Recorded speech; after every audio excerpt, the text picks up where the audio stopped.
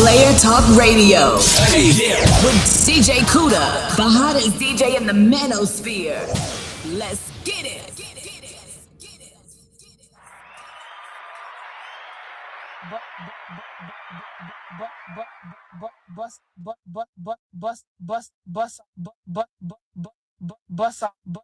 Bust all in there. Bust all over in there. Bust it all in there. Bust all over in there. Bust it. Bust it in there. Bust it in there. Bust it in there. Bust all over in there. Bust it in there. Bust it in there. Bust in there. Bust in there. Bust in it. Bust in it. Bust it. Bust it. Bust it in there. Bust it in there. Bust it in there. Bust it in there. Bust it in there. Bust it in there. Bust it. Bust it in there. What's the matter, Daddy? What's the matter, Daddy? How about I just slide back to the west with ya? I just hope that you don't get mixed messages. I think I let you break my heart, it might be fun. I just hope that you don't get mixed messages. You put that shit right under your tongue. You put that shit right under your tongue, so you can feel where I'm from. Put that shit right under your tongue. You put that shit right under your tongue, so you can feel where I'm from. I don't want it if you ain't seen it. I like 'em greedy, block high so it's steaming.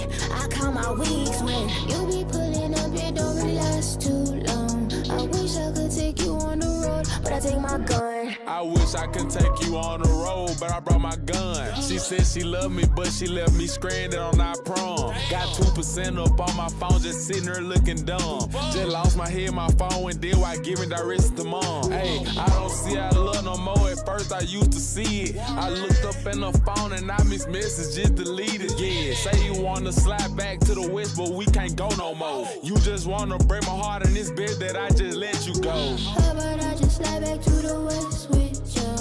I just hope that you don't get mixed messages. I think I let you break my heart, it might be fun. I just hope that you don't get mixed messages. You put that shit right under your tongue. You put that shit right under your tongue, so you can feel where I'm from. Put that shit right under your tongue. You put that shit right under your tongue, so you can feel where I'm from.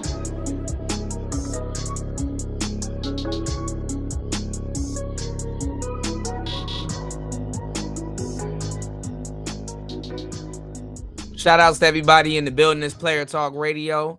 Happy 4th of July. We are here in the building. Make sure you guys hit the like button, support the show, hit the Cash App, hit the PayPal. Let's go. You're now listening to Player Talk Radio with the coolest DJ in the manosphere. Let's go. You're now listening to Player Talk Radio with the coolest DJ in the manosphere. Let's go. DJ Kuda. Let's go. Let's go. Listen. This Saturday, me and you gonna rendezvous around 2. Meet you at the mall, let you do what it do. You can tear it down, you know what I mean? Yo, mama got the Gucci bag blues. A D&G depression. She powering over pride. She go crazy over dress. You can catch her in the mirror. You can catch her in the mall. She been working all week. Saturday she taking off. Do you, baby? Baby girl, I seen you in the club, down the bar, up the mall in the arena. Shit, you always in the building, looking like $1 million.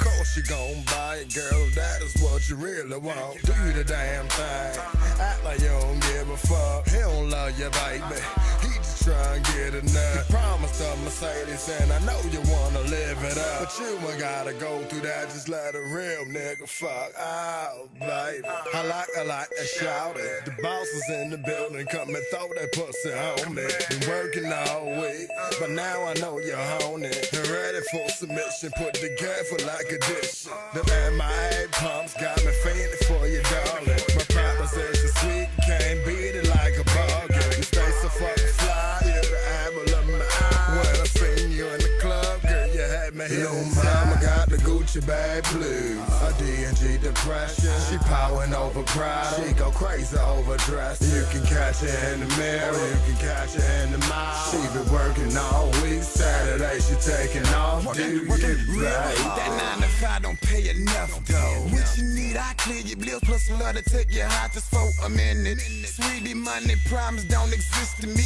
Put you in that super coupe and take you on the Gucci spree. You got a man, don't bother me. Just wanna be your beat friend. I might just have you stalking me if I decide to eat it then. Repeat it then. You love a real nigga like the Dipper. At the end of the day, sister, I'm a slick ass nigga. She the shit. Ain't she bad? She fat as fuck. Whoa, that. She independent. Got her own. That's a slick bitch. She made it known.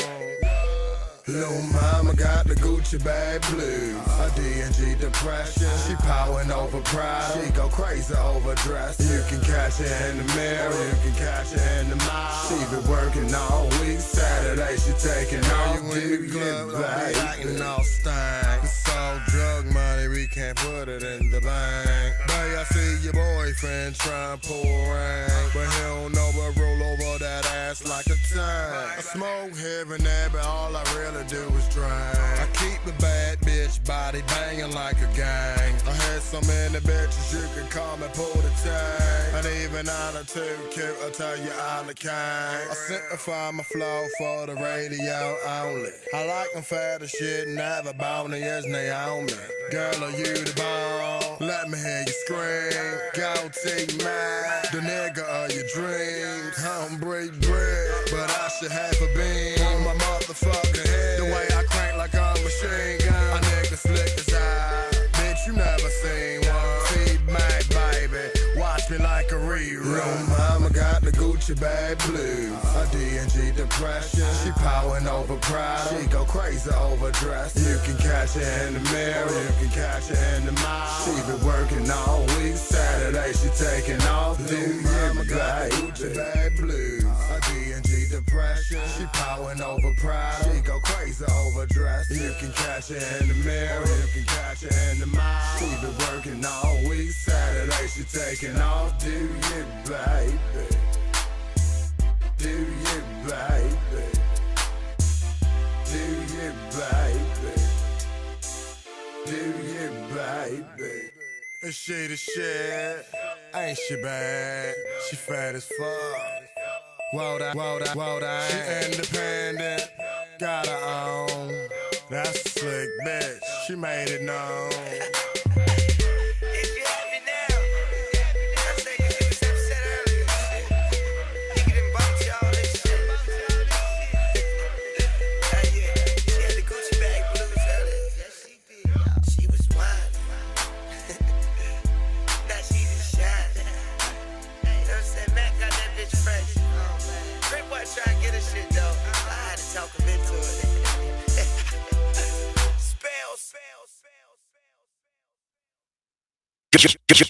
You're now listening to Player Talk Radio with the coolest DJ in the manosphere. Let's go. DJ Kuda. Let's go. Let's go. I go Louis on the shoes. I go Cybertruck on these folk. Then I go get the money, you dig? Yeah. I go mismatch, yellow, white, and roll. I go race car, supercharger, you gon' hear me. I go new brand, new designer, you ain't seen. I go Michael Jackson off the wall, Billie Jean. I go extra hard when on the ground, I go Viagra. I go ape shit with the paper, bitch, I go bananas. I go Porsche today, that night, I'ma go candy first. I go sloppy pockets, my bitch gon' go Louis purse. I go Michael Jackson coat with the spikes, I go Thriller. I go Dipset like Jim Jones when I go Fashion Killer. I go Fiji water with the ice, I go see Waffy. I go dirt bike when I pop it, I go Kawasaki. I go mismatch, yellow, white, and roll. I go race car, supercharger, you gon' hear me. I go new brand, new designer, you ain't seen. I go Michael Jackson off the wall, Billie Jean. I go mismatch, yellow, white, and roll. I go race car, supercharger, you gon' hear me. I go new brand, new designer, you ain't seen. I go Michael Jackson off the wall, Billie Jean. Pulling up Tonka truck, Mickey T's, I'ma go white boy. Fly life, futuristic George Jetson, I'ma go Elroy. In the hood, kicking shit, in my Air Max, I go Bruce Lee. On my hip, Glock 4-0, bang, bang, I go Chief Keef. Gold teeth, every time a nigga smile, gang spit. Every time a nigga speak, niggas hungry, I can hear they stomach growl. When I come around, niggas gon' eat. I'ma go Playboy Mansion mode, I'ma go Sachi Hugh Heflin Road. I go. I go mismatch, yellow, white, and roll. I go race car, supercharger, you gon' hear me. I go new brand, new designer, you ain't seen. I go Michael Jackson off the wall, Billie Jean. I go mismatch, yellow, white, and roll. I go race car, supercharger, you gon' hear me. I go new brand, new designer, you ain't seen. I go Michael Jackson off the wall, Billie Jean.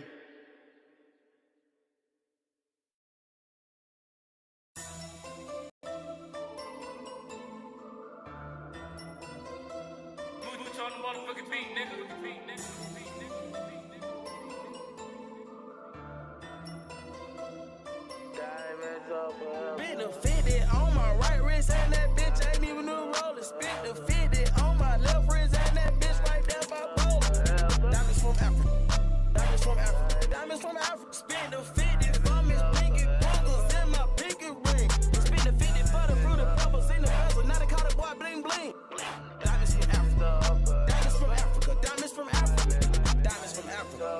Diamonds from Africa. Diamonds from Africa. Diamonds from Africa. Diamonds from Africa. Yes, diamonds from Africa.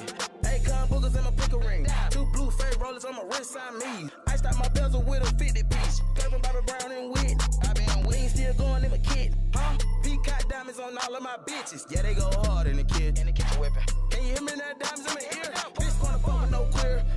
Turn the bitch on the real BB chandelier. Nigerian trafficker, diamond from Africa. Giuseppe Zebras on my feet is a shocker. Bitch, I'm a chopper, turn around.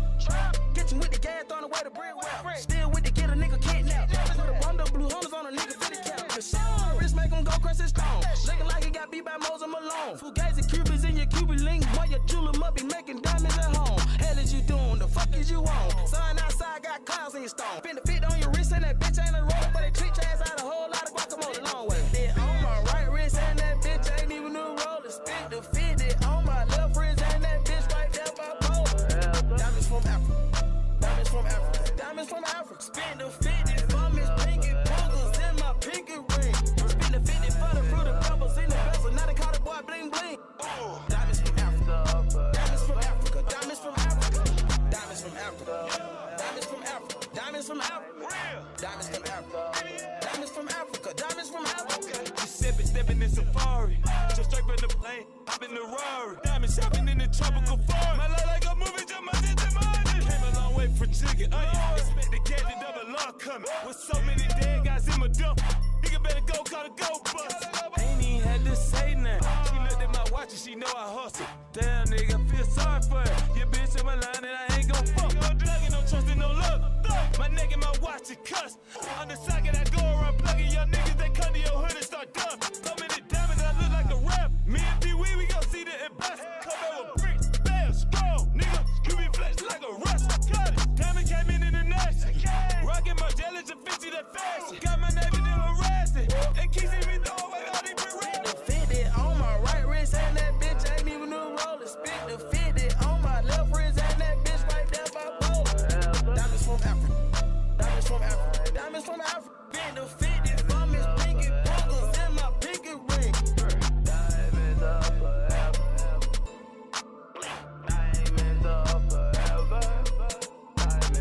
Diamonds are forever. Diamonds are forever.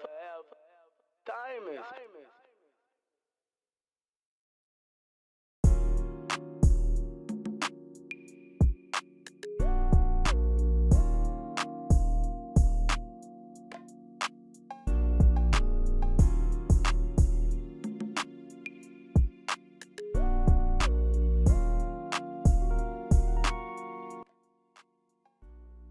All right, what's going on? Shout outs to everybody in the building. It's Player Talk Radio. I am your gracious host, DJ Kuda, right back at the helm of today's show. Good to see everybody in the building. Yes, sir, Ski. What's the word, Ski? Shout outs to N1 Play 5 in the building. Shout outs to Shaka Nulu in the building. Shout outs to Bronze Flat Power God in the building. As always, good to see you, broski. All right, man. Listen, make sure you guys hit this link right here and head over to Shaka Nulu's Patreon. Real talk. Make sure you guys hit this link right here and head over to my brother Shaka Nulu's Patreon. And subscribe and follow him on Patreon. If you already aren't following him, follow him on YouTube. You can hit his picture in the chat, and you know once you hit the picture, it says go to channel, and it's crazy because you can only really do that if you have a wrench. You know what I'm saying? If you have a wrench, So, we wrench gang, we wrenched up. Shout outs to everybody in the building. You know what I'm saying? Tuned in, ready to soak up this knowledge. You know where you can't get it in college, but you do know where you can get it here on Player Talk Radio. Shout outs to everybody in the building.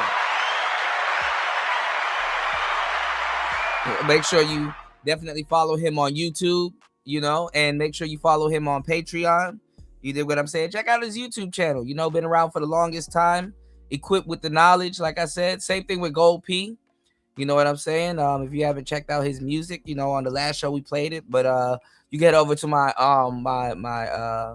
my YouTube, what's it called? God damn, I'm drawing blanks today, y'all. It's been a long day.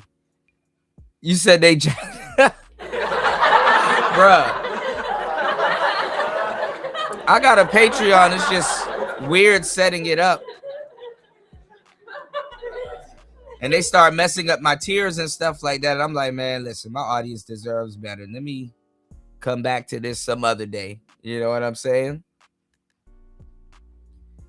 But yeah, definitely. Shout outs to Shakanulu in the building. Definitely want to show my support. So make sure you guys head over to his Patreon and make sure you head over to his YouTube. If you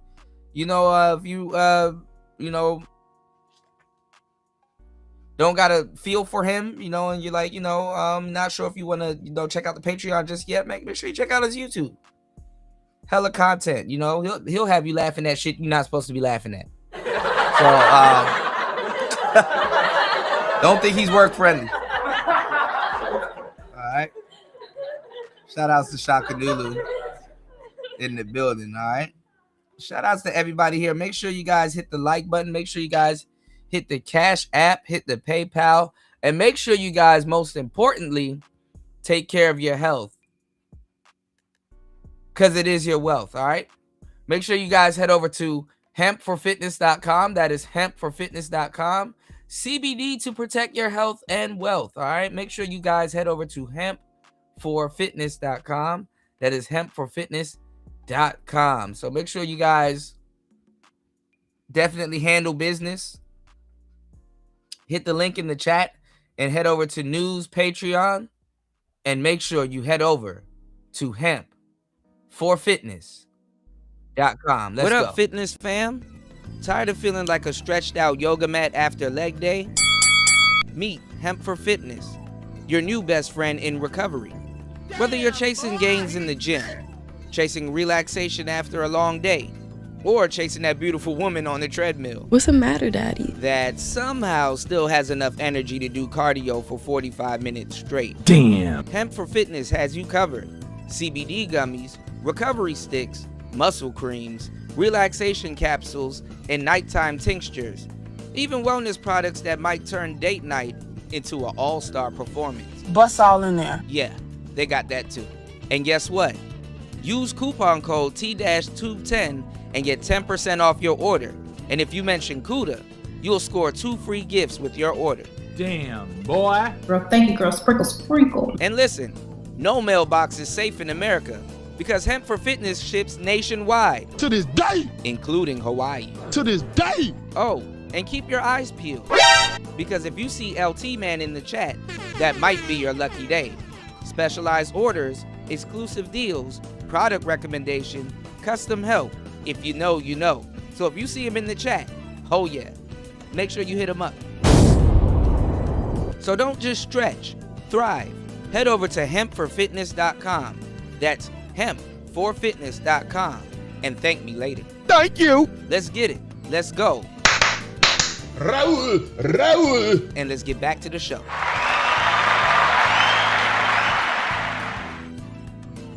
What's the matter, Daddy? All right, we back in the building. This player talk. All right. Man, so much stuff to talk about. I did talk about it a little bit on the last show. About how Trick Daddy was out of all people, y'all, Trick Daddy. But it's Young Miami, so she putting on for Miami. Miami I used to live in Florida for a while. I used to live in Broward County. You know, they got booty music, you know. Get on the floor and shake that booty. You know what I'm saying? They got all of that shit. And in Miami, you know. Coke filled rants, all kinds of stuff, you know. So Miami is definitely not of this earth, you know. But recently, I think what was she on the BET Awards, or there's a lot of stuff going on in hip hop right now. Like they're like Drewski did a funny ass Joe Jackson. Speaking of, you know, these hoodies that we got, the Ike Was Right hoodies. We got the Joe Jackson ones coming soon, y'all. Because Drewski did a funny Joe Jackson. He did a funny ass Joe Jackson skit, you know, where he's reaching for his belt. That shit is hilarious, you know, because there's some truth to it, you know, when you reach for your belt and stuff like that, you know. But honestly, you know, we talked about it too on the show. You know, get mad at Joe Jackson as much as you want, but he the reason why them kids turned out good. All right, hold on, let me check the chat. New said, "Hey, thanks. No problem, bro." He said, whether people like me or not, there's gems. Well, listen, man. Hella gems, no sticks, no stems. You know what I'm saying? You get straight to the point, you know? So, you know, you're a different speed, you know, from everybody else, you know, and there's nothing wrong with that, you know. But the real players here, you know, if you know, you know, I'll put you guys in position for content that you guys will enjoy. You know, I'm not going to stare you wrong. And definitely, you know, Shaka Nulu, he be on point with a lot of stuff that he talks about, you know, and he's not going to sugarcoat. He's not going to go out of his way to sugarcoat, and he's not going to stare you wrong. And he going to tell you like it is, you know. And same thing with me. A lot of the stuff we going to tell you, we're dead serious about it. We might present it in a playful way, but we're dead serious about it. You know what I'm saying? And it's real, you know? So, you know. And it's not necessarily at that modicum to put the medicine in the food, but you know, New don't care about putting the damn medicine in the food. He's just gonna tell you some shit, you know. So, you know, sometimes I'm the same way. I'm gonna tell you some shit too, but sometimes I gotta put the medicine in the food, you know. Mind you, we on YouTube, you know. So, you know, and he crazy on YouTube, so I can only imagine the Patreon. You know what I'm saying? I can only imagine the Patreon.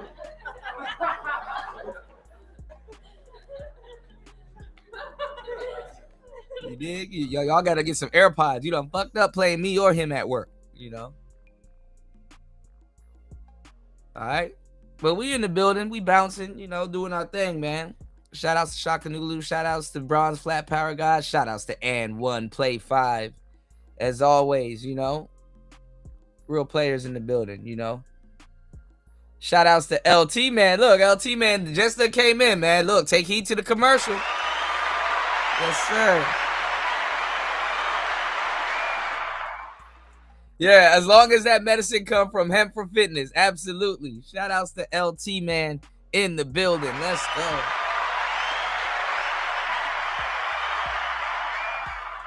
Yes, sir. Yes, sir. Happy 4th of July, LT, man. How did your 4th of July go? You know, hope all is well with you and the fam. You dig? Headed to another chapter in his life, man. Always good to see my brother LT, all right? So, look. You know, we've been talking about this stuff for years, you know. Like I said, it's you know, it's a Miami anthem, but, you know, not just Miami, it's a scammer anthem, you know? Since everything, y'all, is going online and everything is going on the internet and stuff like that, of course, scamming is going to be at an all-time high. You know, I don't know why people think otherwise. You know, I don't know why people think that, oh, man, you said you can go live on Patreon. It doesn't have a guest link, but I think if I use Ecamm, yeah, if you can use Ecamm over there and stuff like that. But I think you have to go through the whole stream key thing. So just make sure you're using the same stream key And when you go live on Ecamm, it should fire up over there also, you know. Because I was thinking about, like, if I did some risky content here, I was thinking about, like, just, you know, taking it straight to Patreon. But we're live on Rumble and we're live on YouTube at the moment. You know what I'm saying? So shout outs to everybody here.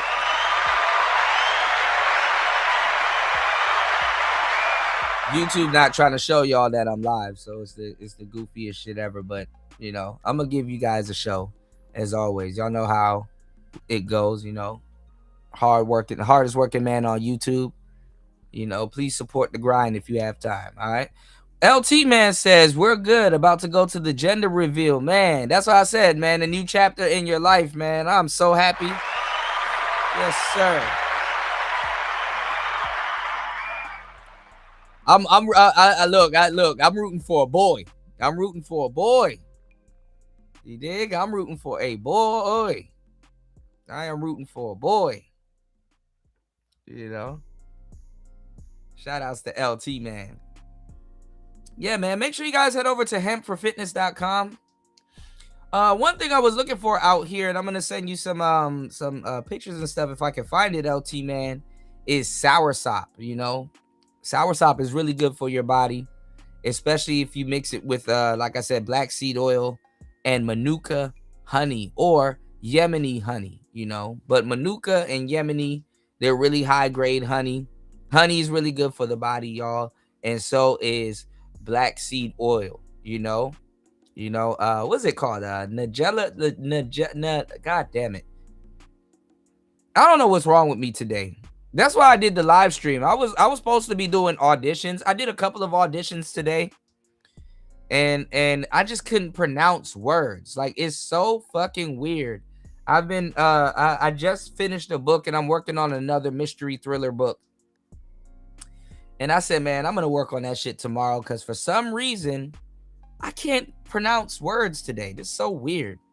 I think it's called Nigella sativa. You know what I'm saying? All right. I think it's the Nigella sativa. Let me see. Let me see if I can find the other pronunciation of it, because I don't think I'm pronouncing it right again. And this is something. It is something that I know. I don't understand, but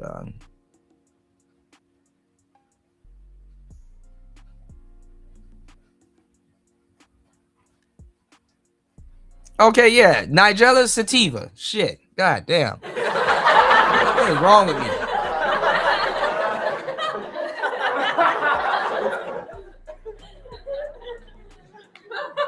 Yeah, it's in the Bible and it's in the Quran.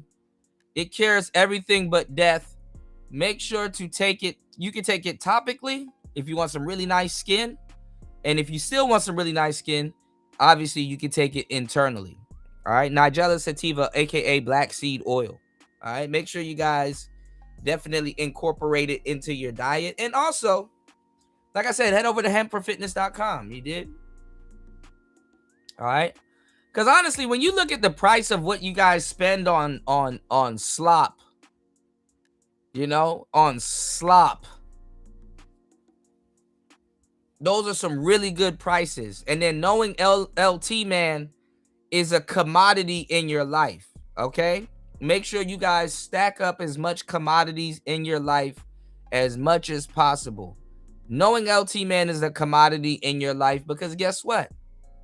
Discounts and all kinds of stuff, you know, and just, you know, being able to consult with him, being able to modify your order. Riches are in the niches, okay? All right, riches are in the niches, okay? Shout outs to LT man, starting the show off right.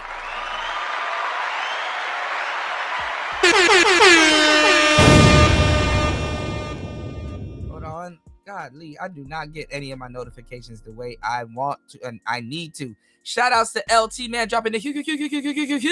Hold on. Thank you, girl. Sprinkle. Damn, Kuda. Dropping the huge $10 on the Cash App. And starting off and supporting and sponsoring today's show, shout outs to LT, man. Let's go. Let's get it. Hold on. Wendy? Thanks, Chuck. We're standing here in front of the Olympic Liquor Store in Queens where scores of African Americans have been lined up for hours. We spoke to a few of them earlier. Ladies, may we get a word? Hide the money, y'all. There's poor people around. With your broke ass. Shout outs to LT, man. Let's go. Hold on.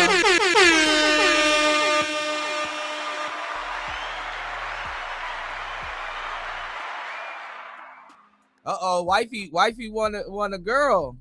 Shout outs to LT, man. Look, team boys. You know what I'm saying? We're gonna even the score, LT, man. We're gonna have a boy. We're gonna shoot for a boy. You know? The real McCoy. We're gonna shoot for a boy. All right. Let me know. This is gonna be the greatest 4th of July ever. You know? Shout outs to everybody that tells the truth. Do not be a liar or a Julier, okay? You said my Manuka honey is 24%. Oh yeah, 24 plus UMF. Yeah. Expensive. Yeah, that shit is expensive. Absolutely.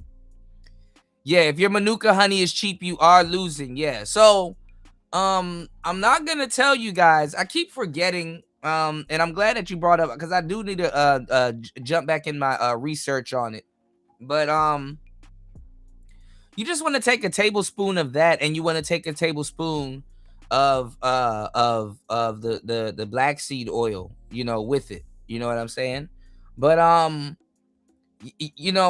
was gonna say it's not the best indicator of quality, but it can be the best indicator of quality. If the honey is a little expensive, y'all, you know what I'm saying? It can be quality Manuka honey, but like I tell you with everything, you know what I'm saying? Do your research. You know, do your research on you know what you're putting into your body, because that's the thing. The fucked up thing is that we don't do our research on what we're putting into your body. So I invite you guys to do your research on what you put in your body.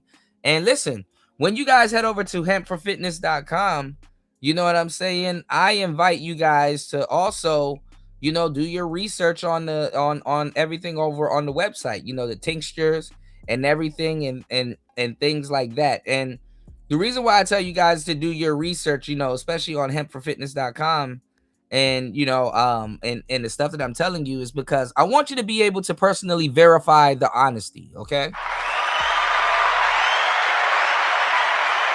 What's going on, King Picks? Shout outs to King Picks in the building. Happy 4th, brother. You did?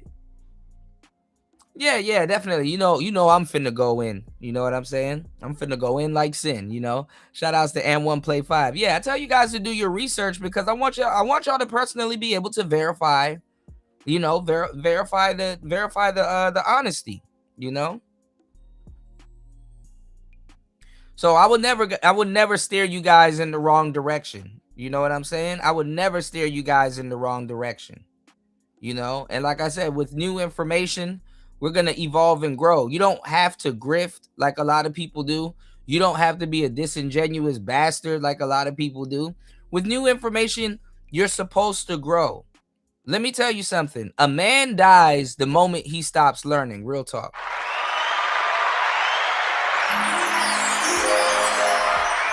Dropping gems and blowing pixie dust on you. What's the matter, Daddy? A man dies the moment he stops learning. You dig? The moment you stop learning, the moment a man's education is over, he's gone. Gotta always be a student of the game, you know? Gotta always be a student of the game. So many people are, you know, they're just I don't know what people are doing these days, man. You know, it's the best time in life to be authentic, you know. So make sure you guys are absolutely authentic. All right. So let's get into it. You know, so much stuff to cover. Real talk. And if you guys are enjoying the show. Please support the show.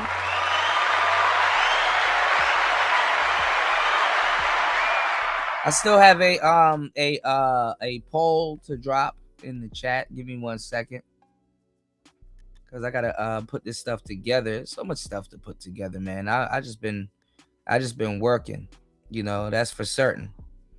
All right. Shout outs to everybody over on the Rumble side of the game, and shout outs to everybody over on the YouTube side of the game. Give me 1 second. Let me plug this phone in, so I'll be able to see when you guys support the show. I've been so far behind on that, y'all. It's just ridiculous. But listen, we in on it, all right? So this scamming thing, scamming culture is not new. Scamming culture has always been around. I've been telling you guys for years that women go after the scammers. And the reason why they go after the scammers, mind you, is because it's a temporary boyfriend. A lot of these guys and gals, shout out to everybody that's back on Rumble. A lot of these guys and gals go to jail for a significant amount of time. As a matter of fact, America has always been on the side of scammers to a certain degree. Insurance scams, what's the guy? Luigi Mangione, Michael Shkreli, the guy that did like that blue collar told you my words are off today, y'all. Blue collar fraud. And then I think he bought like some unreleased Wu-Tang album and some other albums and stuff like that he got out a couple years ago, if I'm not mistaken, and I don't know what the hell he's doing, but scamming, women love scammers. Scammers are the new gangsters. You have Punch Made Dev, remember you have scam rap. Scam rap is a big thing, especially if you in the Midwest. You know what I'm saying? Women love scammers, you know what I'm saying? Because they get a lot of money. It's disposable. They just like the street dudes, but the money come quicker. You know what I'm saying? And they've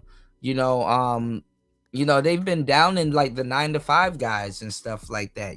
They make it seem like you're a bad guy if you gotta wait till Friday for your damn paycheck. Like what?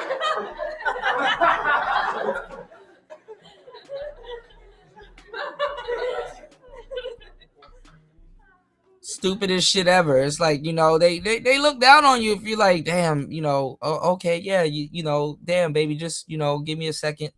I get paid on the 4th and I got you, Nah, they get mad at you. And a lot of these scammers get caught up too because they're trying to buy something for their biatch. So that's another part.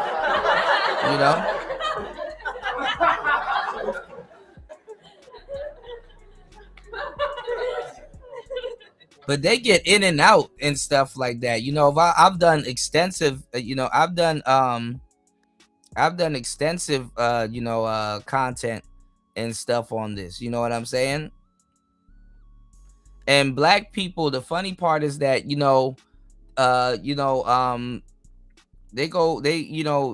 there's a lot of black people that's mad about, this Young Miami thing and this scamming anthem that she didn't write. I'm pretty sure Yachty probably wrote this, but he probably sneaking out the back door, because she don't write her stuff. She waiting for Diddy to get out and stuff like that. Maybe even Daphne Joy's waiting for Diddy to get out. And shout outs to Act, he covered something that we were talking about, the difference between a Megan Thee Stallion and the Daphne Joys and stuff like that of the world and stuff. And honestly, I'm gonna tell you the truth. A lot of y'all geeking over Daphne Joy. She is bad. Don't get me wrong. She's a pass around. Hold on.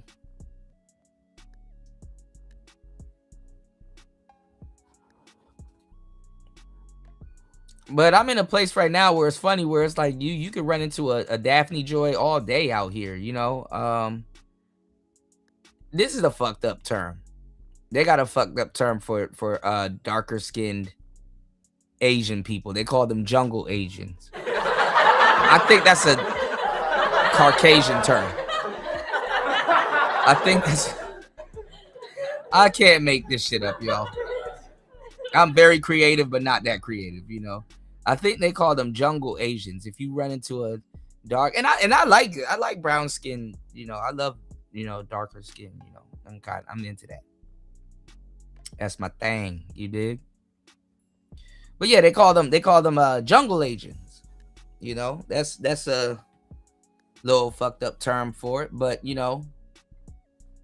But the thing is, you know, and you know, when they cosplay and they mess with the sisters and stuff like that, what do they call white men and white women when they mess with the brothers and the sisters or darker skinned people? What do they usually say? They say those people have jungle fever.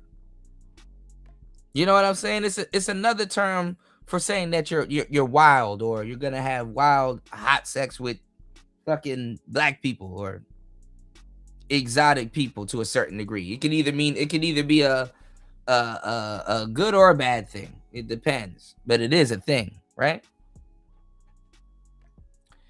But yeah, you know, this little scamming anthem, and people are singing it because they like the melody. You know what I'm saying? And it's horrible, you know. And the city girls, they invented, you know, the word flued out. You know, the past turn, the ghetto past tense for flown. You know, JT, you know, Young Miami and JT, they're both the city girls. You know, you could throw Yachty in there because he writes for them or wrote their biggest songs and stuff like that. But you know, the JT girl, she went to jail for scamming.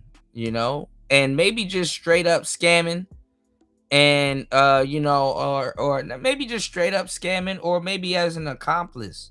So that's the thing too. Sometimes these girls want men to teach them how to scam, you know. And you know, sometimes, what's going on, Vader? Shake it wicked. Good to see you, bro. Happy 4th of July, man. You dig? Good to see you, brother. Where Party been at, man? I hope he okay. I hope him and his family doing good. Party, if you listening to this on the replay, hit me up, man. You dig? But no, shout outs to my brothers back in the building, man. We back. All right. So look, you know, some of these girls, they want the guys to teach them how to scam. You know, I've ran into a bunch of scamming women and stuff like that back in the States and stuff. You know, I actually met more scammers in the States than here, because there's, you know, Chinese scammers where I'm at. There's African scammers. There's a couple of, you know, it's a mixed bag, you know, but I mind my business, you know, and quote unquote being mixed with Nigerian, you know, people like, oh, there's a scammer and blah, blah, blah, you know, and all that. Like, nah. I'm an honest one. You know, I'm absolutely not a scammer. You know, you don't need to do no shit like that to get over on people and shit like that. You know, it's actually become stupid. You know, it actually becomes petty. You know, but most people, especially in the West, if they could get away with it, they will scam. Oh man, goddamn, they will scam. You know, it's the craziest thing ever. I can't find this skit that I had. The guy was talking about, he saw the African guy at the gas station paying for gas with his with his hotel card. He was like, no. He was like, damn, you can pay for gas with your hotel card? He said, no. Don't tell these. No. Oh, no. You know, what's going on, Link?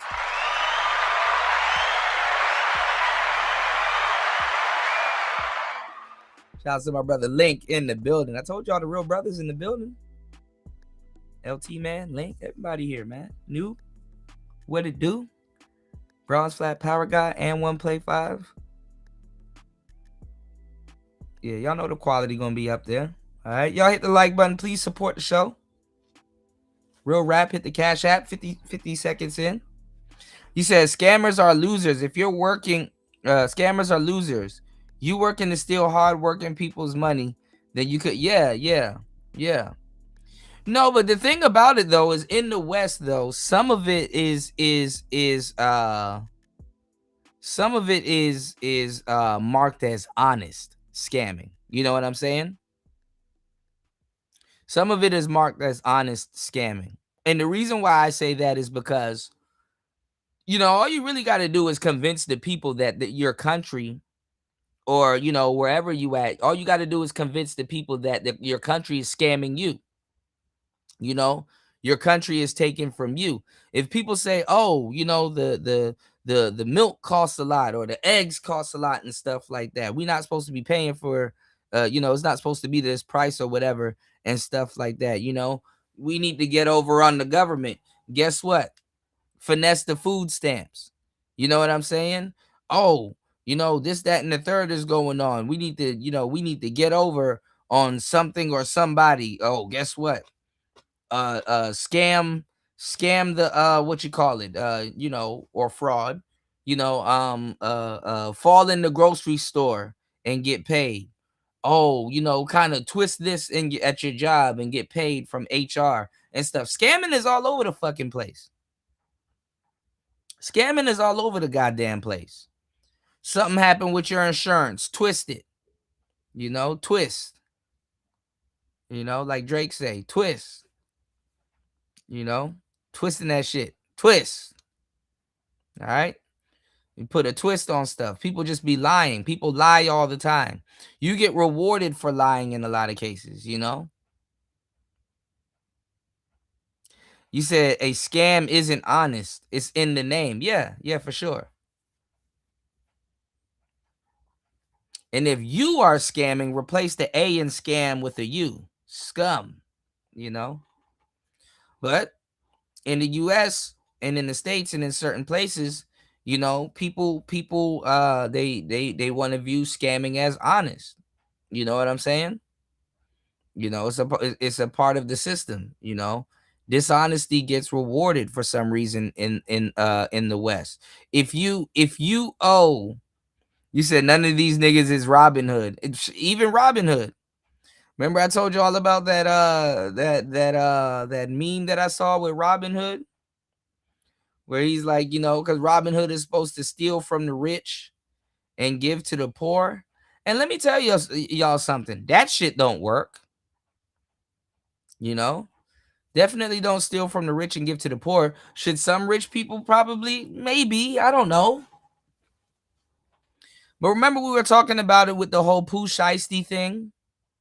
He tried to scam his way out of a record deal because he thought he was what, y'all? Being scammed by the record deal. And it's like, no, that is the nature of recording deals. Some of it is like, listen, if you do become successful, it'll make your deal bad. You know what I'm saying? Instead of just business. You know what I'm saying? Because if you're under a contract and let's say you drop some of your best music under that contract, you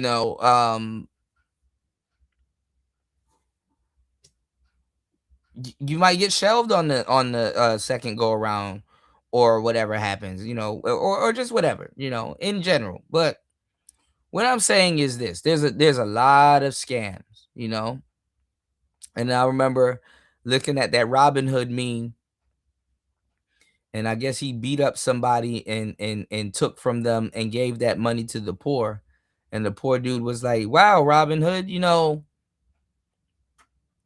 now that I got this money now, I'm pretty, wealthy and rich. And Robin Hood looked at him and like, you what?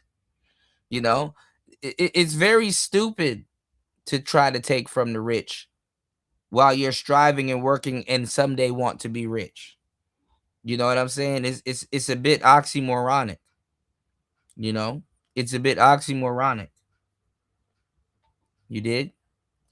And then again, I told you guys about the first world country, which is also oxymoronic. I dropped so much gems on the last show. Y'all got to soak it up, and let me know, and definitely, the Cash App, hit the PayPal and support the shows because, I drop so much gems on these shows and then I turn around and hear my words later on in other people's mouths being regurgitated, word for word. And it's not one of those things where, oh man, we just came up to the same conclusion. It's like, nah, nigga, nah, don't do that. You dig? Don't do that. So I'm more about teaching and reaching and giving y'all some good game. You know what I'm saying? Because you never know where you can hear something that'll help you grow. Real talk, all right? So, and hell, even Robinhood, the damn the trading app, that shit was fucking a lot of people over also. You said there's evidence Robinhood even existed. There's no evidence Robinhood even existed. Hot take. Man, because some of this stuff been happening to me, right? I don't know. Something happened to me the other day, and I don't know why I went. I don't know. I was looking up the story of Pinocchio for some reason, and I went down the fucking rabbit hole. Pinocchio's a dark ass story. That was an evil ass puppet before he became a boy. You dig? Go look up the real story of Pinocchio. Aside from what Disney Disney is pretty dark. Disney is pretty dark. We were just kids. We didn't know what the hell we was watching. But Disney, there's a pretty dark side to Disney. I was looking at that scene where he was smoking a cigar and he got cigar drunk and stuff like that. I'm like, oh, that's actually real. Take it from a man that smokes triple Maduros. That shit is kind of real. But anyway, let's get back into the game. Let's re-engage. The whole scamming thing.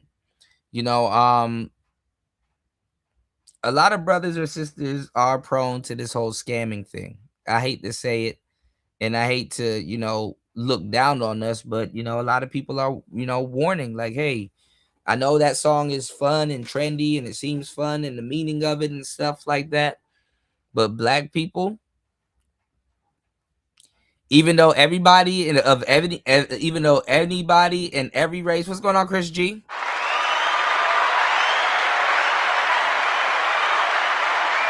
Oh yeah, the Three Little Pigs, Hansel and Gretel, all of that shit is really fucking dark. Like the origin, But no, you go, you what's the word that I'm looking for? You look at this stuff, right? And it's like it seems harmless, and not even just that. When TikTok and stuff gets a hold of it and stuff like that, everybody and their mama of every damn race scams. But just for some reason, the focus is on us. You'll get caught. And then it's not even that. A lot of Negroids, black people, you got some black people that get into some high-end shit. But we get into some petty scams. Scams that ain't even worth it. It's like, bro, why are you doing that? We get into some ludicrous, goofy shit. You know what I'm saying? And I was giving y'all the game a couple of shows ago. We were talking about, therapy. You know what I'm saying? Because people always try to tell you what to do as a man, especially a black man, but just a man in general, and how to handle stuff and blah, blah, blah. You know what I'm saying? And if you feel that your reality, they'll gaslight you with the reality that you're living and stuff like that. Like you're not even living in delusion. Power, the game behind power, right, is to do something to try to, real talk, to do something to try to define someone's reality, right? Like you can alter someone's reality. That's why a lot of people fear. Like when somebody fears somebody, they're altering, your reality. You know what I'm saying? But power, right? Power, like actual power, is the ability to alter someone's reality. That can be by any means, fellas, right? It's the ability to alter someone's reality, because there's two sides to power. Just like there's two sides to respect, right?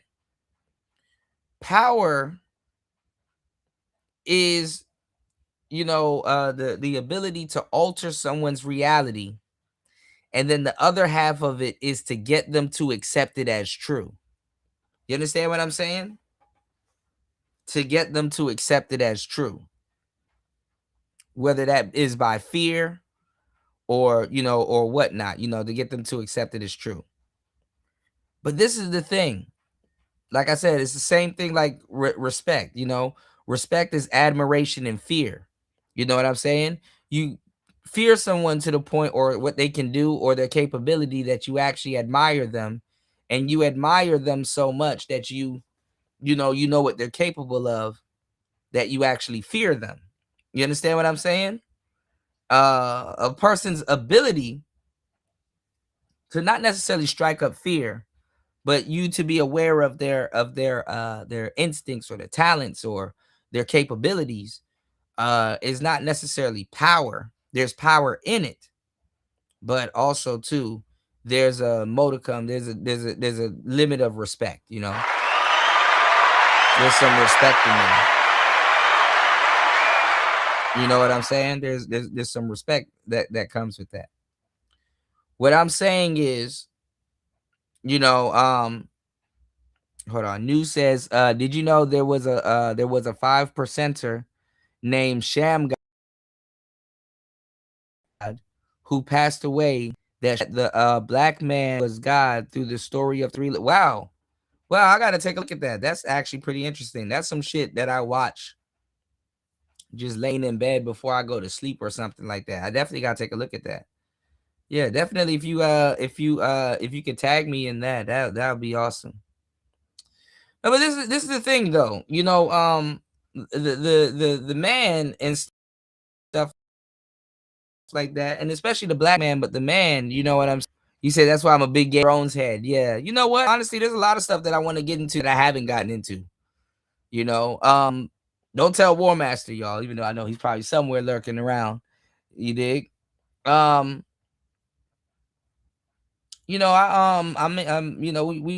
jumping back into the video game stuff, but y'all know I haven't played Zelda since the Nintendo, like the original Nintendo. I've played a lot of games,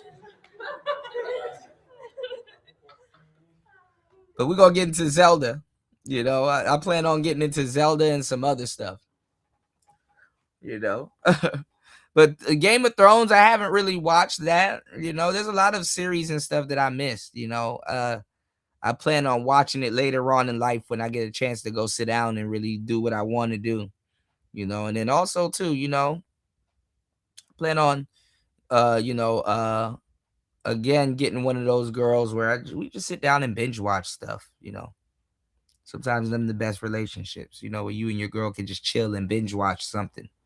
And just relax. You said, till this day, I still don't know how he did it. I'm going through my lessons and reading the story. Honestly, you got to read some text, probably about 3 other different entities. And then that's probably how you can put 2 and 2 together with the pigs, pigs. A lot of people talk bad about pigs, because obviously it's pork. Pigs roll around in shit. They eat shit. Their diet's unhealthy and all kinds of stuff. But pigs are mythical and legendary creatures. I was headed back to the city the other day, and I felt bad because they were all like just jammed in this truck going somewhere. But pigs get they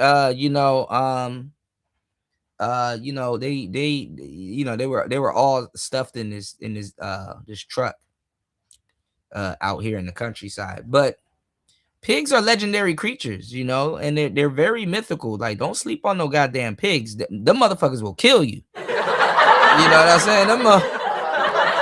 They will unsubscribe you from life so quick. Do not run up on a pig thinking, "Oh my God, it's Babe." Oh, okay. Okay.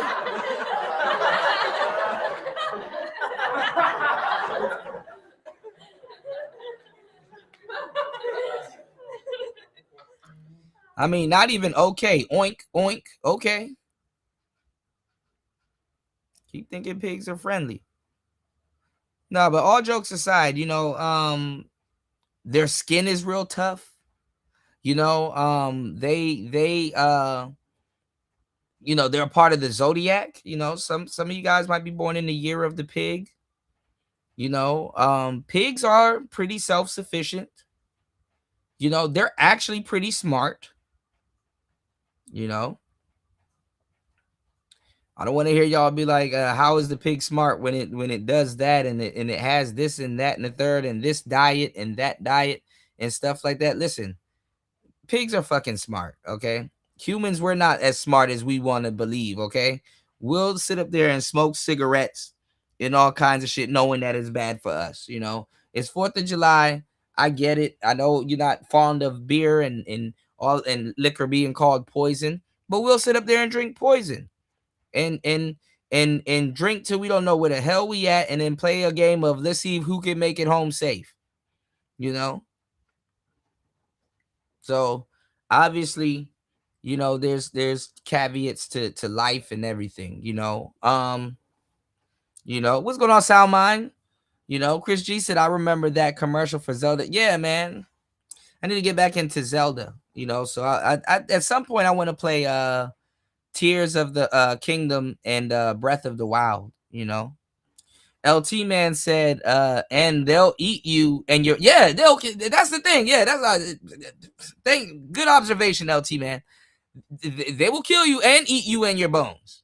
Absolutely. Absolutely. Yeah, a lot of people did disappear in Puerto Rico like that and everywhere. And them hogs are the worst ones, But you know what it is, LT Man? It's their skin. It's their skin, and they will run up on you. Pigs are no joke. Hippos too. Remember the last show I was telling you about the damn sloth. Sloths will kill you too. It's nature. It's nature. I'm not gonna lie. I be caving into bacon, and then they have pork, ped crapow and stuff out here. So but honestly, I be feeling bad eating pork, but that should be so damn good. But I definitely got to cut back on it, because lately I've been losing the battle, y'all. I absolutely been losing the battle. You dig? But this is the thing, though. As a man, and especially quote unquote black man, but as a man in general, because of society, you already move around with your head on a swivel. And some people's logic is, okay, well, I already know, pick a criminal. Some people actually really sit back and say, what can I get away with? What can I get away with?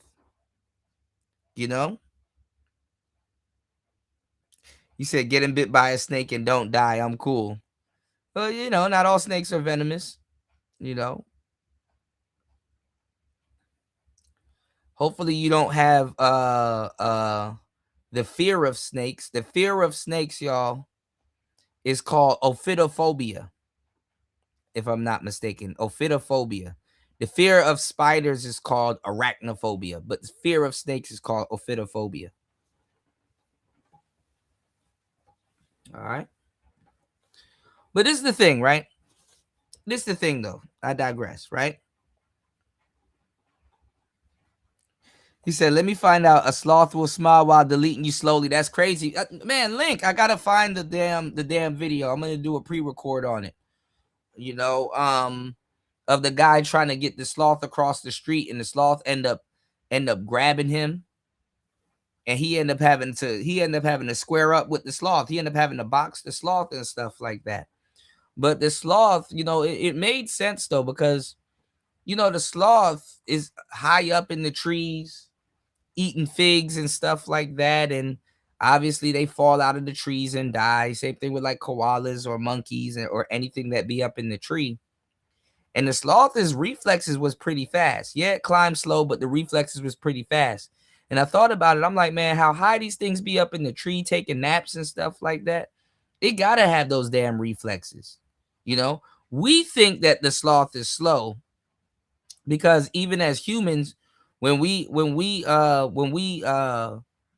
talk about like being sluggish and stuff like that, we even identify, being sluggish with the word sloth, and isn't sloth even mentioned as a sin too, or something like that? Anyway, you said I made up the fear of hetero men is heterophobia. That's funny. That's so funny.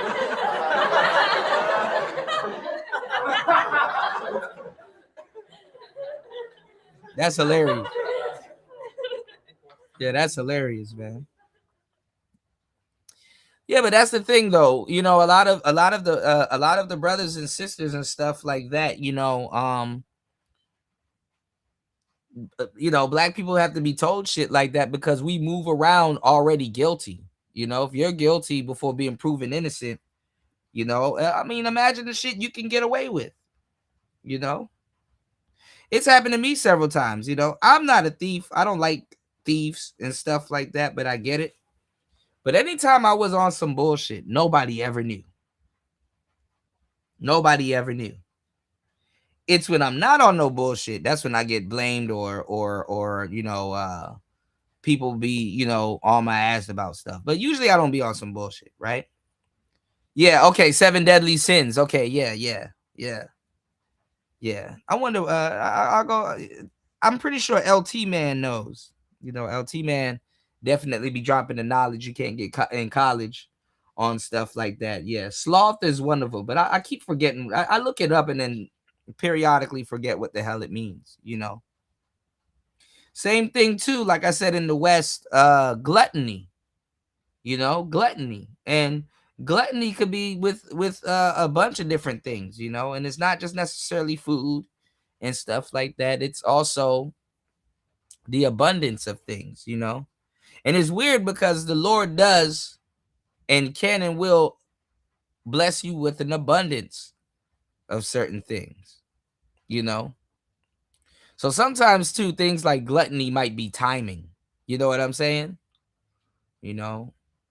Sometimes if you go out of your way to get something, or not even, if you, because you don't have to do it maliciously, but sometimes it's not on God's divine timing or his will.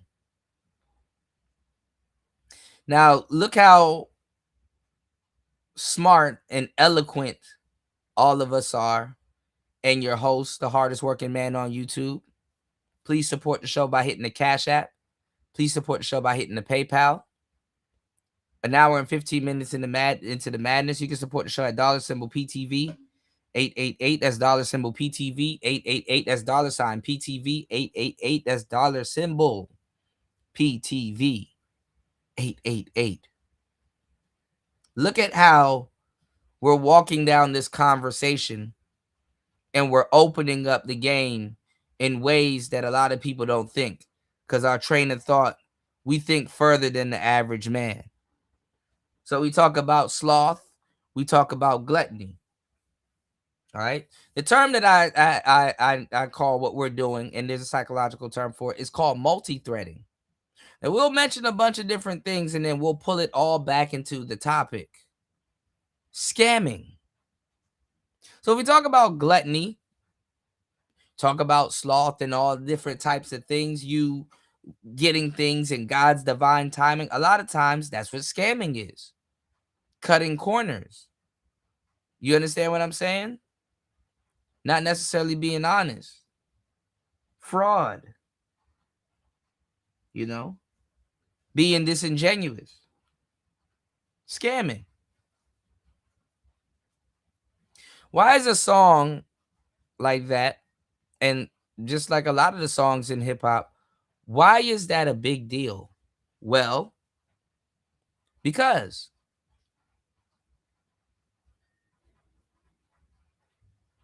it's a huge deal because people want to take a shortcut. People want to take the path of least resistance. And people will do anything in their quote unquote power to try or maybe take the path of least resistance. You know, they will do it. You know, they will scam before they work hard. And some scams require you to work hard. Tail, or dot your I's and cross your T's. Some people don't get caught until way later. Some people get caught immediately.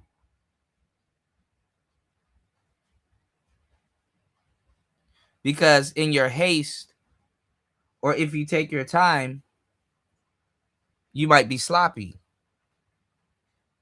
You know what I'm saying? Or you might, oh wow, they got FIFA versus Brazil versus Norway going on. Wow, okay. You might you might make a mistake. You might make a error. I knew a bunch of women that used to scam, and they used to get high-end apartments. What's the thing? What's it called? A CPN or CPN? You know, they used to get these luxury cars and these high-end apartments and stuff like that. You know, but guess what? They always had to constantly move, because when they start enjoying their apartments and their in the stuff that they scammed, they couldn't keep it. You know, scam your way into a Rolls Royce. Okay, you might like it, but you have to give it up soon, because something's gonna tell on you at some point if you ain't posting it on social media and telling on yourself. And I don't even necessarily think that it's the scamming thing, because it's pretty vague. You know, shout outs to Clean Base TV in the building. Happy 4th of July, man. Happy Independence Day to you, man. Good to see you, brother. As always. Yeah, but that's the thing,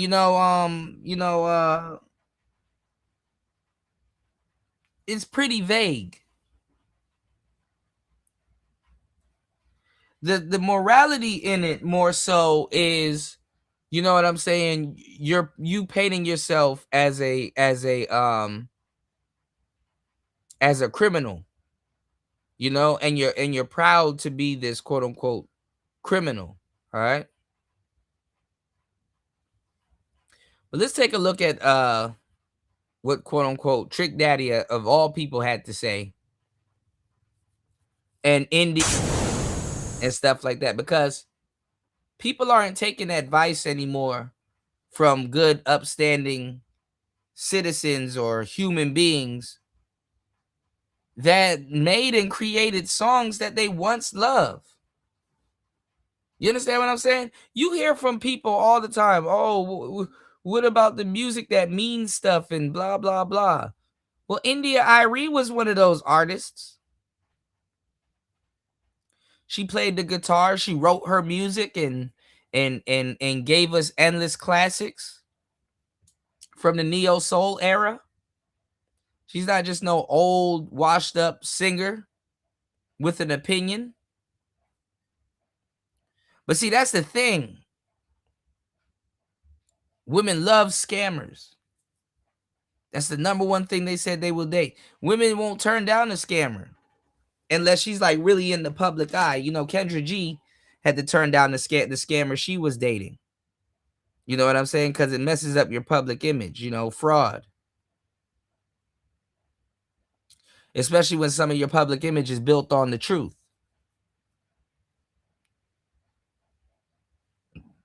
Scammers They have aura. You know, they have an aura to them.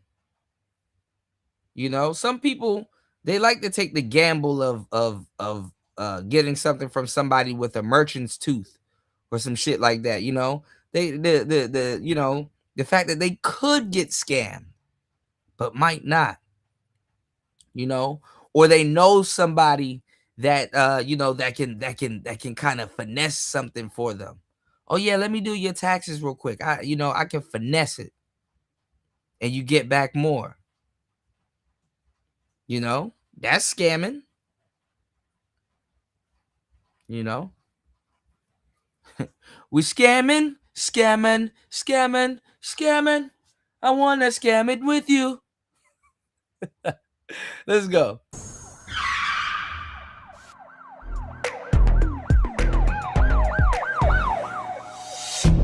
Nine.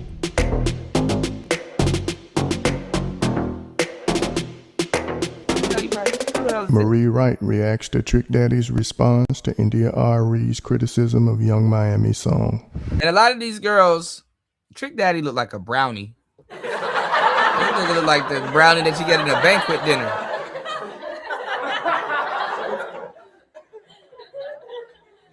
Shout out to Trick Daddy though. They said man's look like a banquet dinner brownie. That's a fucking funny joke if you know what the hell I'm talking about. But listen, a lot of the young girls, they look up to Young Miami. Sad as kept. It's a sad day. All right, I don't make the rules. I just tell y'all. They look up to a Young Miami. You know, she got pregnant by Southside, ran off with Diddy and some other people. I don't know, man. Her and Summer Walker. Get off of Instagram, TikTok, and Facebook, because as long as you on there, you gonna hear it right. You gonna hear it. These young don't want to leave their man. They want to be happy. These young women of the day, these young in the day do not want to be old and miserable like you for the rest of their life. They want to. Now, little is he telling you that scamming shit is going to fuck up your life. It's going to fuck up your life. Oh man, Link, me too. Look.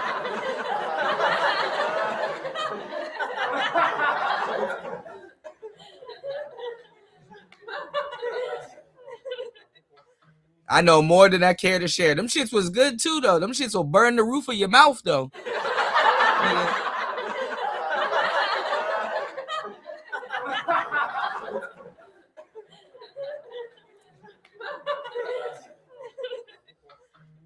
I ain't gonna lie, I did like them banquet dinners though. The corn and the brownie and them fake ass steaks.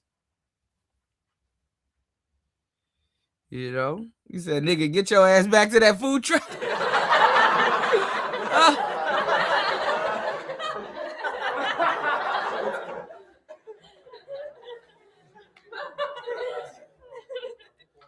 Trick Daddy looked like a Jamaican man.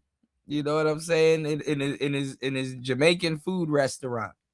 You know, in the food restaurant. You know. Oh yeah, banquet, Celeste pizzas.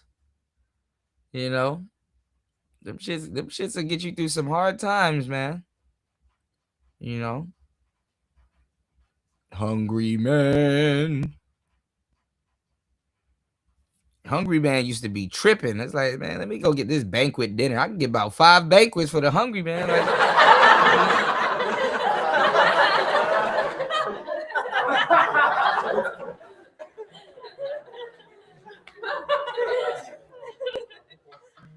you dig? TV dinner.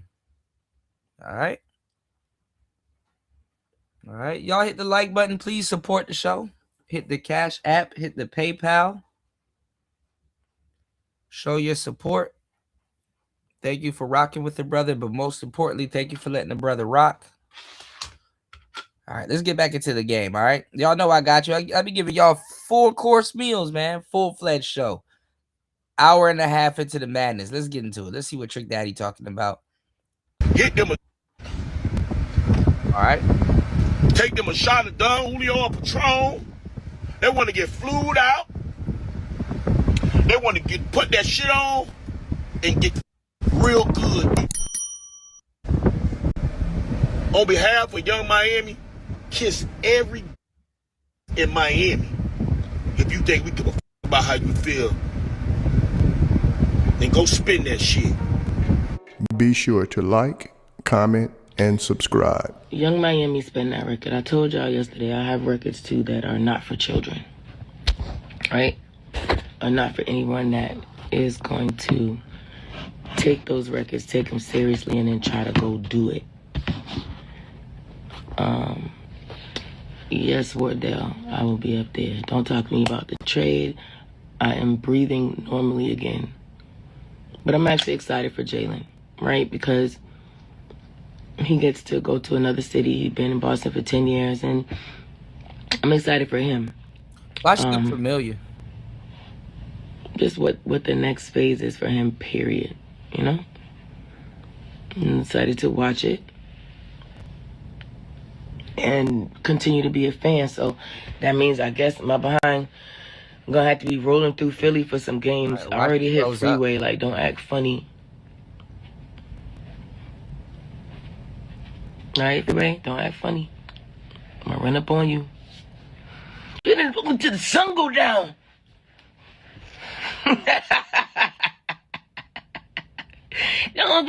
Okay, that's what I was about to say. She do look like Free from 106 in Park. I'm like, is that Free? And she got music? Yeah, I was like, she looked like Free from 106 in Park, but I just couldn't put the face together. I was going to say Free, but I didn't know Free does music. I was going to say,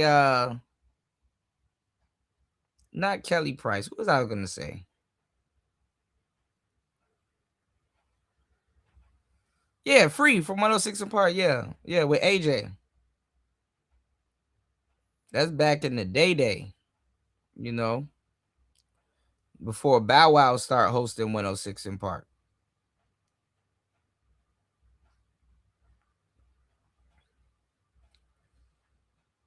You know, y'all want to confuse it. Y'all want to confuse a Zillennial? Y'all want to confuse a Zillennial? Shit, nigga, Free, you know?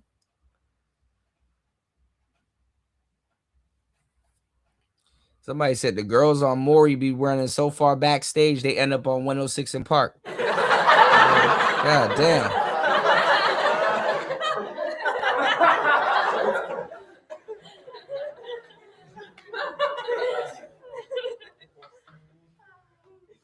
Yeah, Roxy was that. I ain't gonna lie, Roxy was bad as Roxy was bad as Roxy was bad as You dig? All right, let's get it. Bro, Roxy would get took through there. Fuck the bullshit.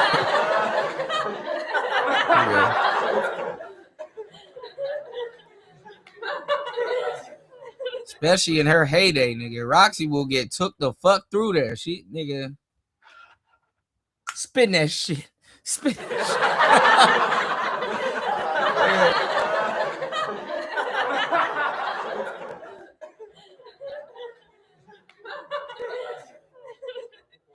Fuck, take her to the O. I'll bring her to the O. Fuck that. You know, I'm a Freeway fan, so. All right. So let's talk about Trick Daddy dissing NDRE. That's your opinion. It's just a lot. Everybody has their opinion in there. I feel like we get mad at people for saying their opinions now. Like, it's crazy. And someone who has their own experience with the industry and can share their experience. I'm sure Young Miami's going to share some of her experiences, you know, growing up. But Trick Daddy and Luke, I feel like they felt like they were just defending a young girl from their town.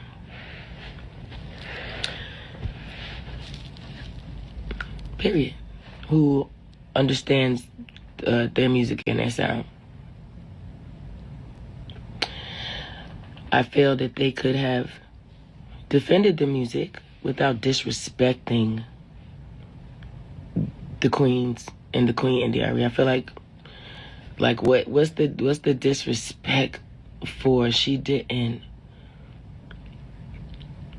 disrespect Young Miami personally. She just said that record not for. They're doing it now because the thing is, quote unquote, Miami is popping. You know, Miami is popping again. So, you know, and it took Young Miami a while to get a hit, honestly. Cause they kind of been doing, I wouldn't say they've been doing her dirty, but she don't got the work ethic. You know, she kind of really had to do a little bit more stuff now that Diddy's locked up. You know what I'm saying? But what was I about to say? They've been going in on they've been doing her dirty. They've been doing JT dirty, the other city girls. They haven't been together in a while. I think their last hit was like with Cardi B. This looked like Cardi with the braids or the I don't know. Fuck. I don't know. But anyway, because JT, she's the scammer of the group. Maybe both of them were scamming, but JT the one that got caught and did some time. You know, she dates little Uzi Vert. Trust me, it's a lot. But what was I about to say? I heard JT actually dropped a decent project recently. I heard she dropped a good album, but she not really getting her credit. You know what I'm saying? And then I guess like her last album didn't sell as much. She was dissing, you know, Young Miami or whoever. You know, they said her album didn't sell that much, and I heard it was actually pretty good. You know, but hey, that happens. You know, but if you're a fan, you know, you spend that shit and go buy her album and you know, get it popping, you know. But that's what the young girls are on. They're on scam time. So remember I told you I'm about to y'all watch out now. I'm about to give y'all some good game, okay? Watch out. All right? About to give y'all some good game. Remember I've been telling you, I'm the only one that told y'all this, you know. Back in the day, you had video vixens. Okay? Back in the day, you had video vixens. And this was when women really, because women don't know what the fuck they talking about nowadays. They kind of never did. But I'm giving y'all some straight up game. This was when women really, not the bullshit you got today, owned their quote unquote autonomy. Back in the video vixen days. Okay? Remember we were just talking about a Daphne Joy just a minute ago? You know who Daphne Joy really kind of modeled herself after? But she was the real deal? Superhead. What's the matter, Daddy? Superhead. Now Superhead is trash because of what I'm about to tell you now. But back then, Superhead, bruh, she could infiltrate a team.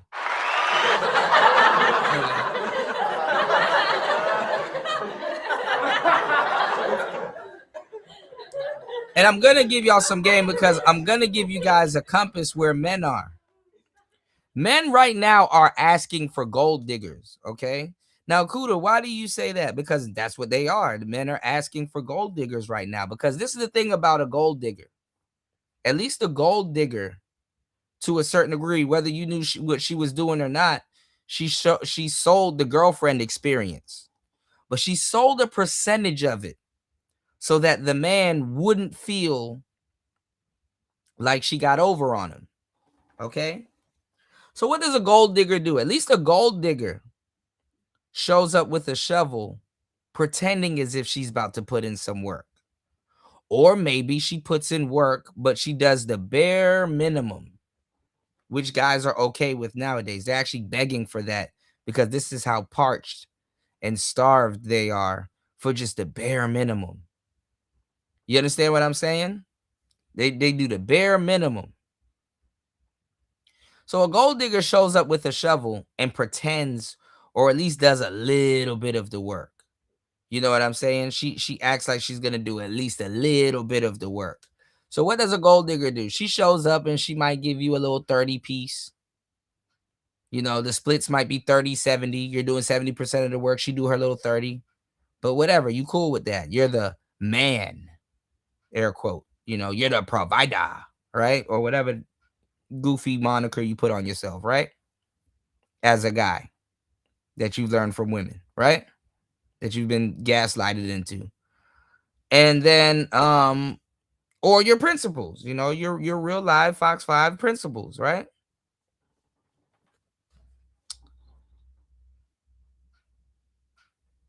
Sometimes you get 90-10. Sometimes you get 80-20. Sometimes you get 60-40. You know what I'm saying? So this is where those, you know, heavily where those conversations of the 50-50 thing comes into, because, you know, even women, they'll spend all your shit, spend that shit. That's why they like it. Because they ain't spending it. You know, women have disposable cash. You understand what I'm saying? The motherfucker that really got to work hard for his shit, he ain't talking about that spend that shit. It's already took.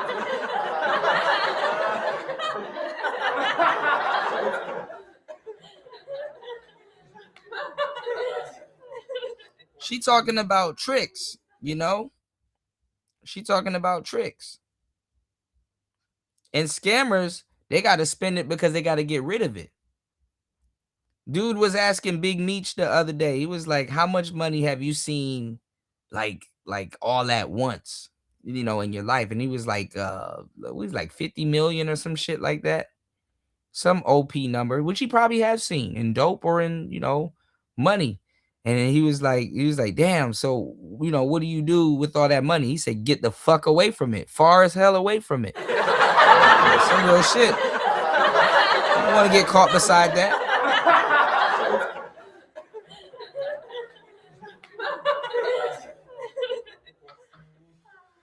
I was kind of laughing at that because I'm like, dang, that is so true. You know, you get far as hell away from it. Yeah, niggas worried about putting that shit on Instagram. That's why I was like when Big 30 robbed Gucci Mane and had his phone on him, and I said Gucci Mane is the smartest. Gucci Mane's actually pretty smart because he walked over to the other guy, is because people are chasing clout. And a lot of people don't remember that we started that in the millennial age. We started that goofy gumball shit where it's like, oh, if you don't catch it on camera, it didn't happen, you know? And it's like, no, if you catch it on camera, your ass is going to jail. You did?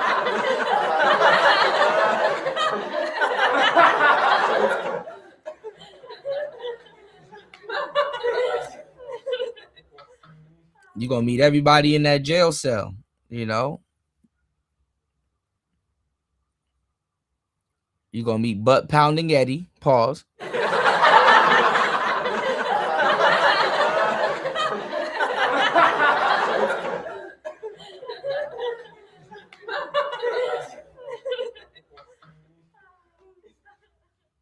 He gonna be looking at your commissary like, spin that shit.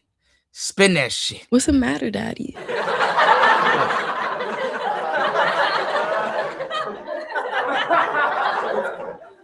Butt pounding Eddie is crazy. That's diabolical.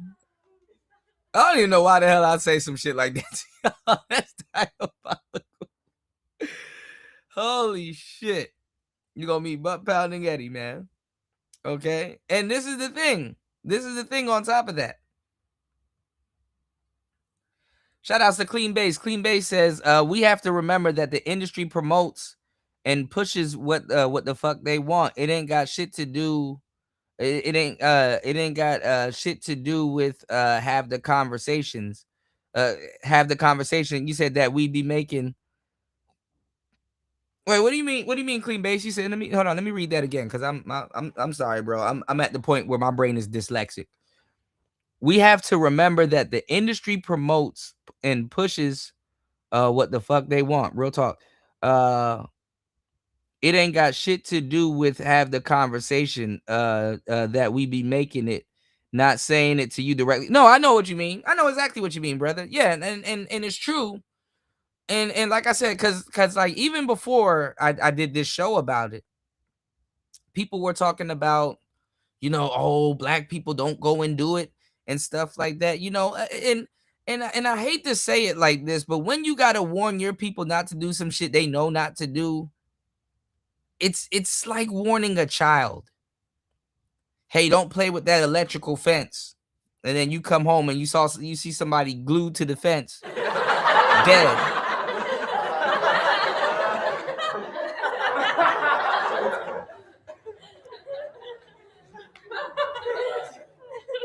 Because somebody made a trendy rap song making them thinking that they can play with an electrical fence. Shout outs to War Master. Also, don't listen to the replay. I'm glad I made my jokes before you came in about some of the stuff that I've been eating, like pork and stuff like that, man. Shout outs to War Master in the building. Good to see you, bro. Happy 4th, as always.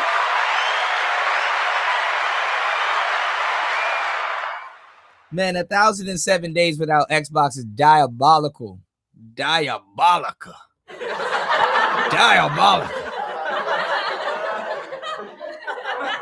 Soon,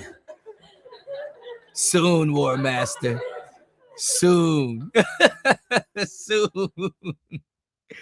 Shout outs to One Wheel Gang in the building. You dig? Shout outs to the biggest. All right. Shout outs to War Master in the building. But I eloquently break down how scamming comes in a bunch of forms, falling in the supermarket, taxes, the insurance, we have all of these things in America. As a matter of fact, they damn near want you to scam in America, because you'll go into a store. Let's say you boost something, right? Let's say that you steal shit. I used to work at a store, and I ain't gonna lie, black people used to come in there and steal the stupidest shit. Like, niggas will go to jail for a $5 album. Album. Jesus Christ. For a $5 album. I said it again. Oh, man.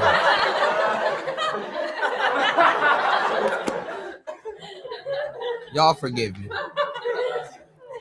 Niggas will go to jail for a $5 a $5 item.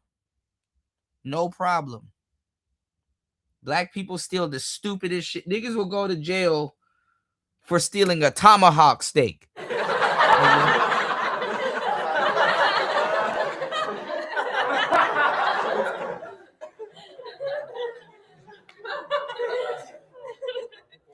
We steal the dumbest shit given the opportunity. It blew my mind. I thought it was a joke, but it's the truth. And another thing with this scamming, this scamming shit, right? Half the people gonna go listen to that song, go to a grocery store and go steal shit.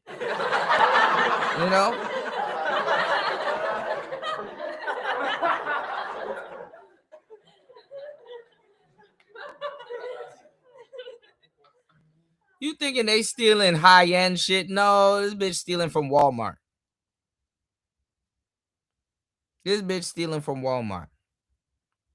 Ain't no go yard bag. Go in that shopping bag.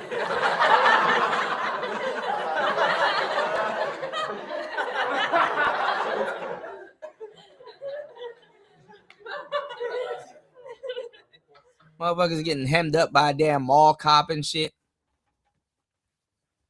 Getting hemmed up by store security, man. Like, bitch, I know you took that hat. Go in that shopping bag. Give it back. Give it back. Get that shit back. Give it back. Give it back. What's going on, Third Ward?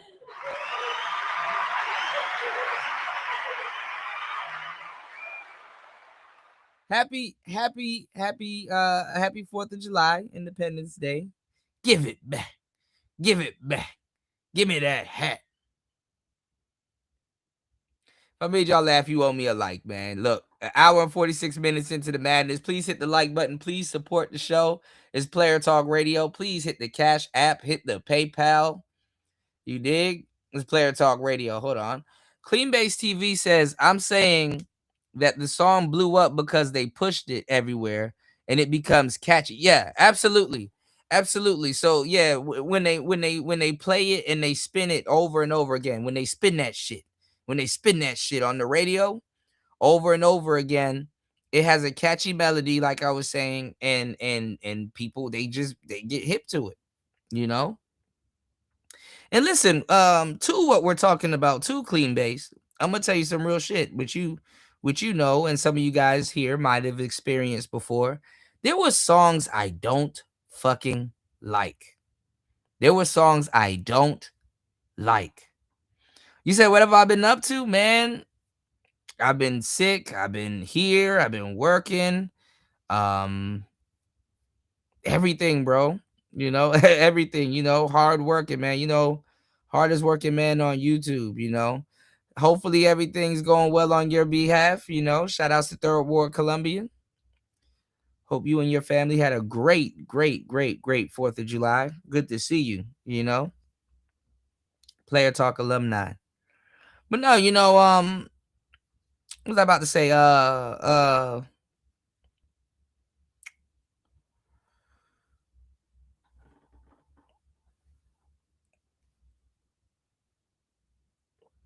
This scamming shit though. Oh, let me finish giving y'all the game on the gold diggers. Okay? Because that's what the brothers are asking for nowadays. They're asking for gold diggers, right? Let me finish giving y'all the game on that. Y'all know I got the attention span of a squirrel. All right. I'm my ADD is not adding up, right? And that's what comes with technology too. ADD and all this other shit we never used to have and stuff like that. Dudes are asking for a gold digger. Oh, wait. Before I get back into that, let me finish the game that I want to give shout outs to Clean Base, you know, that I want to also say. Cause like I said, I know you guys have gone through this before, right? There's songs, right? And this happened to me as a DJ. So I know this happens to y'all all the time too. As a listener of music and stuff and an enjoyer of music. There's songs that I listen to and I don't like that song. But then I go to a club and you hear it on the jumbo speakers and it's like, okay, the song kind of slaps. That's what's going on with a lot of people in this song. You know, it's like, damn, this song kind of slaps on the Jumbotron. You know, or you're at a carnival or some festival and it comes on and it's like, you know, for this moment in your life particular, you're having fun. And you spending that shit, you know, you just letting loose and having fun. That's really the kind of another meaning behind it. But you know, a lot of people ain't gonna think that deep, you know, like it's like fuck it, YOLO. You know, blow a bag, you know. That's what it really is. You know, blow a bag, fuck it up, run it up. These are all, you know, we're not strangers to these you know, these concepts as quote unquote black people, right? So what I'm saying is this, right? Because this ties directly into our spending habits and stuff. But what I'm saying is this, right?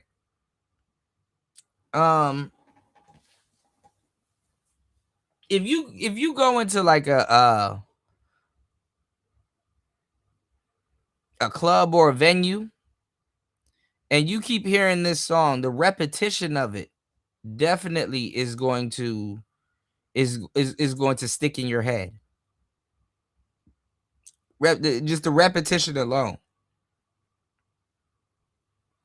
And a lot of people that has fun or they're entertainers, they're not going to see something wrong with it. You know, they're not going to see nothing wrong with it. Some of them, you know, so it's not a coincidence that people here in the quote unquote in the music industry are reacting to it, and it's split down the middle. Some people are like, oh, it's not that bad because they in a club listening to it. They screaming it, spin that shit.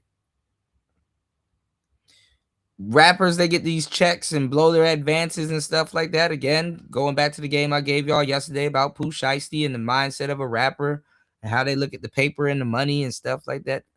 Spin that shit. You know? People might not like it now because guess what? It's summertime, but come Christmas.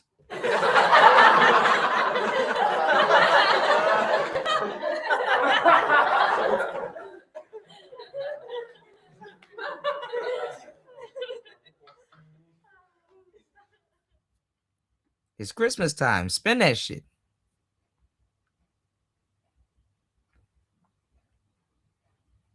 You did? But it's like I said, it's what it represents, though.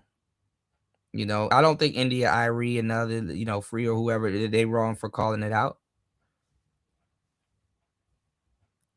But this is the thing, like I said, with the gold diggers, right? With the gold diggers, they give you the impression.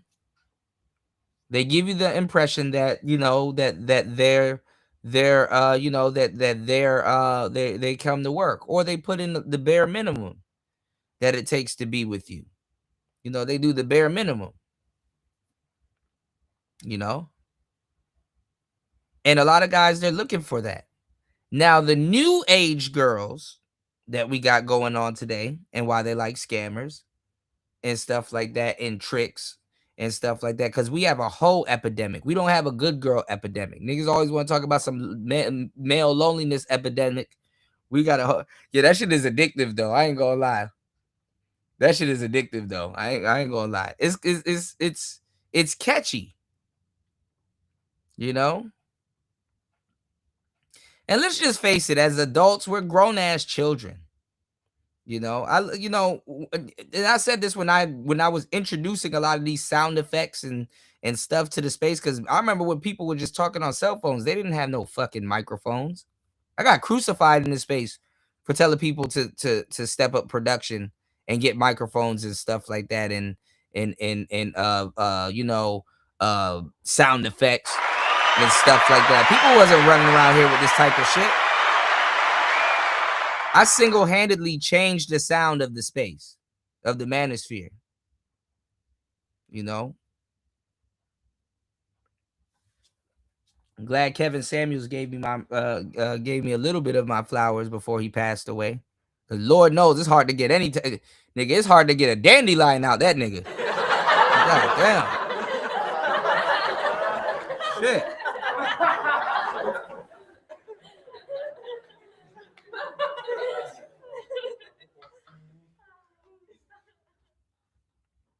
But shout outs to the real ones, War Master, a lot of, you know, people that know, you know, that you know, participated in straight up history. Third Ward, you know, a lot of people. LT, a lot of people that been here rocking with me for the longest time in the longest way. You know?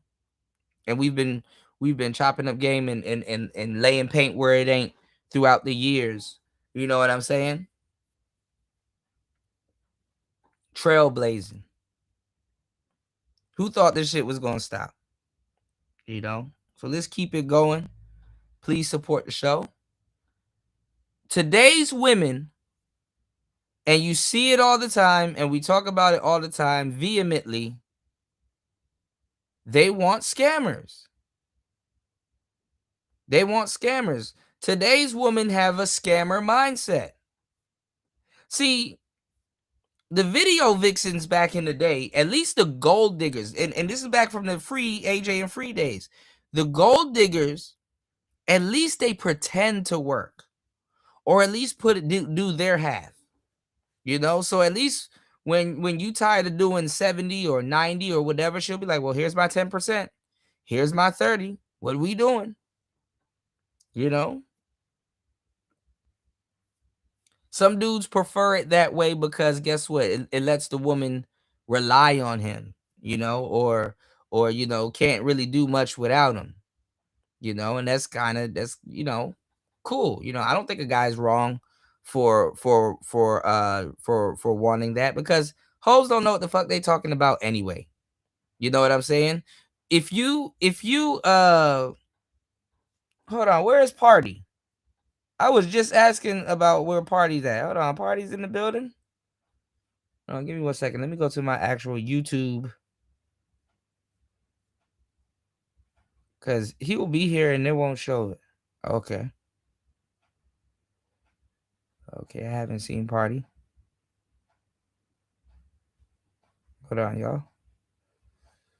Okay. No, but shout outs to Party. I haven't seen him in the chat. But this is the thing, right?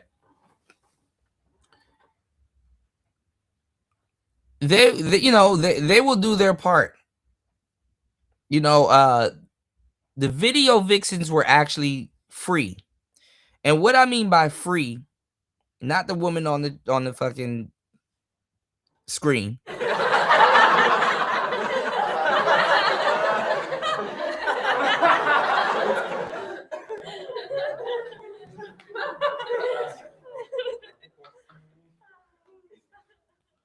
What I mean by free, give me one.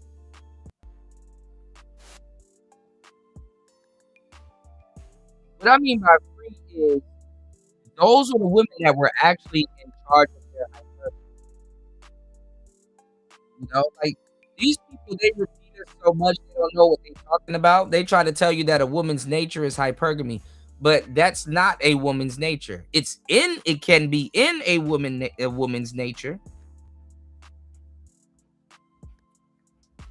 but it's not a woman's nature. It's not necessarily in a woman's nature to be hypergamous. People in general feel like they want to go after what's better. People in general feel like they want to upgrade or get something better or get something that they perceive as greater. You understand what I'm saying? And if you psychoanalyze, because men and women have done this before. If you psychoanalyze a woman's hypergamous nature, she will go in the opposite rebellious direction out of rebellion, because the thing is that she thinks that it has the man's will stapled to it, which it kind of does. Some women, it's not in their best interest to get a man that has better that's doing more or has better than them. Some women they can't deal with that type of man. Some women, it's impossible for them to deal with that type of man. And I gave you the game about hypergamy and hopergamy and hopogamy, because they don't know about that one. They haven't discovered that word yet. They haven't stole that one yet. Dating down. As a matter of fact, that's what a lot of men do. We date down.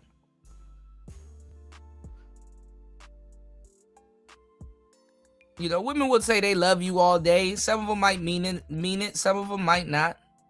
But a man can unconditionally love a woman for who the hell she is. Bad attitude and everything. Men can conditionally love a woman for who she is. A lot of times, for a woman to love you, it has to be based off of a feeling.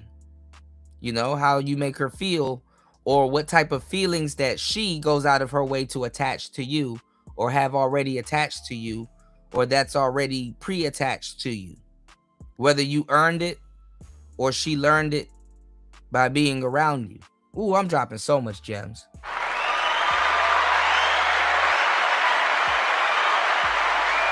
Are y'all hearing this shit? Turn this shit up. What's the matter, Daddy? Dropping too much gems. No sticks, no stems. You can smoke this. Put this in your pipe and smoke it. So what I'm telling you is this, right? A lot of guys were better off with the gold digger doctrine, but women are so modern and fast in modernity, right? Women are so modern and fast that now they don't even have a gold digger mindset. This is kind of what's locking them out of hypergamy. This is what's really locking them out of hypergamy, being able to practice it, because not every woman has the luxury to be able to practice hypergamy. A lot of them, for the sake of their own damn self, lock them out of the hypergamy market. And today's woman has the scammer mindset. She's not a gold digger. She wants the whole thing. She wants 1,000%. See, a lot of gold diggers would, a lot of scammers would get away if they took a percentage, not the full thing. You understand what I'm saying?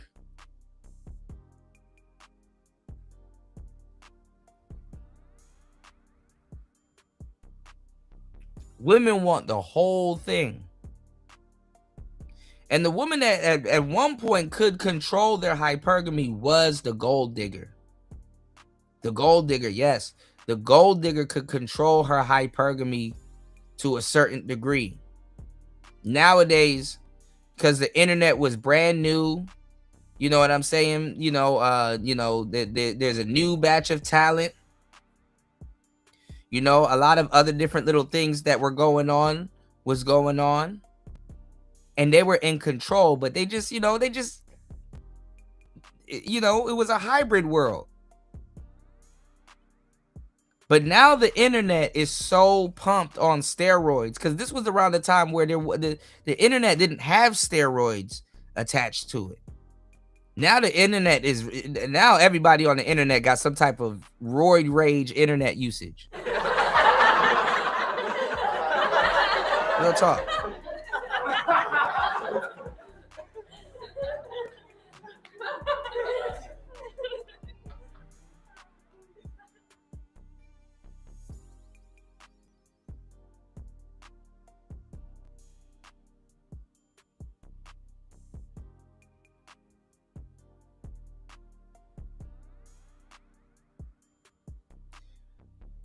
So now it's really hard for them to re-practice hypergamy. You know what I'm saying? Because they're hit with an overabundance of attention and an overabundance of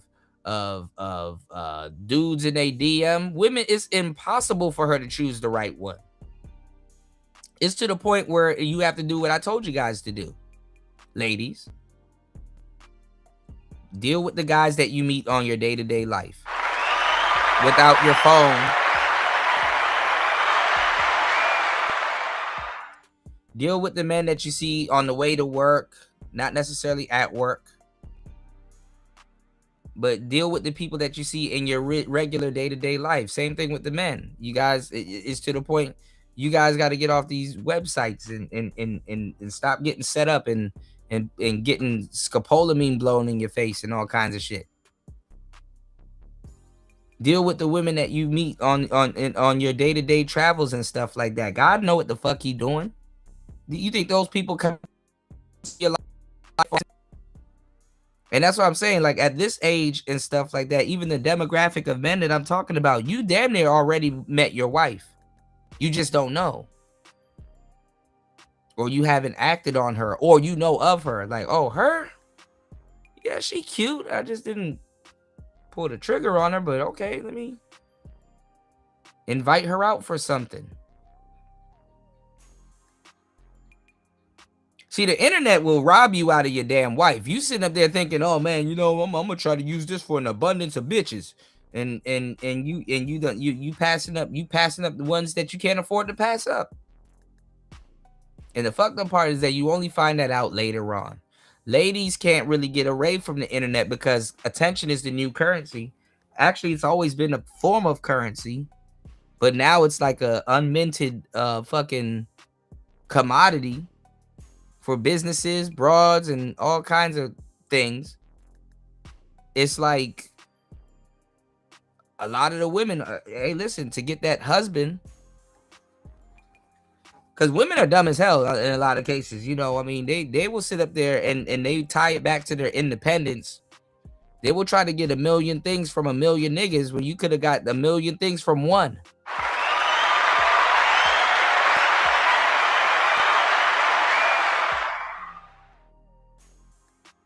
One man that loves you that's not a simp will give you that and then some. Because y'all be suffering behind some of y'all practices. You know, y'all be suffering behind some of y'all practices. This is why a lot of the women, this is why, like I said, we don't have a male loneliness problem. We have a prostitute problem. We have a female prostitute epidemic problem. Right, LT, man? I'm preaching, man. I'm giving them the gems. I'm handing, you know how I give it up. I'm handing it over. Clean cut. This is why, to a certain degree, even though if some of us mature and can soak up this game, and I've explained this in my books and in a lot of stuff, how a lot of marriage is, quote unquote, to a certain degree built off of prostitution. And I already gave y'all the game on what the hoes were for the most part. Hoes are really for married couples. Niggas ain't ready for that game, though. You know, hoes wasn't meant to replace your fucking dating pool if you didn't know how to fucking date. That's why you have a social circle, and that's why you have your parents. If you don't have a social circle, your parents would usually introduce you to your spouse. Speaking of hypergamy, how much these people don't know what the fuck they talking about, and they preaching to y'all, and I'm sitting up here giving y'all the game. Your parents used to control your hypergamy, ladies. Your parents used to control your marriage. That's why the marriage was, back in the day and in some cultures, are paid by your parents. Because your parents would sanction the marriage, the transference of the last name. See how that goes?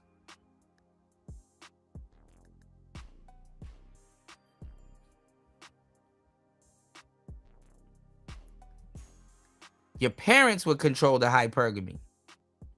Women wanted independence. That's where the internet and all of that shit comes from. They wanted to control their own hypergamy. So I gave y'all the game on the greatest year that women really had access to really control that hypergamy. That shit is gone. It's in the dumps now.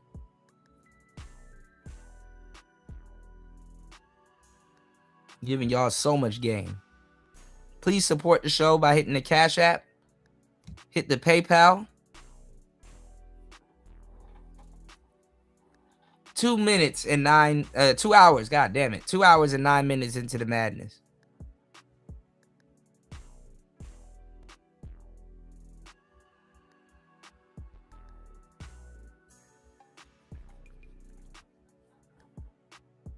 You know, so that's why you have like Aladdin and the Romeo and Juliet and stuff like that. The parents used to control the hypergamy. They didn't even trust the bitch to choose the right person. Like, god damn.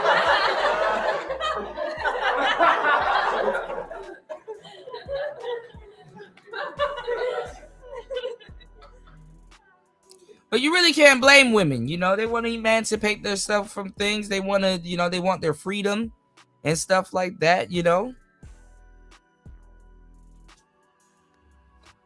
But that doesn't necessarily entail hypergamy. And this is what Fatty and all the other people repeating our talking points. This is what they don't know. Women are going to date who the hell they want to date. They fought for it. So they say. Or so they think. Cool. I just hope they looked at it more smarter than a rebellious thing. But that's some game for another day. That is true. That is true. That is absolutely true. That is 1,000% true. Shout outs to War Master. Absolutely, bro. That is true, because I was reading something with this quote unquote fake ass male epidemic, right? This lonely male epidemic. Statistically, fellas, if you are in your 30s and you have not been married, chances are you've already met your wife. But the thing about it is, at that stage in your life, chances are you already met your ex-wife. What's the matter, Daddy? They said statistically, if you haven't gotten married and you're already in your 30s, you've avoided your first divorce.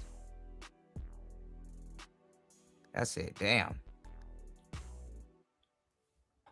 And that's the thing about quote unquote hypergamy. It's like, you know, or the quote unquote the one. We get duped into the, and it's not necessarily get duped into it, because you can be dreamers, you know, but then again, this can lead to hopeless romanticism, which a lot of guys in this space suffer from. This is why the space is a purple pill space, which is why we should have a lot more married people around here, you know, chopping up the game. But then again, I tell the married people in these spaces, like, just stay to yourself, because it's going to be the beginning of the end. I've seen this space end so many marriages. And I've seen so many good married people here, and I've seen so many fucked up married people here. You know? In single people business. And in other married people's business.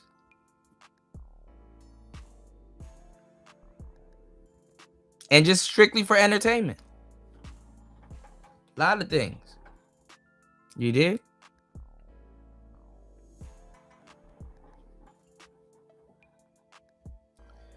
But the thing about it is, you know, women have a scamming mindset. It's like, no, give me the whole thing. I'm not going to contribute. And you get nothing. You don't get 10%. You don't get 30%. You don't get any of that. And the dudes are like, well, what are we going to do? We're not going to participate, man. You know, they're begging the women. Can we at least get 20? You know, or they're just going straight up half and half. You know, Gen Z men. Because women really don't want that. Men are the more fairer sex. Women are running around here with this fake feminist movement, acting like they want men to practice egalitarianism. And I'm telling you, the last thing women really want is a man to be. And men try too. That's the fucked up part. Men try to be egalitarian with women, but it was never about egalitarianism. If anything, the feminist movement is about female enslavement.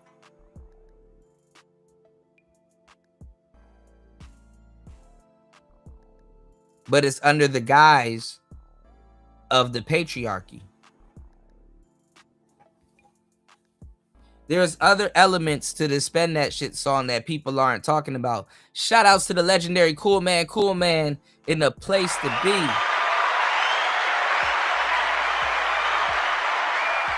Thank you so much, Cool Man. I appreciate you, man. You are my algorithm. Always great to see you. Happy 4th of July.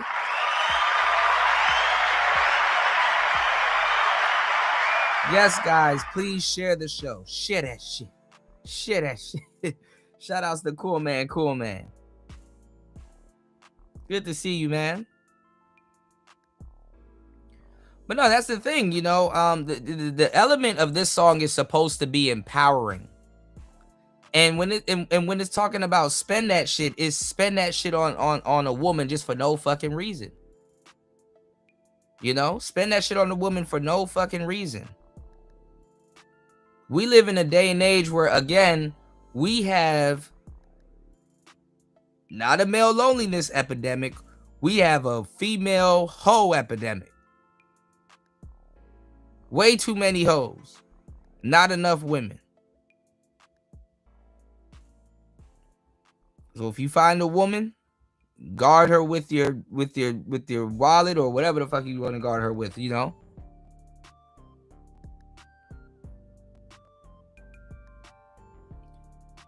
And shout outs to the real fathers in the building, raising real women in this dreaded world. You know, in this dreaded world. You know. And hopefully you make it out the phase. You know, some of the ladies going through the whole phase. Hopefully it is a phase. Hopefully.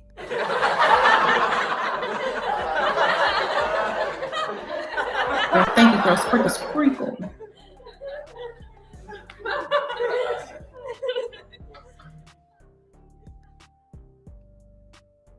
Thank you.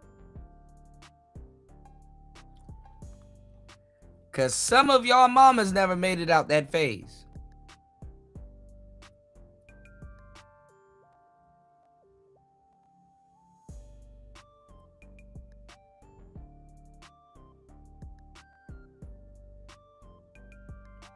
You said the non-gamer has met his Xbox too. Wait, hold on. What do you mean, War Master? What do you mean? What do you mean?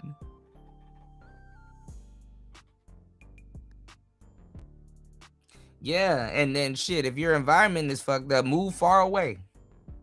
You and your lady go on a trip, move far away, move to Bermuda or some shit.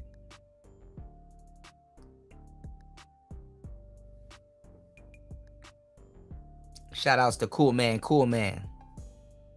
Always keeping it cool, man. All right. But now I'm giving y'all the game, you know, I'm giving y'all the blueprint, you know. Definitely not gatekeeping, you know. Look out for the cookout, y'all. Please support the show by hitting the Cash App, hit the PayPal. You know what I'm saying? Let's go deeper. Let's get deeper on this. You know what I'm saying? Give y'all the goods some more, you know. But let's get back into it. Listen to the words. Boom. Who can't say what they want to say? So it's tough, but it's also, you know, just laughable. It's all just this is another day in the hip hop. Right. Okay. So, okay. She should have started a podcast. podcast. For his family that you got right, but we all went hard. They went a little hard. He went hard, and that was just like crazy. And let me tell y'all, I'm a Trick Daddy fan. Trick Daddy, I'll never forget him coming on his show on 106 in Park. I believe he bought me my first bottle of Creed to the park as a gift. And I just remember the things he said to me that were so sweet that I won't share because it's not for me to share. But I don't have a problem with Trick Daddy. I'm not completely happy with how he handled NDRE. Yeah. Let me send a song. What kind of song? What are you talking about? Spin that shit. They're gonna spin the song. Let me see.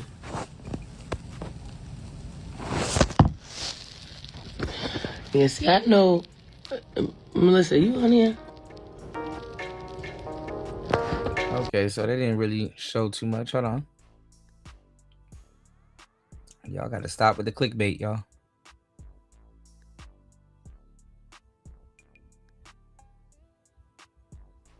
Oh, let's get into this. Hold on real quick. I did want to see this. Hold up.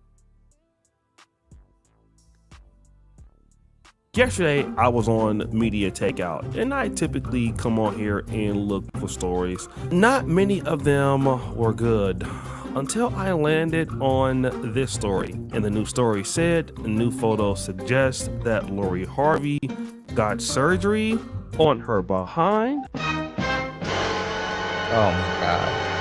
The first thing I looked at was this workout photo that you're seeing. I don't know if this is her regular clothes. She was on Sports Illustrated, but Lori Harvey's bad as fuck. But just like workout pants, some cheetah skin or cheetah style loafers on, and this white shirt. So this is typically how, I mean, who cares? How she looks from the backside. Okay, that's really her. This was in March, okay? March 28th, 2026 in Los Angeles somewhere. Him now, spend that rent money, right? And see some of these new photos. Here is her by the pool. As you know, she's an influencer, largely for, you know, brands, luxury kind of style. I know girls that have ass when they sit down, but when they stand up, you're going to be disappointed.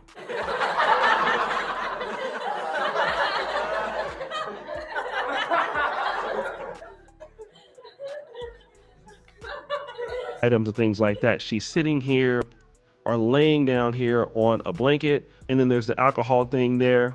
But then look at this last photo here where the drink is kind of on her back right before the butt. It looks like the booty is a little bigger. Oh God, niggas, this is what happens when niggas get old, bro. It's called editing.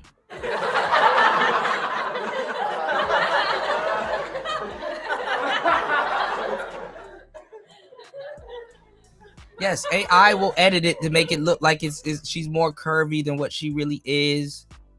She doesn't really have to arch or anything. Like, come on, dog. And then when you put it on the skin has a curvature. So, Jesus Christ. If you compare it side by side, yeah, that looks. Yeah, we were around for that too, Chris G, where they put their cheek in the sink so it looks thick. And let me tell you something. I still got to do this pre-record because I still got it. I just got to add to it. The duck lips have ruined generations of women. It looks a little different, right? And so people are suspecting that, okay, how did you make this particular booty change from March to June? So some people are saying that it's the angle, and some people are saying that she got work. Now, let's kind of talk about the work thing. Michael B. Jordan's ex-girlfriend, Drew Sidora, got a BBL. And this is after she had this tumultuous divorce with Ralph Pittman, the ex-husband. He got everything, the house, she's paying alimony, and then she goes and gets a BBL. Now, it's interesting because Drew Sidora is the same lady that was hinting at wanting another chance at Michael B. Jordan, or if he would call, she would definitely answer. But we all know that that's not gonna happen. And now we have Lori Harvey, who's accused of getting the same thing. And so, of course, when you talk about women who have hold on, guys, I'll be right back. Participate in the BBL culture, you're always going to hear stuff like this. Do you think women are always in competition with each other? Yes, because men are not to blame though. Okay. But men are involved. Are you going to hear things like this? A woman will never tell you this, but the reason why women get BBLs, they get their tits done, they get their lip injections done, right? They invest hundreds of dollars on makeup, is because they're insecure. Now, this tends to be, I think, the most vanilla answer to everything. Like, women are just insecure, or, they're doing it because of other women. And largely that might be true, because when you look at women who, participate in BBLs or mommy makeovers or tummy tucks, largely, I think it's about more or less self-worth, feeling good about themselves, rather than, trying to appeal to men. Because I think, like, if they look decent, most men are not necessarily so picky about certain things, but largely it can be considered a competition. But in Lori Harvey's case, I think this means something else. And what do I mean? Since we're on the topic of destiny swapping, y'all better pay attention to that girl Brianna that was on that red carpet with Gunna, because she's coming for Lori Harvey's gig. I see it. Go look at her. Go look at her. She's coming for Lori Harvey. Now, this creator is bringing up somebody by the name of Brianna. Now, Brianna is almost like a Lori Harvey clone. She was dating Gunna.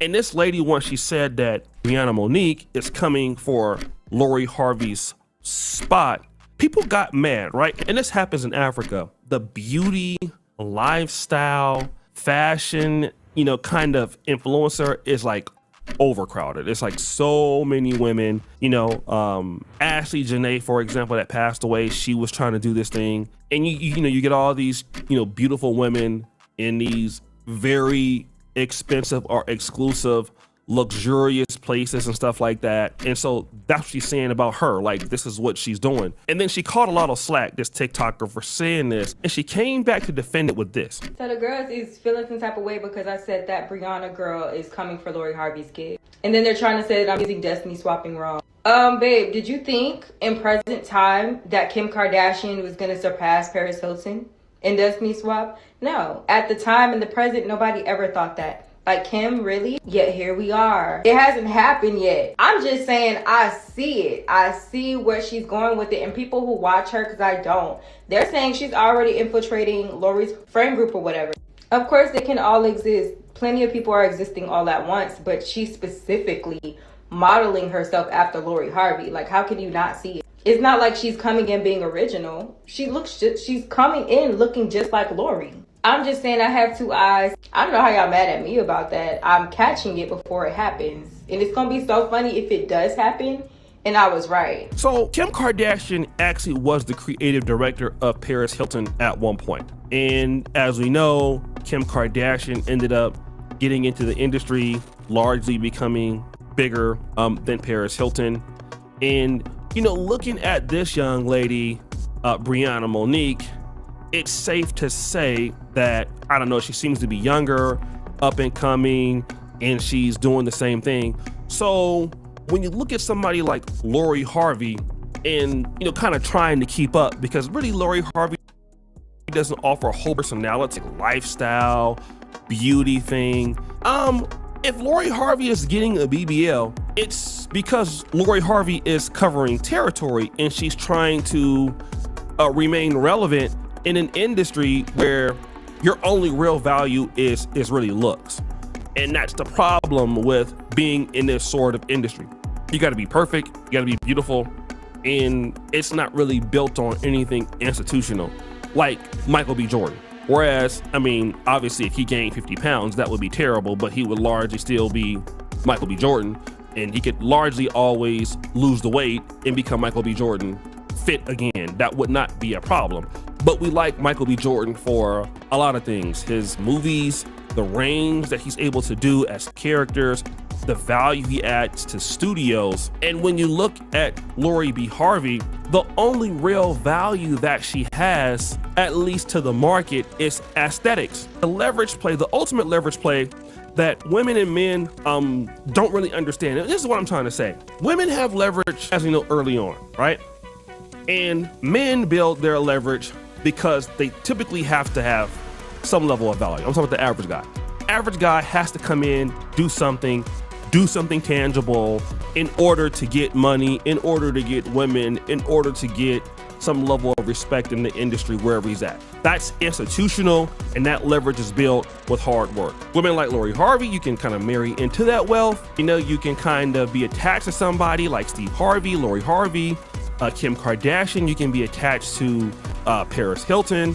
And, you know, you can kind of build your leverage like that. Now, the difference between Kim Kardashian and Lori Harvey is Kim Kardashian transitioned that leverage into marketability, into brand, institutional building, stuff like that. And Lori Harvey is maybe trying to do the same thing, but I don't know how collaborative she is. Value, I know that she has a lot of brand deals, but as far as being in the industry long term, it seems like she's fairly easy to replicate, whereas Michael B. Jordan is almost impossible to replicate.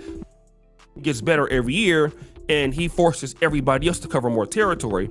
And now somebody like Lori Harvey, in order for you to compete, you need to take a risky BBL procedure to show that you have more booty than the other person, which really means at this point, your leverage is being lost. And you may not want to admit it, but that's the reality. And this is the institutional difference between a lot of men and women for the most part. And their leverage continues to build and compound because it's based off of things that are pragmatic and tangible. And women's leverage can be built on things that is pragmatic or tangible. But when you look like Lori Harvey, you're probably not worried about it. You kind of overplay your leverage. You kind of overplay who you are in the market. And then, you know, the market kind of lets you down. And slowly but surely, somebody comes to replace you. I mean, it's just like sports. And hey, it could even be like YouTube. I mean, YouTube is a brutal business. As a content creator, you could be here today, somebody comes in and then they can, you know, cut into what you have. And if you don't adapt, then they will cut into what you have. It's no doubt about it. So you have to adapt to what the market wants. And this is what Michael B. Jordan did based off of skill level and value. Lori Harvey wants to give the market what she thinks it wants, which is a bigger ass. And ultimately, that doesn't work.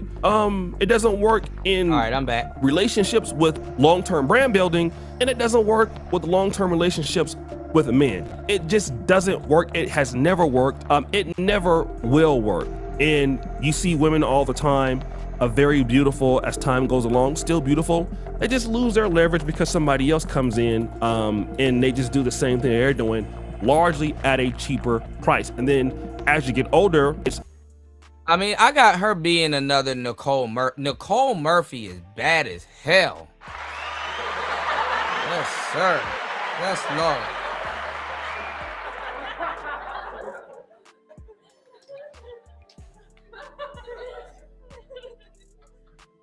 Nicole Murphy will get took through there. very difficult for you to remain like in a situation of value. You know, it's just really hard. As you get older, you just don't have a lot of value with younger people unless you really, really, really try. And kind of when you're at the age like Lori Harvey, you're like, I'm Lori Harvey. Who are you? Who are you that I should have to give something to? And that's kind of how it works. But it's interesting to see Lori Harvey go down this alleged BBL path when she was telling everybody that she does what only serves her and you have to serve her. And that's really, You know what I'm saying? And see, even guys, logically, we look at a woman's looks and say, oh my God, she should be able to practice hypergamy. Oh my God, she should, she should be, she should be able to get anything she wants. not true. In the next 5 to 10 years, Lori Harvey will be completely not talked about as much as she is today. And, she'll be just definitely going out sad. So guys, what do you think? It's your boy, O'Shea Duke Jackson, back at it again with another episode of The Celebrity Junk. I really appreciate you for all that you do. Subscribe, hit the bell. Man. All right, let's see what we got. All right, y'all, please hit the like button. Please support the show. Please hit the Cash app. It's Player Talk Radio. Let's see what else we got. Downfall of rap. Let's see what Trap Lord Ross is talking about. Give me 1 second, y'all. So the rap game's been in a pretty bad place. Speaking of scams and Gucci Mans, all right, let's go. Over, I would say, the last year, definitely 2026, it's been a pretty poor year for rap.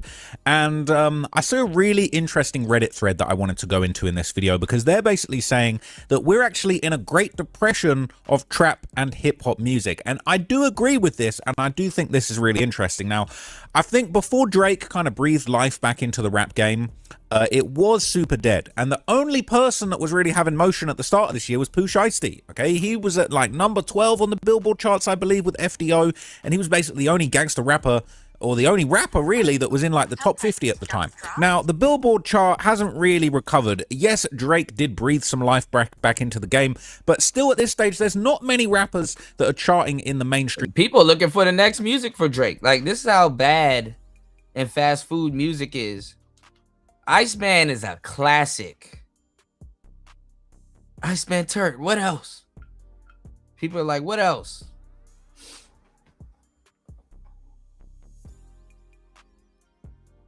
All right. Music industry, okay? So Janice STFU is still number 6 in the charts right now. That was a number 1 hit, but before that it was pretty quiet for the rap game, okay? And as you notice, it used to be absolutely dominated by rappers, and now it really ain't the case. So Drake's at number 20 with Shebang. Okay, we ain't seen another rapper yet. Now we're seeing Mac Miller. Now, rest in peace to Mac Miller. Big fan of his music, but he no longer with us, right? So that's like, okay, that's fine, but it's like, go below them ducks up. Go below that ducks. You can't really say that, that's like a current contemporary artist that's making moves over here, okay? Don Toliver's doing his thing. He really on the commercial auto-tune wave. You got Drake again, all right? If it wasn't for Drake, he's carrying this whole chart. Now, DaBaby doing Pop That Thing is kind of like a nice little return to form. I've always been a fan of DaBaby's music. As a person, he's not necessarily the nicest guy, allegedly, all right? He definitely puts the beats on a few people, allegedly, you know what I'm saying? You don't want to play with DaBaby, but he's doing his thing musically. Now, he's kind of had a nice comeback after, quite a long fall off. And it's not really a name that you were expecting to see there, all right? Michael Jackson all over the charts. We've got Drake again with Whisper My Name. Too Hard for the Radio. Bossman D-Lo with Motion Party, okay? Bossman D-Lo was one of the very few people that was, creeping up the bottom end of the chart pause when Pooh Shiesty was kind of having his moment. You got Drake, National Treasures here, you know what I'm saying? Should have been Presser on there, unfortunately, but he didn't make it to that one, sadly. You know, what else we got? We got I'm actually shocked to see Dave, a British rapper, actually on the Billboard 100 charts here. This is actually pretty impressive, to be honest. So you have to let a UK guy in here. Now here, shout out to Phoenix Flexin. I love this song, Rubbers. He a rapper. This ain't a rap song, all right? Phoenix Flexin low-key making a mockery of the whole rap game right now, simply because he's proving to the world that we're in such a great depression of rap. The hottest absolute new entrant to the field who don't really be on Billboard too much. As a rapper, he had to do an 80s sing-song Britpop flip to get onto the charts. Shout out to Phoenix Flexin. This is a hard song, whether you think it's AI or not. It's a banger, but ain't no rap song. This ain't no rap song, okay? Them ad-libs don't make it a rap song, okay? So, you know, we kind of doing our thing. So I'm looking for more rappers. I'm looking for rappers. We've got Drake with Plot Twist. Drake again featuring 21 Savage. 21 Savage don't even really deserve this chart entry just for saying bees on the table. Bees over and over and over and over again. That was not very inspired, but I get the message they were trying to get across with that one. Drake again. What did I miss? Okay, it's all Drake. If it wasn't for Drake lifting up the rap music out here, this would be a bloodbath, right? Really not much going on. All right, Drake saves hip-hop again. Big surprise. On. Shout out to French Montana and Max B. Okay, they're on the charts. Fair play to them. They're still on here. Okay, that's deserved. They should be on there. But that's it. Okay, it's low key a drought. There was a time when damn near half the songs were on here. You would have had the Migos. You'd have had Lil Uzi. You'd have had a complete hip hop takeover. So here's the post that I wanted to show you guys that I thought was interesting. They're saying, are we witnessing the Great Depression of trap/hip hop? Like an honest question. Where is the genre of trap and hip-hop going? Are we seeing the Great Depression of these genres right in front of our eyes without even realizing it? Charts and money-wise, it really peaked in 2021. Quality-wise, it seemed to peak in late 2018, mid-2019. We've only seen a few real standout artists coming out after that. The issue is none of these artists seem to sustain their hype and artistry for anywhere near as long as they predecessors. I just feel like every era of trap is now divided and it's turned into niche categories that really see no crossover. As in, we don't have Kendrick Lamar, Travis Scott, Migos, Future, Trippie Redd, Carti, Uzi all bringing something to the table that's universally playable, and that was only the half of it at the time. There is absolutely not one star that exists anymore. There used to be over 10 coexisting at the very minimum. Maybe I'm being dramatic in the way that I express this, but it's truly what I believe, and I believe what's causing this is the lack of intersection and collaboration between the artists and the genre. Now, obviously, I've always been a fan of hip-hop my entire life. I grew up listening to Jay-Z, Eminem, 50 Cent. But it's the thing, too, though. I mean, it's easy to get watch time, engagement, and all this other stuff if it's 1 second. Like, think about it. The average song is a YouTube short. If that. Can't really put out a YouTube short of the song because that's the whole damn song. But let's go. And Nas, Mobb Deep. These are just artists that I grew up. I've only really ever listened to hip hop. I've dabbled in a bit of the Beatles and Ed Sheeran, but realistically, I've only listened to hip hop. It's all I really know. I couldn't tell you nothing about no Taylor Swift, no, I don't know, Red Hot Chili Peppers. People comment on my videos, you're white. You know, they hit me with these racist comments. You're white. Why don't you go make a video about Red Hot Chili Peppers? I don't know shit about Red Hot Chili Peppers. I'm a hip hop head my entire life, just like the subreddit says. Well, there's a part of Red Hot Chili Peppers in hip hop. You know, they have DJs.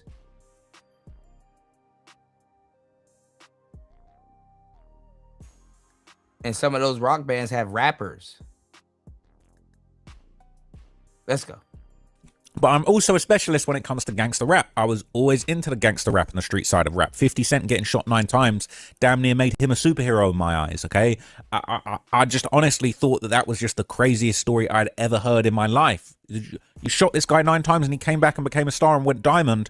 This guy's damn near the real life Terminator. So I've always been interested in the gritty street stories behind rap. I grew up listening to nothing but rap music and watching gangster films, okay? My family, you know, they weren't in the mob or anything like that, but, you know, I had parents that grew up in, you know, South London in the era. If your song is 2 minutes and 40 seconds, that's a long hip hop song now. Like the average rap song is a minute and 50 seconds now. When you heard about the Cray Twins and East End Gangsters and sandwich, it's like hook verse hook. Or like small, like 4-bar verse, hook, verse, hook. London Gangsters and all the interesting street stuff that was going on in London. And then I watched movies like The Godfather. I watched shows like The Sopranos, Pulp Fiction, gangster films, epic films. And to me, I was listening to nothing but rap music. That's just me. All right. But I've always been interested in gangster rap, always been interested in the streets. When drill music first started in Chicago 2012, I was listening to Chief Keef. I don't like driving my first car. I probably like passed my driving test. I can't remember, but like around that time, I just remember having a whip, one of my first cars, bumping Chief Keef, driving around. It was just it was an epic era. And I was so fascinated by drill music, by the stories, by the music videos, by the history. And obviously I became very, very well known for breaking down, you know, street politics, gang history, gangster rap history. And I personally feel like the gangster rap situation is a big reason for why hip hop's gone through such a depression. I think we went through a massive boom of gangster rap when the likes of King Von took over. Not just King Von, but other people, including Pooh Shiesty, including Lil Durk. This whole idea of the killer rapper with bodies. And there'd been rappers with bodies, you know, Boosie, all right, allegedly. All different kind of rappers that, you know, allegedly killed people, got away with it. Even DaBaby, he had a case where he took a life and beat it on self-defense in Walmart. But the thing is, I feel like what happened is that the gangster rappers, the killers, the demons, the Lil Durks, the King Vons, you know, everybody that was doing that kind of stuff, the D-Thangs, all over the country, the Jacksonville, Foolio, Young and Aces. I think these guys took over because their stories were so gritty and raw, and it just felt like we never heard of a rapper that's killed 7 people. This is the craziest shit ever. This is like a Scorsese Tarantino film in real life, and it's a documentary, and they rapping, and the music's good. Crazy story by King Von. Took her to the, oh, this shit is fire. It was incredible. But unfortunately, as we saw unfold over the years that followed with Lil Durk, now Pooh Shiesty, obviously King Von went out the way that he did, Youngboy being another great example, is that we ended up seeing that these superheroes, and I'm not, that's just how people were looking up to them. King Von was like unkillable superhero. He just kills people, gets away with it. Completely untouchable, Teflon Dom. But I feel like what happened is these guys kind of, they ended up stealing the limelight from your Trippie Reds, your Playboy Cartis, your Uzis, your Futures, your Migos. Cardi was sliming a bunch of people. Future was doing some wild shit too. And Trippie Red,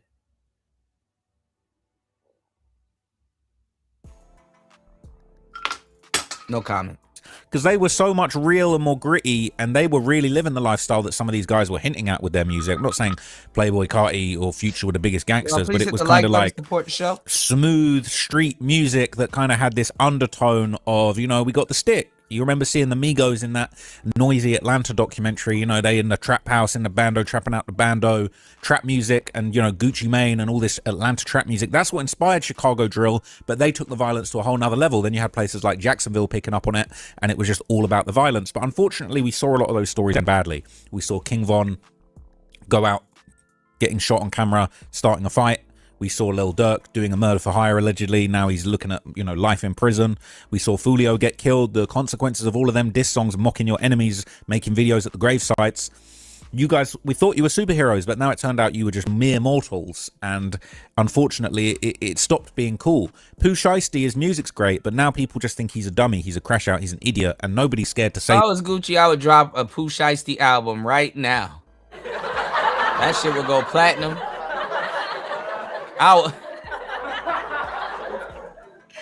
Yo, I will drop a Pooh Shiesty album right now, and every single song will be featuring me, and I'm dissing him on every. Dog.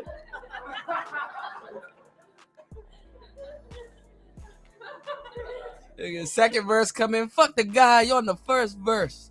Put him in a hearse. Oh shit. That I'm not scared of Pooh Shiesty coming and doing nothing to me. It just is what it is, okay? But here is the thing. I think that this has played a significant role in the kind of decline of rap music as a popular genre, because I think that was kind of breathing some life into it after the more melodic auto-tune creative, you know, your Cartis and Uzis were doing their thing. Now Carti came back and he brought the rap game back. He breathed a lot of life into it when it was quiet. But that's just my opinion. I feel like we ended up seeing the gangster rap genre take up so much oxygen out of the space, and then basically because those stories ended so badly, this is just my opinion, I feel like it killed a lot of the mystique and the shine around rappers. Now you see rappers, they're trying to become streamers. Rappers were the coolest people in the world like 5-6 years ago. They want to be on. Now it's the streamers, the content creators. People think they're the coolest people in the world. So that's just my thoughts, my opinion reading that. But I'm going to read you some of the comment. This isn't hip hop heads. This isn't a gangster rap drill. That's just my area of expertise and the type of music that I've been interested in as far as the subgenre of rap. But let's hear what people are saying in the comments, because I just found this really, really interesting. Someone said, I would say the version of hip hop we're now in peaked from 2015 to 2020. Now we've just been dragging it out and it's gone pretty stale.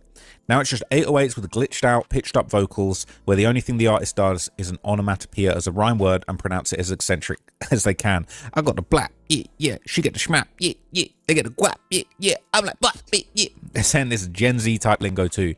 People saying, yeah, but I'm Gen Z, born in 2002, and this shit's stale to me. I've tried to get into Osa Mason, Shay, and Nine Vicious. I can't force myself to like stuff like this. It feels like you have to be in new music to like it. Like, I've already done the deep dive into music from the 60s, 70s, and 80s. I've watched every Woodstock performance on the 3-hour doc. Prince is my favorite artist of all time. So now it's just so hard to get into the new stuff because it sounds so flat. Everybody taking shots at me for sharing my own experiences. I'll take the criticism, but at least share new rap music from the 2020s you F with. Put me on, post a playlist, anything. They're saying, what the fuck? We got old heads born in 2002 now. It's crazy, bro. So I'm crying, bro. I had to take a double take. How have we got 2002 old? Well, they say if you're 25 now, you're unk.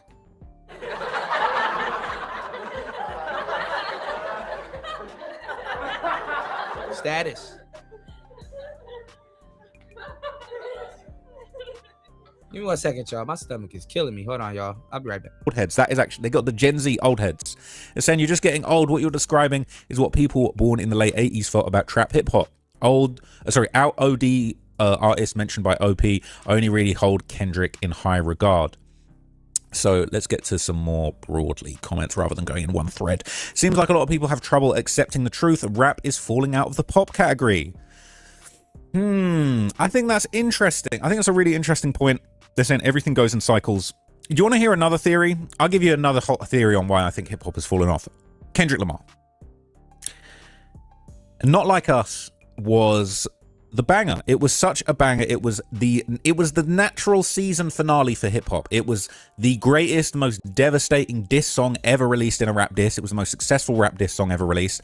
And unfortunately, it wasn't true. Drake isn't actually a PDF file. He's got a few weird little, he's linked up with younger girls. As far as I'm aware, I've looked very hard. I couldn't find any actual concrete proof that Drake is a PDF file, as he is claimed in that song. Certified Lover Boy, certified PDF file.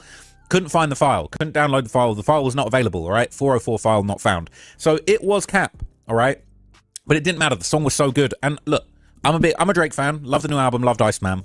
But Not Like Us was devastating. It was a knockout blow. It was a knockout punch. It KO'd. Count to 10, you're over with. Jaw broken like Jake Paul fighting Anthony Joshua, okay? Can't go back and forth with the corpse. It's a fact, all right? But the thing is, it's like Kendrick sucked all of the life out of the rap game and took his ball and went home. It was really a moment for the rap game to kind of hit its pinnacle, I feel, for rap, diss songs, the competitive nature of rap music, kind of jumping the shark a little bit, going a little bit too far and getting to a point that was quite hard to come back from. That's just my opinion. But I feel like really the big noticeable decline started to happen after Not Like Us. We already had the kind of gangster rap thing, was kind of making the music a little bit stale. Then the Drake and Kendrick beef breathed life into it. But it's like, it pumped it up to a level that it really wasn't used to. And then, say what you want about the allegations, but the bots, all right, you can argue that they botted Not Like Us to a level where it was already a hit. It was already a hit song. I'm not going to say the song was completely artificial, but the label probably did inflate it a little bit to the point where it became corny. It became kind of cringe. Not Like Us, it became, everyone was doing it. So many people were doing it, and it was at the Super Bowl, that it became mainstream. When shit gets that mainstream, it starts being corny. That becomes the establishment. Not Like Us was meant to be like a David and Goliath moment where Kendrick was taking on the biggest guy in the game and beating him, and then come to find out, now you, the establishment, you doing the Super Bowl, you the biggest artist of the year, your numbers are bigger than Drake's. I think at that point it's kind of like it became fake, it became artificial, it became a product. They McDonald'sified Not Like Us. They McDonald'sified a rap beef, what was supposed to be rap battles, battling on the corner, battling, going back and forth, going bar for bar. It became a goddamn Happy Meal that they just shoved down everybody's throats. And don't get me wrong, it was a banger song, but this is just my opinion, okay? Drake got his lick back with Iceman, but let's be real, I feel like he took too long. right? He took too long for it to really be part of the battle. That was over. Kendrick Lamar put him to bed with Not Like Us. It was a KO. Okay, Drake trying to spark off the rematch, but Kendrick Lamar ain't taking the bait now. And I loved Iceman, but I feel like Not Like Us really was the moment where it's like hip hop almost went too high. And then it's kind of like people was like, we done had this shit crammed down our throats. We good. We over it. We're bored of this now. So people saying everything goes in cycles. This is it. Especially now the same people who propped hip hop up as a popular genre are now snobs about what should classify as real hip hop, even though they don't listen to that. They're saying the best hip hop take the underground anyway. Came from the underground, saying, what do you think is taking its spot? TikTok songs. Country and bluegrass is making a resurgence. I would say country is #1 right now. Okay. It says, welcome to the hell that rock and metal were in. Now we got BMTH and Bad Omens playing pop and deathcore songs in stadiums. Hip hop is about the same age as rock was when they started declaring it was dead in the 90s. The original artists have aged out or died. That kind of goes back to the gangster rap part that I was saying. A lot of the really hottest artists with all the motion ended up getting killed or put in jail forever. As the genre became stale and less new innovations to the sound occur. This post is about trap specifically, but trap and crunk evolved from DJ Paul's innovations and drill kind of evolved from trap. That's facts. I don't know what the new iteration or iterations will be. Is there a dominant subgenre at the moment or a dominant artist? Kendrick won BET Hip Hop Artist of the Year without a major project. This is what I'm saying, is it's like, I understand, I saw Flacco did a video breaking down that the window of time for the BET award was retrospective. So Drake's Iceman had dropped too recently to win the award, and even though Kendrick hadn't dropped a project, I believe Luther was such a #1 hit during the period they're talking about that it did make sense that Kendrick won, even though it's like Kendrick just breathes. I see they just handed, what was it Drake said, Kendrick just opened his mouth, someone go hand him a Grammy right now. I see like a troll post going around that was like, the Grammys have officially announced that the awards show next year is cancelled. Kendrick Lamar will be winning all categories and we don't need to have the award shows. But this is what I'm saying, is it's like, it's corny, it's lame, like, oh, Kendrick's winning again. It's boring, bro. I ain't trying to watch that. Like, on BET Awards, Drewski hosting it was the best thing going on. No one trying to hear Kendrick and, you know what I'm saying, Doechii talking, doing a whole podcast up on the stage with SZA. It's just, we're just bored of it. So no one else has stepped up since all eyes were on him January 2025 at the Super Bowl. That's facts. Has the hip-hop gone back to a more underground or grassroots point? Might not be a terrible thing if true. I think people like SD Kid, obviously Playboy Carti, really the leader of this. You got people like Too Slimy trying to bring this more punk rock, you know, crazy, disjointed, different sounds and aesthetic back to the game, with fashion being a big part of it. I think that's really interesting.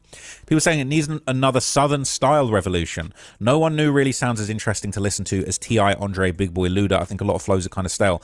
I would say what's really interesting, another aspect of this that I want to bring up as well, which we're going to get into in the next comment, is like, I feel like Youngboy and the Southern kind of Baton Rouge flow, it was like the second coming of Lil Wayne, and I think that was great, and Youngboy getting out of jail kind of gave rap game a little bit of life. But again, commercially, like, Youngboy don't really go crazy on the Billboard charts like Drake does. You know, Youngboy just dropped an album the other day and no one even noticed it dropped. Still good, but no one noticed it drop. Now listen to this comment. He says, while I get what you're saying, Atlanta has been the rap mecca for the past decade. Now, Atlanta stopped being a rap mecca when Young Thug came home and started dissing on Gunna for snitching, even though he took a plea deal that was damn near identical. 21 Savage, Young Thug, Lil Baby, they completely destroyed all of their aura. Young Thug really put the nail in the coffin when his 2-hour interrogation tape came out after he had spent years pointing the finger at other people for being snitches. It destroyed Atlanta. Gunna has transcended Atlanta. Gunna has really transcended hip-hop in many ways. You know, he's much more of a pop artist. And he makes more jiggy, wavy, soulful, melodic rap that really transcends what anything that Young Thug was really doing recently.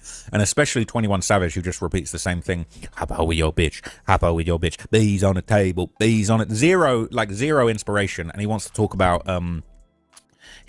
what happened to the streets. Like him and his little friends cleaning things up and being hypocrites. That's exactly what happened to the streets. So Atlanta being the mecca for rap is completely destroyed by all of the clownery and tomfoolery that went on in Atlanta with all of the street figures. And again, it also contributes to what I was saying as far as Young Thug, King Slime. He was a big gangster. Oh my God, he caught this case. That was the craziest news ever for a bit. And then come to find out that, like, you know, he on the phone gossiping. He just killed all of his aura. He on the phone gossiping about girls. He calling people out for being snitches and taking pleas. And then when he had his opportunity to take a plea, he grabbed it. And he basically got saved by YSL Woody, who was an unreliable witness for the prosecution and trashed their case. And he took advantage of it. He got saved by a snitch. So Atlanta is down 1,000,000 points right now. It says people started declaring rock was dead in the 90s. That seems wild to me, given the decade was largely defined by grunge rock music. Metal was going quite strong as well, and new metal emerged near the end of it in the 2000s. I always thought it was hair metal specifically that died in the 90s after dominating in the 80s. The 2000s featured new metal, emo, pop punk, and of course Nickelback and its ilk. I don't think rock actually died until the 2010s. Rap music definitely took over. I would say that really, obviously, you had people like Jay-Z and Nas, and rap was doing its thing, but you might not like me saying this. I would say that Eminem, he kind of took a few elements from rock and actually kind of, I feel like Eminem really was the man who was mostly responsible for taking rock, like taking rap and just like knocking rock music off of its perch and making rap music the most important cultural movement. Like Eminem was rock and roll. He was talking about killing his mom. He was talking about like the craziest, killing his girlfriend, like he was doing crazy rock, death metal type stuff on rap, and he did something completely new. And that was motion that carried on for years and years and years and years, and then eventually reached this kind of crescendo point when you started having, the other, really it was like trap music and, Atlanta, people like Gucci Mane in sort of the mid 2000s. And obviously you had, a lot of Outkast and other like really great southern artists, and then I feel like that's when we kind of built on this trap music, and you had people like T.I. killing it, was going crazy commercially, Gucci Mane, all of these great Atlanta artists, Ludacris, they really had their moment, the big southern moment, and then that kind of handed off over to Chicago drill, which was massively inspired by Atlanta trap in my opinion. And then you kind of ended up getting to this SoundCloud era that was like, guys like Smoke Purp and Lil Pump, and they was rapping about killing people, but they wasn't really doing it. They was just having fun with it, going crazy with it. And you Lil Uzi Vert's got songs about shooting people, Playboy Carti got songs where he's talking about being a blood, but it's like really it was more like aesthetically gangster, and sonically it was kind of just like very futuristic and stylized, and had a little bit of that punk rock. This is just my opinion. Hey, this is my opinion. You can love it or hate it, okay? There isn't a dominant anything because rap has fallen off a cliff. We used to have new stars becoming household names all the time. Now I can't name a new rapper. Before this, the underground scene would pick up the slack when sounds became stale and people were looking for something new. But now the genre has been taken over by shitty bedroom producers and rappers constantly copying each other. There's no innovation anymore. There was always a new sound previously, but the genre is dying. It will come back, I'm sure, but this is the most stagnant the genre has ever been at the moment. That's a pretty savage comment, okay? So let's see what else was said. If you think, wait a minute. Yeah, we've seen this one. The amount of music that's charting and being shoved down our throats that's just lazy interpolation of hits from 20 years ago is sad and concerning. This is actually just how it is, though. Diddy was ripping 20-year-old songs in the late 90s. That's facts, all right? And also, don't let me forget the Cash Money era, of course, is very, very important. Kind of coinciding with the Eminem sort of angry punk rock kind of wave of hip-hop. It says, if you think rap peaked in 2021, you are sub 20 years old, lol. Hip-hop's target audience, yeah, there's peaks and valleys in every genre, but we're definitely in a valley. They're saying it's weird because it wasn't peak for numbers, but by 2021, hip-hop, rap, and trap was literally everywhere, more so than the early 2000s, when charts and radio were a mix of pop, rock, country, and hip-hop. I feel like the media embraced it only at most once the quality of music had already plummeted. Hell, they put the Migos in the Lego movie. That's very interesting, okay? So let's move on. All right, guys. It says there is no Great Depression. There's just a shift in how audiences consume music when there's no longer a monoculture driving what everyone's listening to, rather than tons of artists and subgenres that are coexisting and finding its success within their own lane and demographic. You're right. There's not a new Kendrick Lamar or Travis Scott, but where that's gone, you'll now find artists that you maybe never heard of or barely on your radar selling out mid-sized theaters all the way up to arenas. Well, a lot of those guys got out of Drake's way, and I mean, you never know. I mean, it's the summertime. Future's about to drop. You know what I'm saying? I think the name of his album is called The Real Me. And you never know. He might have a crazy feature.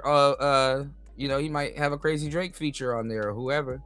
It says, but it's not like there aren't newer huge artists. Right, y'all, please hit the like button. Please support the show. Hit the Cash App. Hit the PayPal.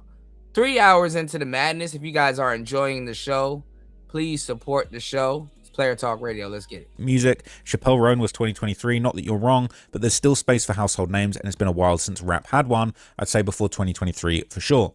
says hip hop has produced a bunch of stars in recent years. They just happen to be women who don't appeal to the primary demographic of Reddit. It's not a coincidence this thread is completely devoid of any mentions of various female hip hop artists popping off in the mainstream these last few years, touring arenas and packing out festival stages, who peaked well after 2023. Well, I mean, women kind of dropped the ball. Lotto done got pregnant. She got a song where she rapping like Drake, so I guess 21 Savage kind of pulled some strings for her, which is hilarious because we could tell a Drake flow.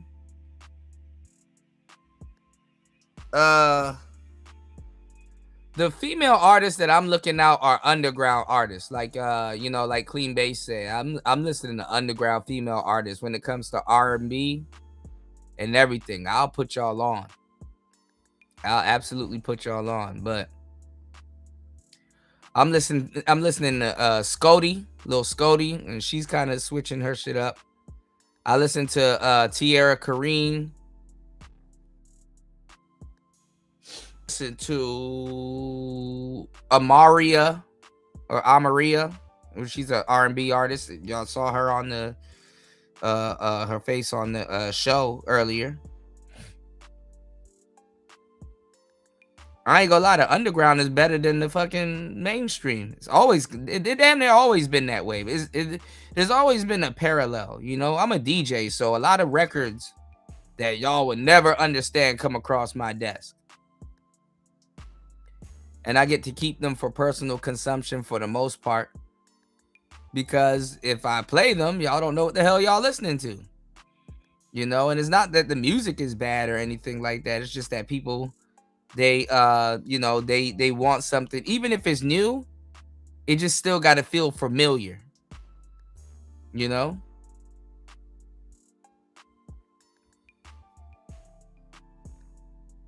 So that's the thing. And hits have been, hits are in abundance now.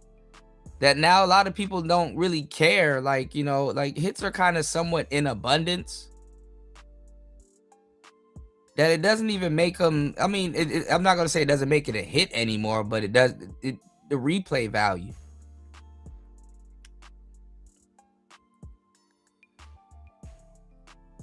Hip hop slop, but let's go. Oh, there it is being mentioned, okay? So it's a good point. It's a good point. There are definitely some female rappers that are doing their thing. But also, let's not forget, all right? Like, we've seen very, very good female rappers before that. Nicki Minaj, Cardi B, I would say are probably the greatest female rappers of all time. There's a lot of people that ain't really, they trying to be in this genre, but, like, they ain't really rappers. Like, Kendrick Lamar linking up with SZA is cool, but it's like, I wouldn't say she a straight rapper. She making pop songs, really. Like, Nicki and Cardi was actually spitting, like, they rapping. Like, Nicki Minaj on Monster, she's spitting, keeping up. She's smoking the dudes on that. So I gotta give the women credit, but also I would say that it is still a low. I don't know if we've got a Nicki or a Cardi in this generation, like what, Glorilla or Lotto. Like, I wouldn't say that they're at the level of Nicki and Cardi as far as cultural relevance. People are saying the youth aren't as interested in the music, simply put, and the powers that be that deliver the music, like large labels, agencies, entertainment orgs, they're not as interested in selling it either. Chicken and egg to some degrees. Pop country and EDM are getting more engagement. Also, modern hip hop and rap genuinely sucks live, and the artists aren't as professional, so the live music scene is not comparable to any other genre-oriented festival circuits. That's actually a very good point. A lot of these guys in the new generation, especially the gangster rappers, they think they too cool to hop on stage. They think they too cool to rock out and make effort. All right. So I've said it for a while now, but the kids don't realize they've grown up on a watered down version of the genre. Simply look at 2010 to 2015, which was the second golden age of hip hop. So many artists that are at the top today made their best works in that era. You got, oh my God, I got to try and remember all of these. Good Kid, Mad City, TPAB, man, Nothing Was the Same. If you're reading this, it's too late. Off the top of my head, I can't remember. Yeezus, all these ones. To Pimp a Butterfly, TC. Which one was TC? Nothing was the same. If you're reading this too late, MBDTF, I can't remember that one. Anyway, Future made his name in that era, dropping two of the most important projects of his career, Monster and DS2. That era paved the way for Atlanta's peak in the second half of 2010s. Rap essentially died with COVID. A lot of the most important young names in the genre passed away young in a short period of time, and none of them were able to hit an artistic peak. I would say gangster rap really took it for a couple of years after that. Although really, I mean, King Von didn't make it too far after COVID. I think Von's really important culturally. Then the genre diluted massively. Kids today are really calling the music they grew up on classic, but everyone knows it isn't the same tier. Today's artists never peaked as high as Kendrick or Drake. I mean, Kendrick's the biggest, Drake's the biggest to ever do it, and Kendrick ain't too far behind him. Gucci Mane and Chief Keef are two big ones from that era. They're saying the genre is diluted for sure. I get annoyed when people say the quality is still there, you just have to find it. Yes, there's plenty of great music still dropping in different subgenres of hip-hop, but with the death of the monoculture and rap superstardom, there's a 100% dip in quality. The genre was better when you had guys trying to be the best, trying to be the biggest. You saw the effort and creativity to push the boundaries, and that's how we got superstars. Interesting. This is a really good point coming up. It says, where are all the young storytellers? I feel like rappers hardly rap about real life in their communities anymore. The 90s had Nas, Biggie, and Jay talking about what life on the streets was like. 2000s had Kanye and Outkast telling stories about real life issues everyone can relate to. We Don't Care, Miss Jackson, Spotty Oty. 2010s had Kendrick telling you about being crime adjacent from a millennial perspective. There's obviously still people living lives of crime on the streets in 2026, so why don't we have any young storytellers telling us about what that's like? I'm sure it's different enough these days to offer a fresh perspective as well. What is there to relate to with rap music? King Von, crazy story, man. He was actually one of the best storytellers, and he was really killing people. That's why he was so important. He, ironically, accidentally was one of the most important and promising rappers as far as storytelling, and then he ended up going out that way. I said they're still out there, a lot of young talented rappers making music, they're just not mainstream.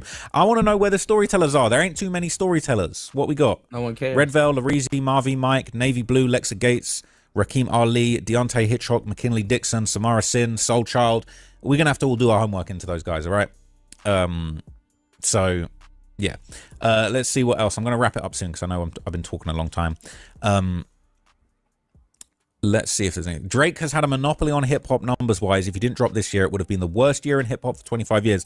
I do agree with that, to be honest. The genre is going to die from your perspective, from other people's perspective. It's going to get better and more authentic. Being a hot local act in the 2030s is going to be where the money's at. Is interesting. They're saying you're getting old and aging out of the target demographic for new rap music. As we saw, we had millennial old heads. They're saying rap is dead. RIP rap, 1975 to 2026. This is now a vaporwave subreddit. Okay, well, anyway, look, let me know what you guys think in the comments, man. Is this the Great Depression of rap and trap and hip-hop, or are we just about to start something new really interesting? I don't know. Let me know what you guys thought of that one, though.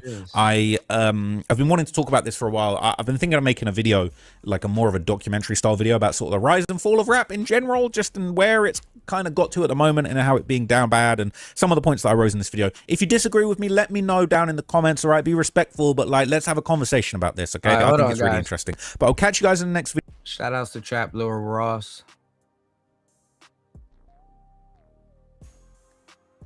All right, my bad. I had to do something. It is raining out here.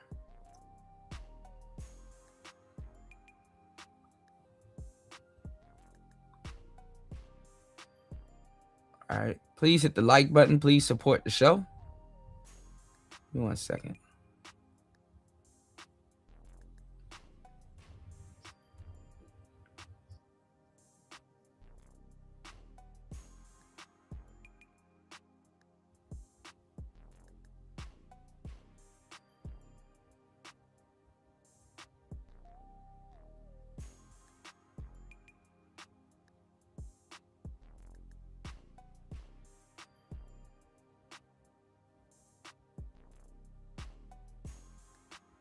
Hold on, guys.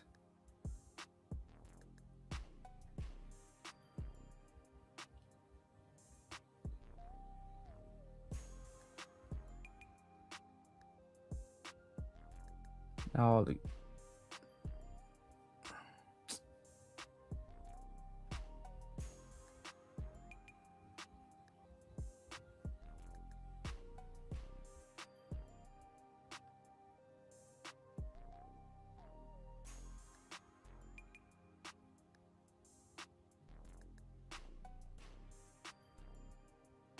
okay.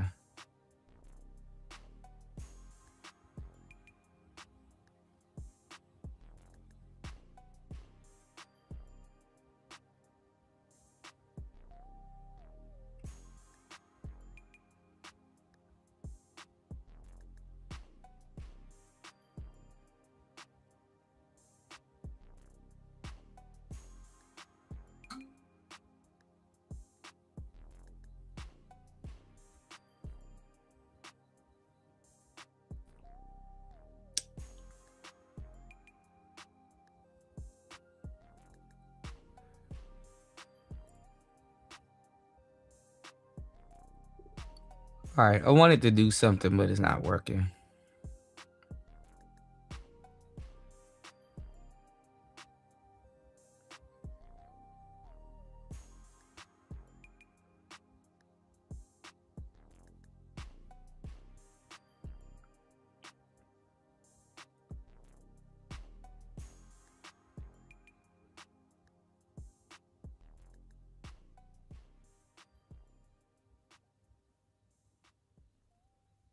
All right, let's get into this. Anton covered similar situation.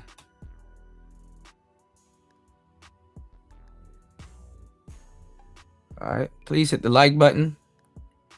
Please hit the Cash App. Hit the PayPal.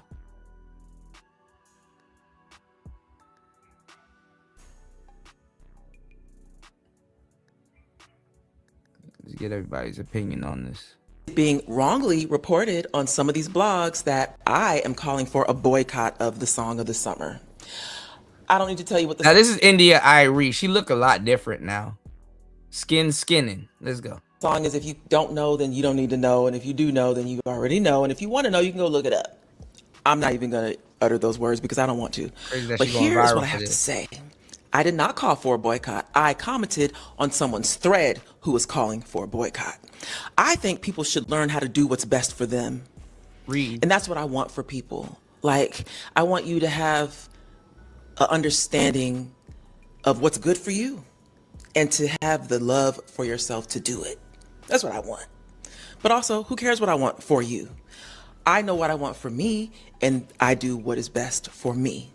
Now, if this was 6 years ago, I'd have been trying to convince you how doing the best thing for you is easy and that you should love yourself and blah, blah, blah, blah, but I'm not here to convince anybody of anything anymore because I learned that it doesn't work like that. What I'm here to do is emanate what I emanate and share my philosophies, and whoever it resonates with, yay, and whoever it doesn't, that's okay too. So let me tell you my thoughts about this song of the summer. But let me tell you my thoughts about music, because that's what this is really about. Everything has a frequency. People are like, it's just a song.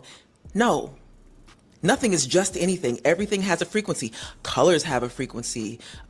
Names have a frequency.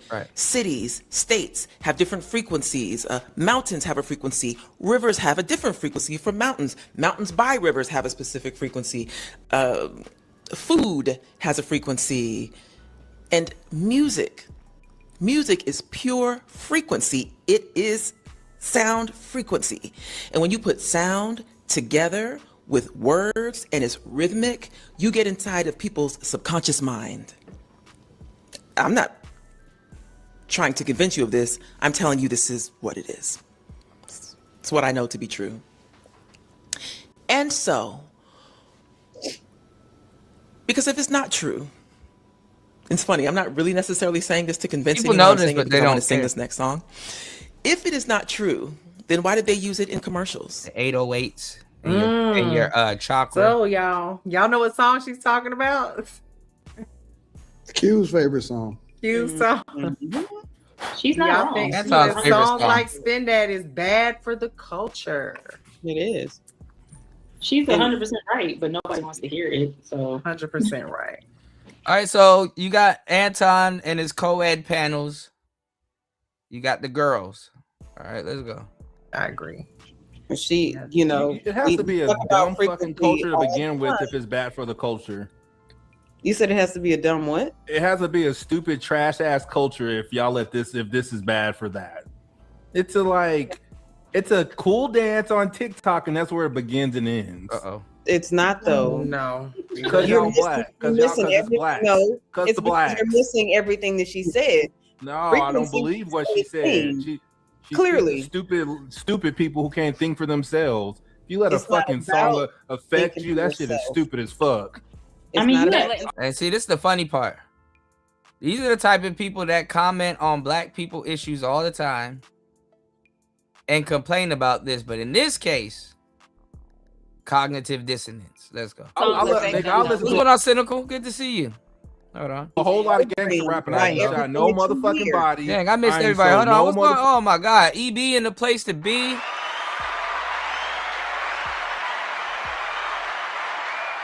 Good to see you, broski.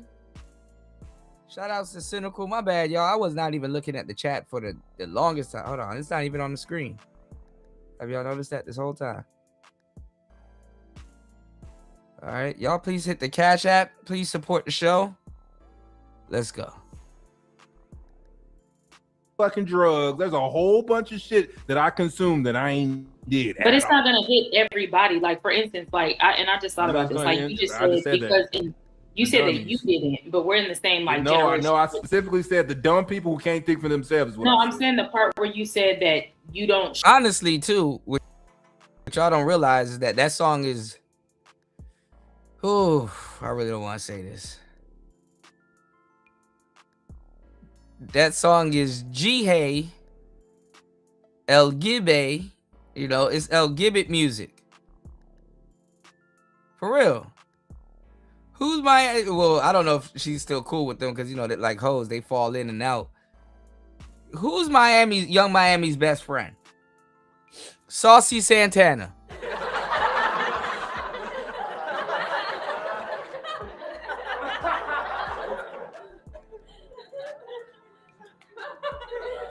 No voting, no fucking. No voting, no fucking. No voting, no fucking. No voting, no fucking. Can't make this shit up, y'all. Even if I could, it wouldn't be as good. Well, it would, because it's me. But, hey. Y'all support the show. Hit the Cash App, hit the PayPal. $ symbol PTV 888. That's $ PTV 888. That's $ PTV 888. That's $ symbol PTV 888. Spin that shit. Sell drugs, cool. But the people in our generation are people who do. It's not gonna affect everybody. Some can say, "Oh, we grew up in the era we were talking about." Why these people cam up like they don't want to be there and shit? Like, damn.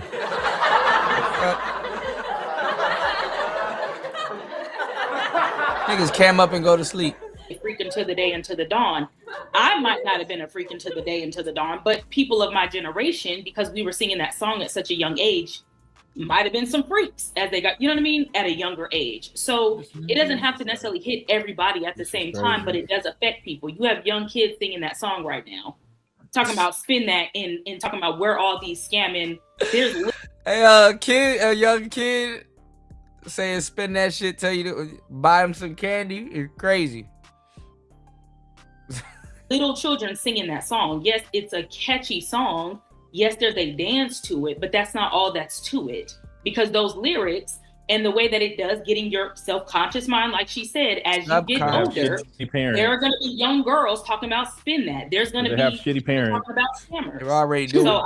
I actually think they have shitty parents.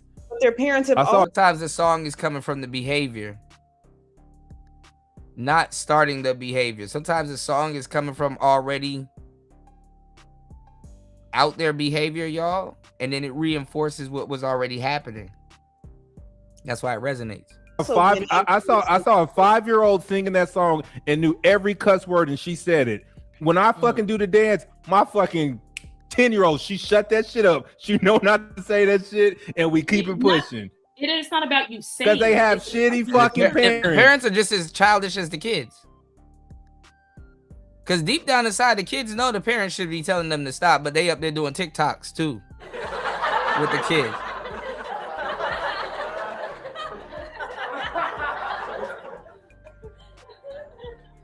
In the fucking culture. Are you talking about that? Don't take that much for a kid to figure out another kid, yo. Little girl that? Are you talking about that little girl that? Pink. Yeah. Yep. Yeah, there's kids that are probably That saying shit cuss was words, wild, bro. but you can still hear it. It's Oh, not and about I was actually proud about the culture in the comments because they fucking ripped that mama in half. I thought they was gonna be saying it was cute, but they didn't say it was cute. I was proud of it. The thing about it is, you know, even if people don't sing it and they don't say it, what happens is overall it normalizes this madness and foolishness and degeneracy in the culture, and that's how you get to where you are as a society. The things that you see all day, whether it's on TV, hearing it in the media, reading it, or whatever, is the culture forms of the society. Yeah, the society or the culture. So low vibrational. Well, look at this. have y'all ever considered this? It's so rare and goofy to see women actually really care about society that it's easy for them to actually brush off India Arie. It's almost laughable and funny when talk about societal grievance, and it's not coming from a feminist standpoint. Like, it's coming from a standpoint like, you know, my father raised me, taught me better. I know this is bad. Let me help try to fix society. They're going to get undermined because usually they're the ones pushing. You understand what I'm saying? That's why it's easier to shut down an India Arie and not say, and not really take it to accordance. Like, oh, yeah, that Young Miami song is probably fucked up. Nah. Go after the soft target. Because our culture is not the society. Usually the sisters are the ones causing the dysfunction. Now it's crazy when they say, hey, we might need to stop that. Girl, shut up. Spin that shit. Spin that shit. You know? I don't. Is it affecting white people, Asians? Part of society. Is it affecting small hats, children? This song. Different. They're part of the society too. They're the surprised. You're listening to niggas that's not in the suburbs. You be surprised. That are helping us. When I go to my white friend's house and I be doing my little spin, them niggas don't know what I'm talking about. I will say this: I seen like one of the ladies who was like one of the biggest scammers in the country. Like, she got caught because she was showing all the bad. Let me tell y'all something too. What our corrupt government do. If you're a good scammer, they'll hire you.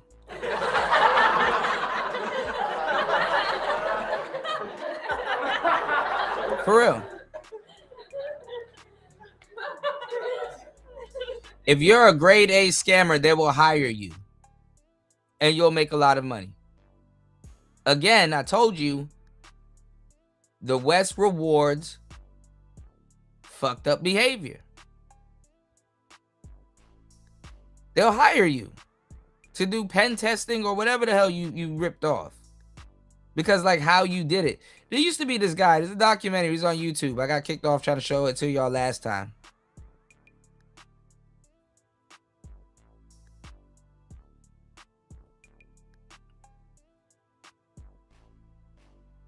I hate when good knowledge get unappreciated. So never again. But he was going around popping casinos. Like, he was going around figuring out every single slot machine. And you know what he did? He bought his own slot machine in a certain series or whatever, and he rigged it and picked it apart and was making tools and was making a lot of money out of the slot machines. Again, casinos, what they tell you when you go to the casino, the house always wins. Who here gambles? The house always wins. Right? Or they make you win in the beginning when you first get there, and it's like, damn, well, what else am I gonna do? Spend that shit. So you sit there, all the money that you made, now is gone. Instead of you having the willpower to just walk away once you win.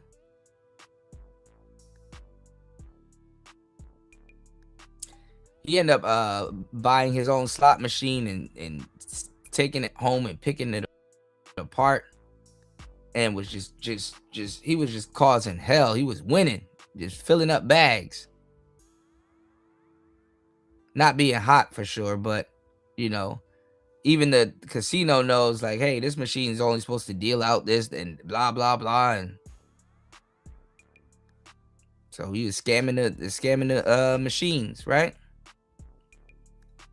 Then he ended up getting so big, that he starts selling the tools that he was using to other people to also scam the machines. And these were sophisticated tools, y'all. You know. And these tools are getting confiscated because stupid ass people are getting caught. All kinds of shit. And the government hired them. You know?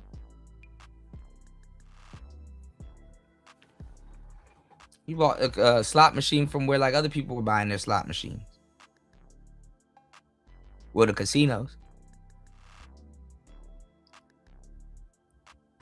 So it was nothing for him to go to like a hole in the wall, go find one of those machines somewhere, locate them, empty them.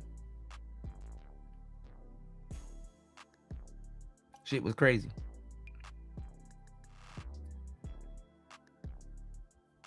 So if you're good at what you do, they will hire She you. stole playing that song. That's how she got caught. Oh yeah, I saw that shit. Mm-hmm. Yeah, so it's like this ain't just about no kids. Well, she thought it was funny. This She is put shit it on TikTok that she's a scammer. It don't matter. Like the song She was a scammer before the song came. Understand that, but the frequencies, they resonate with certain people. Certain idiocies resonate with people. It's nothing you can avoid.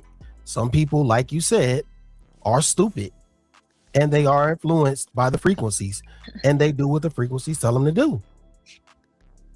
It's ignorant. A lot of the music we listen to are is very a ignorant. reflection. Some people are very ignorant. There ain't no even no. All right, I didn't want to play it. What? All right, well, somebody will say she's black. He's a mulatto kid, but hey. Huh? Oh yeah, no. I would have popped her ass up. I wouldn't have popped her. I would have popped her. Hey, you notice for the camera, she slowed down a little bit when it comes to. Spin what?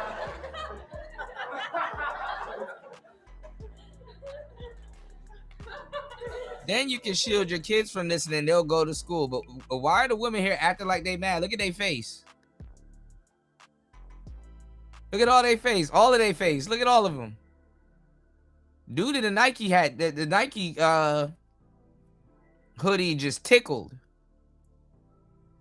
He think it's cute. Cooked. You know, I'm saying my child would never utter those words. These kids are pre-cooked. You don't know what your child gonna utter.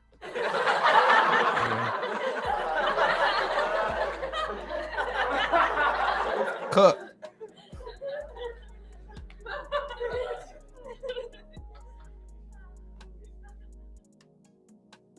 Imagine replacing Barney songs and Paw Patrol songs and stuff with that shit.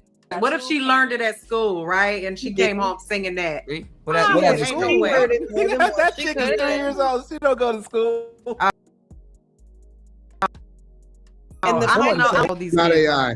Recorded it and put it on the internet. That's the culture that they're promoting in their home.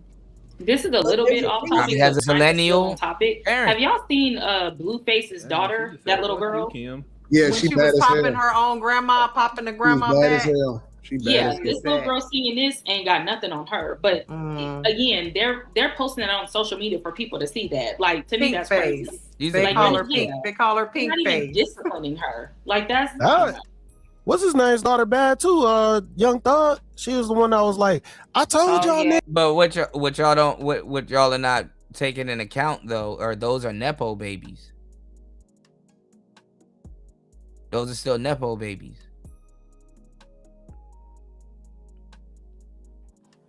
You pop that kid one time, now you Joe Jackson.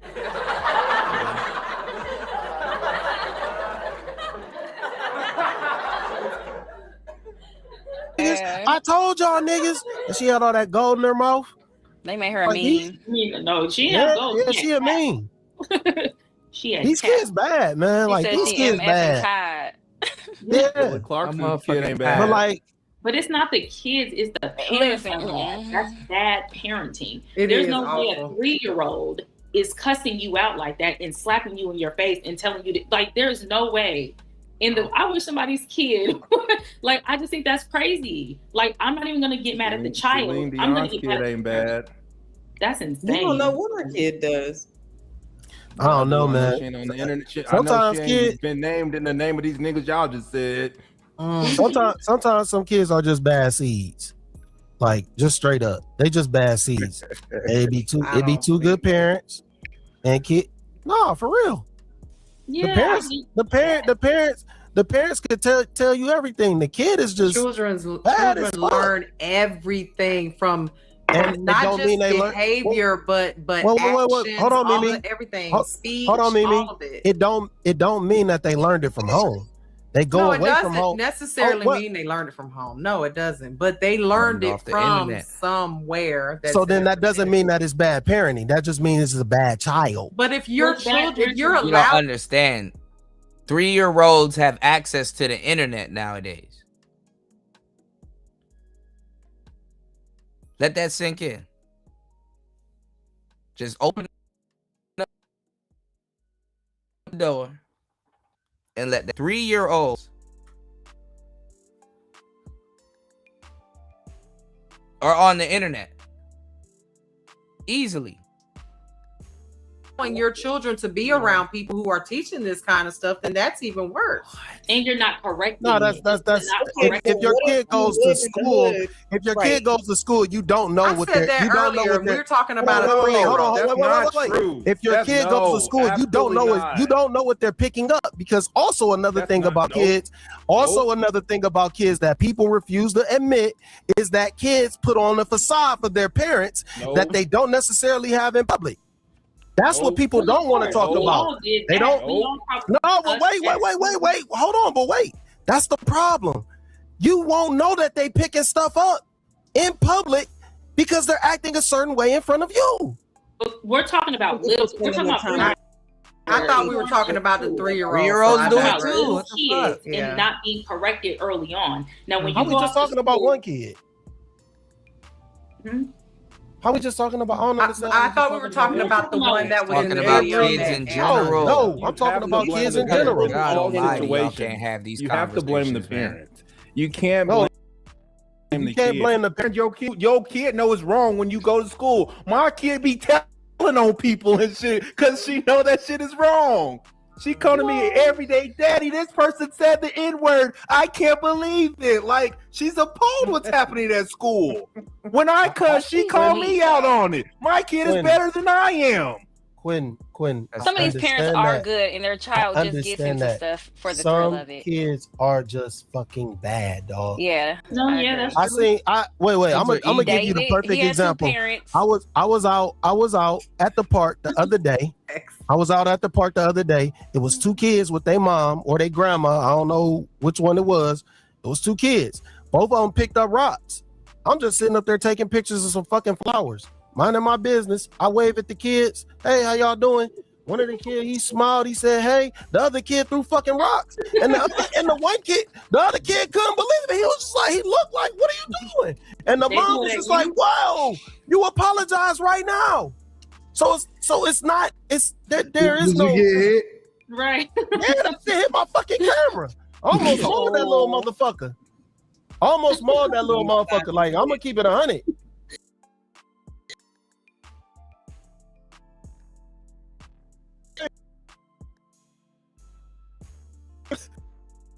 But boy, this is like, hey, chill. What the fuck? Had silver teeth in his mouth, didn't he? No. Support the show. Please hit the Cash App, hit the PayPal. Let's get it. Want the little difficulties. Hold on. Baby teeth. Listen. I don't know what was going on with the child.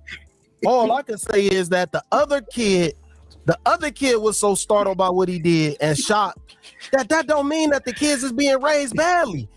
The kid just reacted in a terrible way. I mean, it don't mean that it's bad parenting. Right. I've seen Why didn't you dodge the nigga? What you mean dodge?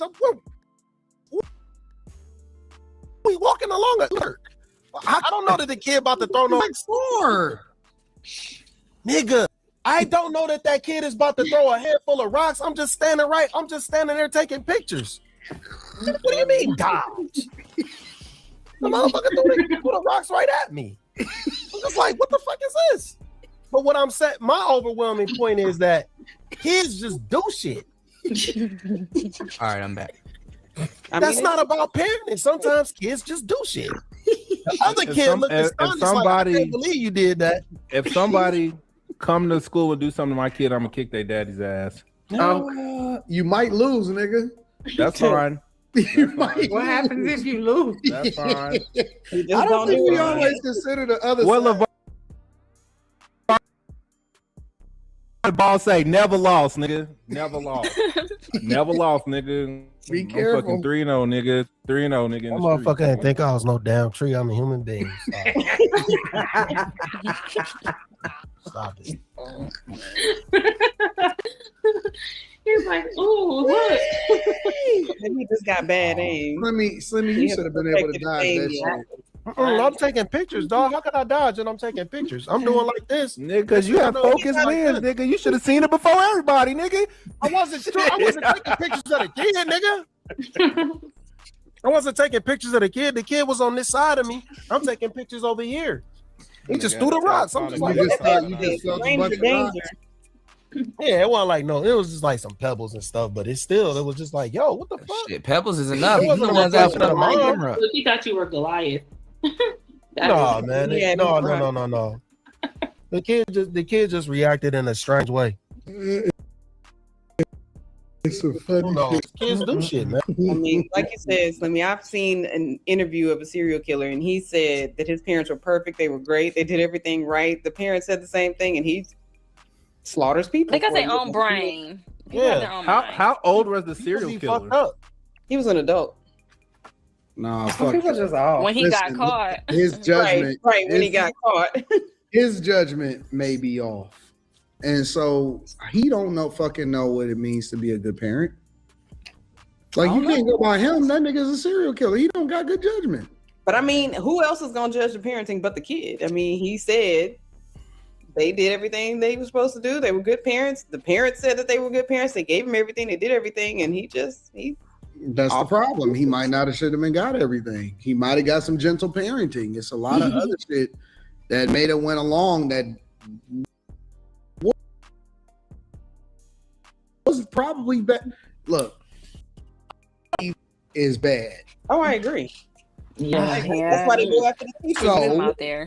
So if that's the case, because some parents think that their kids throwing rocks at a nigga is cute, right? And so if that's the case, I'm not talking about you, Slimmy. Just like the lady in that video that thought it was cute to record her daughter cussing. She thought that was okay. Yeah, and so the girl is recording her. I think that some parents don't believe that their kids are bad the same way that everybody else did. Some parents think that their kids is just all special. You know what I'm saying? Because they're theirs. So I can't always go by everybody else's judgment because they do dumb shit. They be badass. The parent as fuck. How would they know that the kid that they did the right thing with the kid? Their judgment is fucked up. There's a lot of people out here that think that their kid is cool. We got parents out here authorizing the transition of the kid, and they think that that's the right thing to do. I think a video of a black on the outside looking in, and the parents think that they doing some sweet shit. On the outside looking in, I'm like, no, you dumb as fuck. So taking their mentality. If you raise a serial killer, I don't believe that you have good judgment. I seen a video on YouTube last week where this one, and I'm only saying he's black because a lot of times we think it ain't us sometimes, but it was this black, he kind of looked like David, which was weird, but killed his girlfriend and hid her body in his ad house. Mind you, he lived with his parents. They were adults, but he lived with his parents. And the mom knew and helped him cover it up. Like, mind you, the police kept coming to the house, checking. They even up in the little square thing or whatever, they never checked that. Then the mom helped him move the body after the cops came. And she helped him move the body. So it's genetic. That's some fucked up shit. It's genetic. We got all of these teen takeovers, right? We got all of these teen takeovers. Or you may have a situation where your kid is fucked up Damn, rest in peace, Ian McGinty. I think that's how you say his name. Shout outs to Iron. Rest in peace to Ian McGinty or Ian McGinty.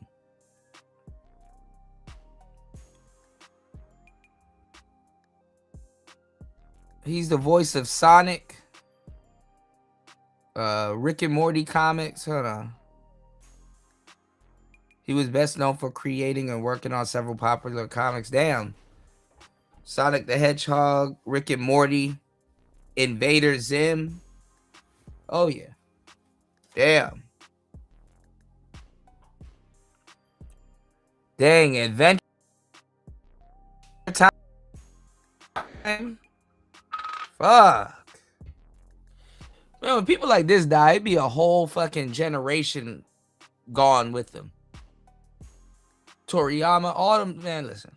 Like, you know, as far as like a news reporter, somebody die or a crime happens or a carjacking happens, right? Mm-hmm. And the first thing that we say as a culture, as people here in America, is what the fuck is, hold the parents accountable.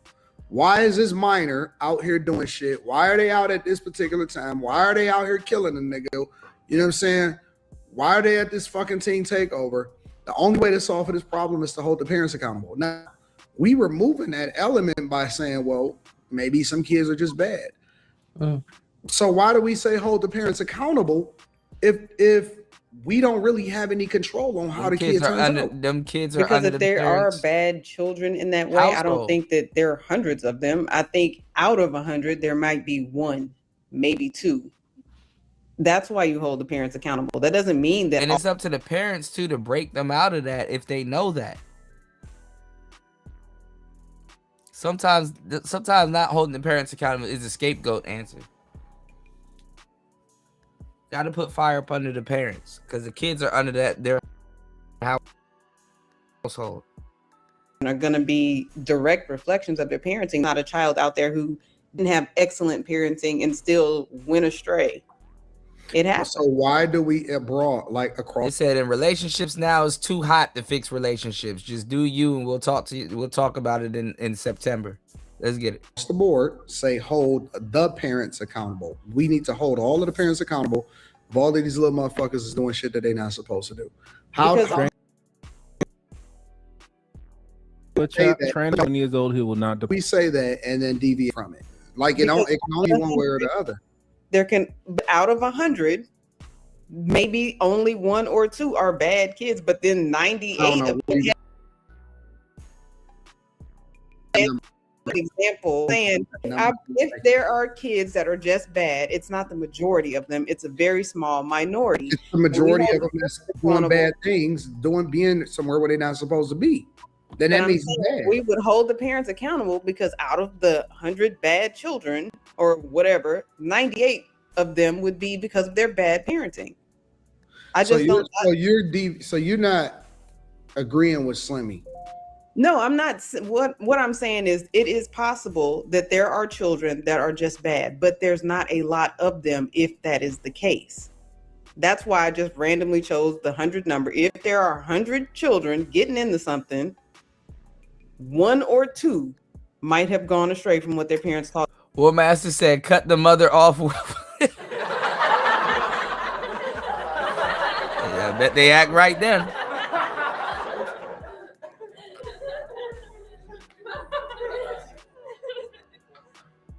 War Master on some simple solutions. I bet they cut their ass off then. Bet they fix their kids then. The other 98 had bad parenting. I'm just asking, trying to understand the context. That's all I'm saying. But then, like Indy Irie say, how do we know it's not the frequency? There's a reason why the frequency of music was changed. And it's the influence. Yeah, but if it's a 3 or 4 year old, you're a fucking bad parent. I don't give a fuck what nobody say. 100 out of 100 of y'all. 100 out of 100 of y'all are bad parents because it ain't even no way that a 3 or 4 year old is hearing that type of music unless you're fucking playing for it. They not in kindergarten hearing it. They not out in the streets. They don't catch the bus. Facts. They not hanging out That's with the their dirty version. She's not even playing the radio version. She is hearing the real. That's if you are a fucked up kid at 3. You know, Kids Bop about to take over that.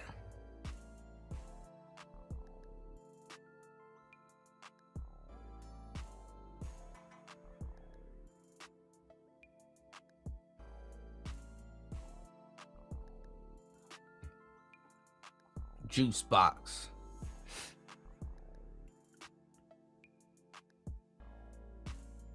Let's go. Hold on, guys.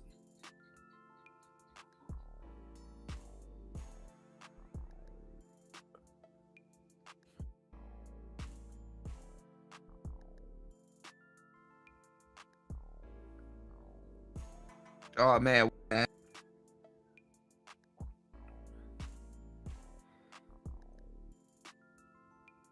Yeah, I mean it's a trickle down effect. If the parents are kids, it don't take the reason why the kids be stepping all over them. It don't take that much for a kid to figure out. You know, that's a given. But let's go. 4 years old, you're 900. You are a bad parent. I agree with that. I mean, kids that young are totally under your influence in somehow, some way. If you're not directly influencing them, you're allowing them to be around people who influence them. But I was just speaking for older children. But yes, children that young, yeah, that's on you. But even getting back to the whole India Reed conversation. Yeah, Irie. Yeah, I mean, it's bad for the culture. We just like bad shit. We like bad shit. Why did they pick this song? Why this one? Why not all the other songs? Why this one? Actually, they didn't call the name other songs too. Well, she was talking about this song. Because it's probably one of the most popular dumb songs This that shit we is love. old. It's been out since last year, haven't it? It just now went like wait away. Whatever has been out, it's one of the most popular What up, songs. Shannon B? And so It's because what? Yep. This is like the other side of WAP. Now I read something really scary. when I get this Xbox, I need to get my out back. This may delete your entire 3 years of inactivity. What the fuck? I hope it's not true. Makes it popular is TikTok. They take old TikTok songs, they do a dance, and it's that not shit for get Xbox popular either. into the next TikTok dance. It's not That's that it. old, bro. It's not that old. It is. It came out like last summer time. You can't even say the lyric, the one sentence of the lyric without bleeping out 3 words. It's just too much. Well, that's because it's a chant. And you know, spiritual realm is banned. You know, music is not a good thing in the spiritual realm. Because it's a chant. When you sing a song over and over again, it's a chant. Spiteful, maybe. I can't. When they bleep it, do you even know what they're saying unless you know the song? We like fucked up shit, bro. That's all that's to it. Awful. This is my favorite song currently, and I don't even know the words. I know "Spin That Shit" and "Scamming Ass Niggas." That's the only thing I know. All the other shit I start came out mumbling. April 24th, 2026. Nah. That's what I do. Oh, in April? Fucking word. Yeah, The song just came came out out. a couple months ago. The song came out April 24th, 2026. It wasn't. I've never heard the song. Me either. I heard it here first. I ain't never heard it Yeah. like that. It probably just took off. I just see it. I don't listen to her though. Hearing dudes. I told y'all when I first heard this nigga talking about it, and Quinn, when I was like, that ain't it. Anton sung it first, and I googled it, nigga. Shut up. No, wait, nigga. Don't try to throw me under the bus. Nigga, he talking to you. He ain't talking to me. I don't remember Anton saying it until after he was confirming. He was confirming what you said. He was confirming what you said, and then I heard him saying it after that. But that shit ain't got nothing to do. You was with talking me. about that. No, you were singing it too. But Quinn was doing that. But I think Quinn was doing. No. You not. I was singing. Quentin, yep. See, spin that shit. Spin that shit. Spin that. See. No, Anton. No, you not about this. That nigga Quinn sit up. You had brought that shit up on a Sunday. No.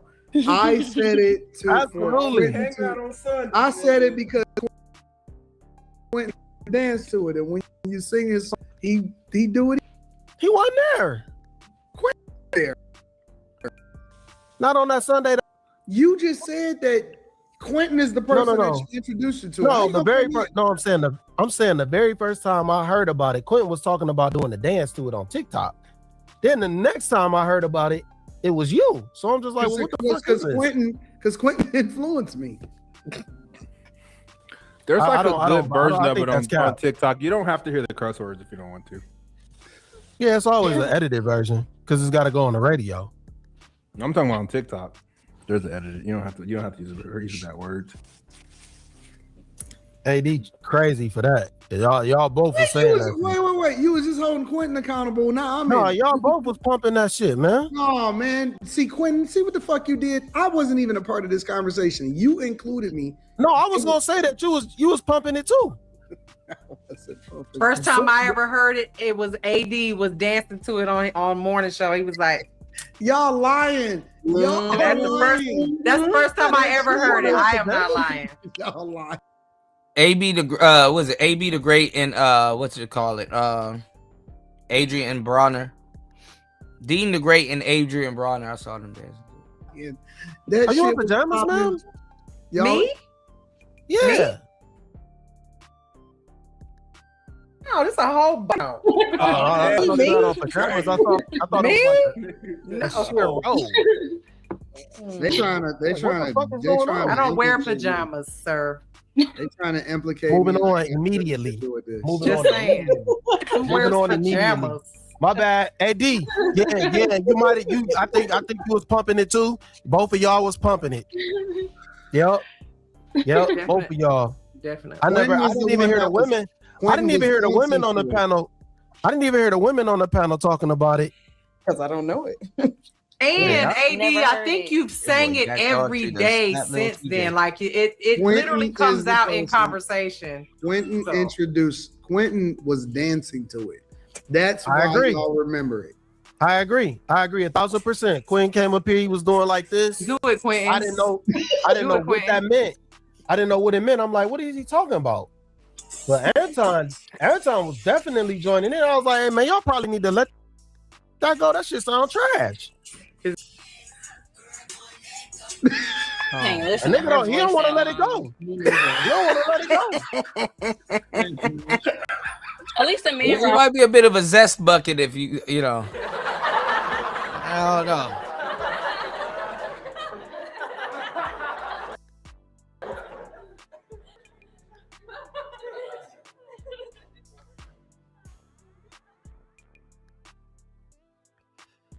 Holy shit. All right, let's go. Mostly guys that be like no. We gonna say Anton and Quentin with it. No, I'm not. Dude's doing it. That wasn't even Rick Ross was doing it. Yeah, Rick Ross doing it. Yeah, it's like a lot of celebrity dudes. She tried to get Rick Ross to do it. He hesitated. Shout outs to Rose for the hezzy. He hesitated. He was like, nah, it's a little zesty. No. He not even trying to get on the remix. What's the matter, Daddy? What's the matter, Daddy? He wasn't trying to quickly jump out of his body and do that, y'all. All right. We're going to get to some gaming news soon. So please, y'all, hit the like button. Please support the show. Please hit the Cash App, hit the PayPal. I got you guys. All right. I'm going back to, and I was looking at some stuff. Like I said, I just saw this thing. I hope it's not true, but hey, got some gaming news coming on the way. It's player talk. See a lot of females singing that song. She's calling them. She's calling them. Where they at? That shit, nigga. When you do your little thing, nigga. Diamond was doing it, nigga. Shit. Diamond. Lisa Ray. You keep calling her. Have you just recently watched? It's funnier to say Diamond than Lisa Ray. Y'all niggas ain't funny. Why is she in the mix? Lisa Ray ain't funny. Diamond is, nigga. No, She Diamond did the is funny. dance. I'm wondering why she on your mind like that. Did you just see her? Because I seen her doing my dance, nigga. Fuck you, man. Not my dance. Now you thought about He claimed it. But I don't understand Slimmy because Slimmy listen to other diabolical shit. Broccoli such as beef and such broccoli. as. Yeah, I can name 1,000 rappers. Eminem. No. Name a song that I listen to that's on the radio that's being pumped like this shit. Putting all of these No. You want to call somebody out? You got to do it. Shebang. I'm not. You say what? Shebang. What does shebang have to do with anything? Drake. What do you mean, nigga? You was just dancing to it on Instagram. I was in the club and I was dancing to it on the internet. What does that mean? There's nobody. Ain't nobody talking about robbing it. Wait. Nobody's talking about robbing and stealing in that song. What are you talking about? Come on. Hold on. Come on, Slimmy. Hold on. No. Don't try and drag me in the mud. Come on, Slimmy. No. Come on my ass. Nobody's talking about robbing and killing. Wait. Whoa. Hey, yo.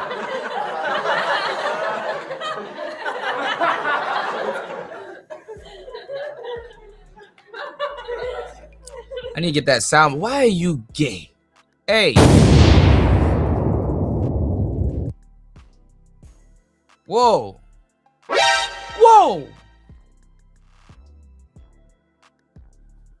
Oh. Robbing and killing is. What do you mean? They talking about stealing. What difference will it make? The nigga, all of my ops, they dead. Why do they gas me up? What are you talking about? That shit go straight to my head. Okay. All of my ops, they dead. Nigga, that's the first few lines. That's your rapper. That's your favorite rapper. Complaining, you're holding us accountable. I'm talking about. You told me to give you. You told me to give you. No, sir. You're complaining. I said I told y'all about that song. I said that song wasn't good. Slimmy. You are contradicting yourself. No, I'm not. That's not a contradiction. You are. That's not a contradiction. You're talking about one lyric. That's not the whole song. The whole song is about. Me to give you an example. Song is about scamming and stealing. All of my ops, they dead. You said, tell me a song where they not talking about killing it. Like, come on, man, you're dancing. Okay, so let's do this. So let's do this. So that can't be wait. No, you're wrong because that can't be figuratively. That can't be talking about Kendrick Lamar. Hold on, wait, hold on. No, because now you're being disingenuous. And you know song lyrics go a certain way. All of my ops, they're dead, could be talking about Kendrick Lamar and his career. Slimmy. Can we talk about XXX? I know you ain't just said that, Slimmy. He could be talking about him too. This nigga is crazy right now. Can I forgive? I can. What do I need? Some head. But this is your. But wait a minute. Nigga, Wait a minute. Anton, you play that song. I was dancing to the song in the club. What do I play the song? Play the song. You never heard me playing this song. You danced so I can't dance on Instagram. Wait, hold on. Wait. You never heard me quoting those lyrics. You never heard me quoting that song. You trying to conflate. You sang lyrics to a song to me dancing and me doing like this, pointing in a 5-second video. This nigga in a 5-second video. You didn't hear me quoting the lyrics. You didn't see me saying that. All you seen me do was point to the video. You had the Drake song on. Shebang, nigga. I had the Drake song on. Yes. No, I didn't have the song on. I was in a place at the function where the song was playing. Slimmy, you. No. You're wrong. Slimmy, you are trying to compare me to you. You were quoting the lyrics. I'm not comparing you to me. I'm not a problem. I'm not denying it. You're denying it. You're not denying anything. I didn't say nothing about this song. I just said that You this said, song give me wasn't an good. example of the song that I do some Give me shit some. that's toxic. Give me like 2 And I minutes. just- I'll be right That's back. not what I said, Please support Anton. the show, What guys. did you say, Slimmy? I said, give me a song that's bad in that manner, and you couldn't do that. You started talking about just certain did, lyrics. nigga. That's not the same. That's not the same. It is the Anton, stop. same. Anton, stop. That's not the same. Seriously, Slimmy? That's not the same, dog. Is this what we doing, Slimmy? The lyrics say shebang, and it's got all of my ops stay dead. So that's the lyric that you stuck on. I can go down the list. What do I want? Some head. What the fuck is wrong with that? The same shit that's wrong with Young Miami song. What? All I want is head. What do I want? Some head. That's what he says, Slimmy. Anton, you reaching so desperately right now. I ain't going. You Wait, didn't hear me. You didn't hear me playing this song in the privacy of my home. You never. The whole purpose of you even mentioning that was because you thought I was listening to it privately. No, it's because you said give you an example. That's why. No. I'm talking about That's what when you you said? brought Anton. I'm talking about when you brought it up. When you thought you said you caught me, and I said I never had a problem with that song. You're trying to conflate. The point I'm not is conflating is that anything. you can't talk like the way you're talking, and then be dancing to a song. What am I talking? What am I talking? Okay, Talking about frequencies of music and saying that it's bad, but then turning around and dancing to it. That doesn't make sense. That doesn't make sense because you didn't hear me. You didn't hear me playing this song in the privacy of my home. All you saw was a clip of me doing like this to some song lyrics. That's totally not the same. You didn't see me. That's totally not. That means you was feeling it. Quoting this song. You've been quoting. I heard you talking about. I didn't know about the song. We reviewed Shebang on this channel. I had no choice but to hear it. Slimmy, I was not playing it in the privacy of my home either, but you're holding me accountable for it. I'm not holding you accountable. All I said was that I told y'all I didn't think that was you were. Is that not what I said? Okay, Slimmy. Is that not what I said? I said when y'all was talking about it, I said it's hypocritical. It's not hypocritical at all. It's not. It's not. You just making up stuff. I said that the shit that we all listen for nothing. All I said was when y'all was quoting it, I said, yeah, that song ain't that good. I said the shit that we all listen to is toxic. You said, what do I listen to is toxic? That's not what happened, Anton. And then that's when That's how my voice don't sound like that for one. Stop doing that. Secondly, that's not what I said. That's not how that took place. That's not how that took place. That's not how that took place. Yes, Quentin started playing the song again. You wrong. Hypocritical. It's not hypocritical. I didn't criticize you. I didn't criticize you for listening to the song. I said it wasn't I told y'all that song wasn't that What good. I'm saying is that we all do the same thing. No, we don't. No, we don't. So if Slimmy can, if Q can dance to Spin That Shit and you could dance to Shebang, what's the difference? What's so bad about Shebang? Just tell me that. Tell me that. Outside of one line, tell me what's so bad about Shebang. It indirectly influences you, and it holds a frequency as all music. What is it indirectly influencing me to do? Like NDRE. What is it indirectly influencing me to do? The same thing that it's influencing Quentin to do, to dance to bad lyrics. Oh, so it's a bad song now.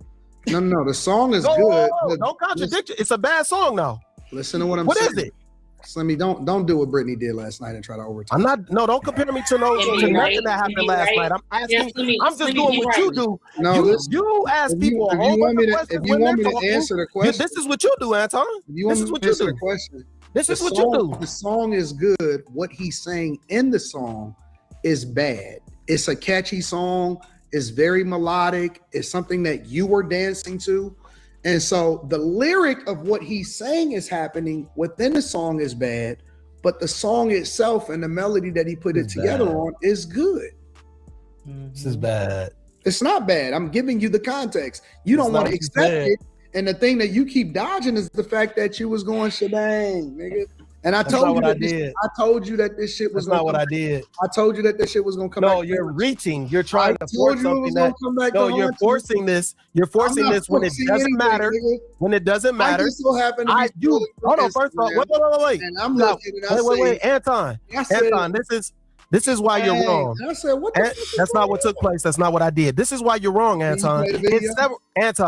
It's several examples. Wait. This is totally Anton, you're wrong. This is why it's bad, because you got one example of me doing one thing. No, stop deflecting. Stop deflecting because he's wrong. You got one example of me doing one thing. It's several examples. Mimi just said you've been saying it every day. Or the don't be a corny. Don't be corny. Look, and it's over. And that's the end of the clip. That's the end of the clip. So that clip isn't even 5 seconds. But you've been repeatedly. Wait, stop. I don't have to say. Stop. You're desperate. I'm starting to agree with Slimmy. Anton, You're desperate. You're desperate. You're desperate. You're desperate. You're desperate. You're desperate. You're desperate. You're desperate. This is the problem. You're desperate. You're desperate. You're desperate. You're desperate. You're desperate. Mimi just said you've been saying that song. Mimi just said you've been saying that song every day on the Millionaire Morning Show. How does that compare to me doing like this? When he literally hold on, wait. No, I didn't. I just did like this. I was doing like this. And then I did like this when he said "Don't," because "Don't" is one of my favorite songs. Bryson Tiller, "Don't." I send that meme all the time to everybody. People know that about me. Why y'all keep asking me to show it? I didn't. Full screen. I didn't. No, we're not doing that no more. You done. It doesn't matter. Yeah, you got in your text message. The point is, they're desperate. They're desperate. Shout outs to everybody here. 4 hours and 7 minutes into the madness. Please hit the like button. Please support the show. It is 5:52 a.m. here. God damn. Time is going by. Hold on. Got too much stuff floating around this damn studio. All right, hold on. I got one example of one thing. Quinn just texted me. One example of one thing. I don't have it. Quinn had it. Thousands of examples from two men. This is desperation. Countless examples. Desperate. You asked me to give you an example. It's not a good example. And now it's not a good example. Now you don't like it. That's not a good example. It's a perfect example. Anton, tell me a song. Tell me a song. Better example. Tell me a song. Tell me a song that's problematic. That's not a problematic song, Anton. Well, then that shows that you're a hypocrite. It's not a hypocrite. You're not proving an example. You're not proving a point. Where is the song problematic? Q just showed it to you in 4K.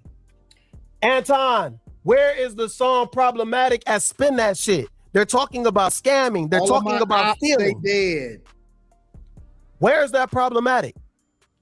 Shebang. Where's that problematic? That's one line in the whole song. The song is shebang. Most people sing the rest of the song. Slimmy? Anton. You want me to give you another lyric? Anton, you're desperate. My nigga don't know how to pay me back. You never heard me singing that song. My nigga don't know how to pay me back. So he said the next Hattie catch is a free one. What kind of clip? What kind of you never heard me singing that. Let me read the lyrics to you. You've never not a lot though. Female music is more influential than male music, depending on who it is. I got a Young Miami song getting sang more than a Drake song. Me singing that. Give me a second. No, you've never heard me singing that. You're desperate. Stop. You want me to give you more than one line? My nigga don't know how to pay me back. I want you to get no. I listen. Privacy of my home. Slimmy, don't overtalk me, please. I'm not overtalking you. Can I please say the lyric? No, Anton, give a good example. Can I please say the lyric? Please say the lyric? Why you want to say the lyrics to that? Give an example of something that to go with more than one line. No. I said, give me an example of something that I listened to. That's all. I just did. You didn't. I don't listen to that song, Anton. Stop. Desperate. Slimmy, take your L, bro. No, you gotta desperate. I You're desperate. You did not get because you square. listen. This is the problem. You don't know what kind of music I really listen to. So Shebang, nigga. You don't. I don't listen to that song, Anton. Stop. You knew the lyrics and everything. Anton, I don't listen. I said, Slimmy, to that what is? song. I said, Slimmy, why you dancing to Shebang? You said, nigga, I didn't say the song wasn't hot. I like it. That's what you That's said not what to I me. said. That's what you I said to me, Slimmy. That's not what I said. I said I didn't have a problem. I never said that song was trash. I said 9 out of 18 songs were good on the album. I didn't have a problem with that song. I said I said it's only like 2 or 3 songs off that album that I might play again. What are you talking about? Okay. When you dance to one song, Slimmy dance to the other song. There's nothing you couldn't wrong. come up with an example. You couldn't come up with an example. I That's gave an you L. the most biggest example, and Quentin is the person that recorded You it. can't give me an example of something because I don't listen to that song, Anton. I don't listen to it. You've never seen me in my house. I never sent you I that gotta song. see you in your house listening to it. I don't see anybody. You've never seen any. I was out. Why do I have was to out listen? up. Wait. Why do I have to see you in your house? You regularly Listen bring this song up. You can't compare the two. You asked me for an example. You've never seen no evidence of me bringing this song up. You're desperate. It's not the same. Okay, Slimmy. Okay, Slimmy. It's not the same. That's not something that I listen to in the comfort of my home. You didn't think this one through, buddy. No, you didn't. I thought I didn't have to. It was easy. No, you tried you threw it right in tried a knee-jerk reaction. You tried a knee-jerk reaction, and the doctor said that knee isn't working. That knee ain't You threw working it right now. in my lap. You threw it right That in knee my ain't lap. working right now. You don't even have to add on the panel. Is that you're wrong? No, Brittany just said you were desperate. Even Brittany, who said I never was agree with desperate? me. She just said I think you're reaching. What are you talking about? You didn't hear First that? of all, desperate and reaching is 2 different things. That's number one. Who is this AI? Who is that? He AI. That's AI Quentin. All right, y'all. We got one more topic and super chat. So can we move on? Or do we have anything else to say? No? I have something to say. All of my ops stay dead. That's not what I was gonna say. Desperation. Okay. Go ahead, Kimmy. Desperation. No, I just want y'all to know that this frequency thing is real. There is a reason that they changed from 432 megahertz to 440. It's for crowd control to make y'all nervous system act up and all that. If you don't believe me, look it up. Watch what you listen to. Okay. I'm R&B. All my subs in the back of my truck, they play at 33 hertz. Watch what you listen to, Slimmy. All right. I think that's more of an issue with Anton and Quentin. All right. Dion sent a $20. When I tried to give y'all some uplifting music to listen to, y'all laughed. I thought that was a nice Y'all song. laughed. They don't want to hear Y'all laughed. They don't want to hear that. When I tried to share uplifting music with this panel, y'all laughed. Molly tried to act like she wanted to hear it. No. I'm just saying people don't want to hear that. Like We know. she has to kind of come to terms with that. Like, we this fuck ain't with back good in the music. day where people No, could y'all look don't. dusty with the do. Y'all don't. dreads and then just make fuck the with good barefoot. music. We listen to Let your positive soul shit be all the enlightened time, music. bro. Nobody want to hear that. We And listen to people just positive shit all the time. Cap. The culture don't want to hear Larry it. June, The Larry culture June, be ain't talking about there. the trap. You was playing that earlier. I Larry mix June. it up, nigga. I also listen to Canton Jones, nigga. I listen to a lot of people. I listen to Fred Hammond. I listen to all of it. I mix it up. I was listening Prodigal Son go hard, my nigga. I was just listening to Sade in the car on the way here, nigga. Love Sade. And I can show you my playlist all day long. I listen to Ella Langley, nigga. Hold on, I can show my fucking playlist.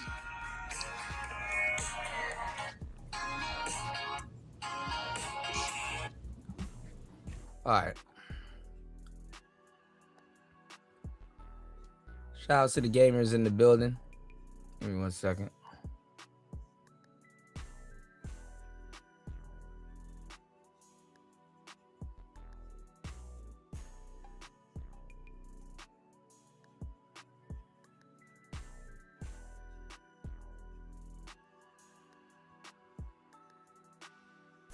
Whoa.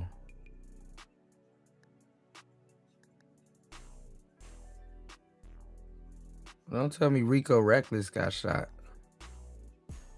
Hold on, y'all.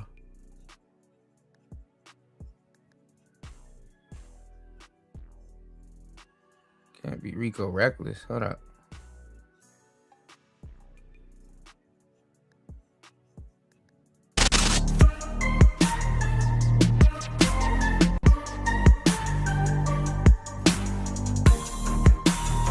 Okay, I was about to say.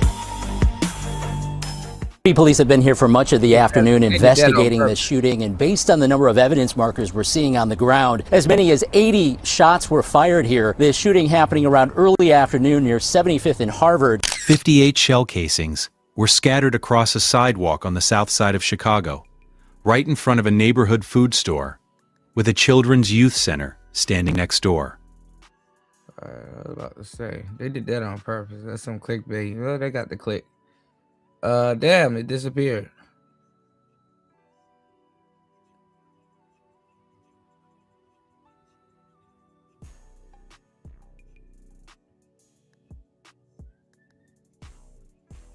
That's messed up with Steady Nash is hilarious. All right, hold on.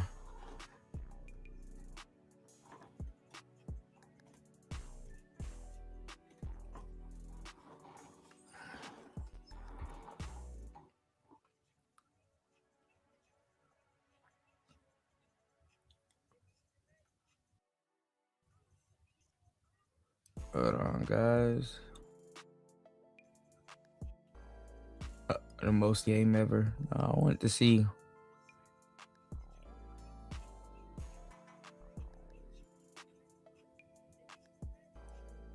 Hey, don't tell me it disappeared.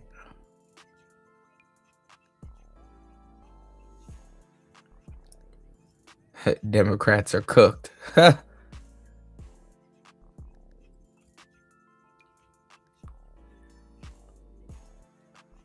Hold on.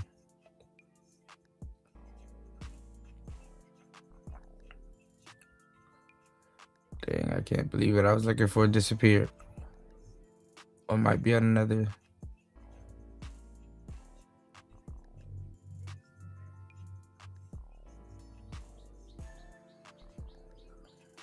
Let's see. Move on. I can't believe nobody has noticed this yet. Maybe they have, they just haven't put all the pieces together yet. But after watching all of these live service games that we've just seen completely just wither and die and millions and billions just completely wasted, I think it's finally over, guys. If you're watching all the game and over the past couple of months, realize that they were almost entirely devoid of live service games outside of the notorious few that we see every single year. That's right. Call me crazy, but I think that these guys have given up. Not all of it, obviously. I mean, there's still plenty of live service games that are out today that are still doing just fine. They're great live service games that you could be playing. Many of you guys are probably playing right now, and we're going to be talking about some of those to be able to contrast the good with the bad. But the live service, the version of live service that these guys have been trying to chase over the past 10 years, the idea that every single player is going to be a cash register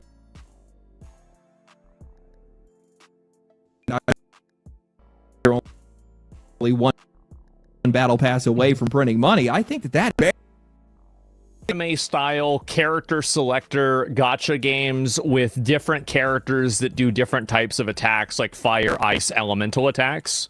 There are right now too many games on the market for that audience, and there's even more of these games coming out. You still have Silver Palace releasing, and you also, you have Azure Premilia releasing as well. Both of these games, I think people like NTE is a good game, but there are so many people that are already invested into Genshin Impact or Wuthering Waves that it's hard for any of these new games to catch on because there's already so much attention for the existing ones. And I think that fundamentally they reached market saturation and people have already made a literal investment, right? They spent $1,000 on their favorite waifu on these games, and now they're not willing to give that up. I think that's what's happened. Summoner's Wars is the original gacha. I don't give a fuck about that piece of shit. Fuck that game. The game sucks. You play Wuthering Waves. That's the only good one. And it's their fault. Shut the fuck They're up. the ones that did this. We don't have anything to do with it Shut up, outside of idiot. just not playing those games in You this don't know case. But anything. these guys had a good thing, but they just couldn't get enough. No, instead they had to strangle that golden goose for everything it was worth. Just give me another $1. They just had to continue to extend the track on the treadmill to ask for more time and more money. This market was just so many games, but I think the real damage came from something that nobody was even aware of. These guys got exactly what they wanted. While they definitely, without a doubt, exhausted quite a lot of us, myself included, they trained people to be insatiable, to make it where no amount of content would ever satisfy them. And by doing that, they essentially put the developers This is on the way WoW is. It's like, oh, I played the game. I'm out of content. I played the patch for 12 hours for 2 months, and there's nothing left for me to do. Dead game, anyone? a treadmill. Jesus And now this entire industry is getting Just go skinny. do something else. We have seen a massive resurgence and focus into single-player games with stuff like Yes. Crimson Desert, Resident Evil 9, Pragmata. Hell, even Rockstar is out here having the confidence to invest there's over something $1 off billion about all these into games. what is still at its $1 core a billion single-player game with Grand Yeah. Theft Auto 6. So imagine my surprise. Like, when- even though the still shots from Grand Theft Auto 6 look weird. Like, what the fuck? Is this Dawson's Creek?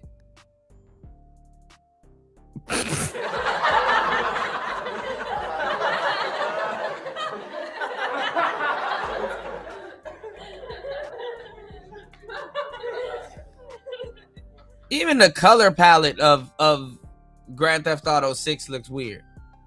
I hop online and I find out that after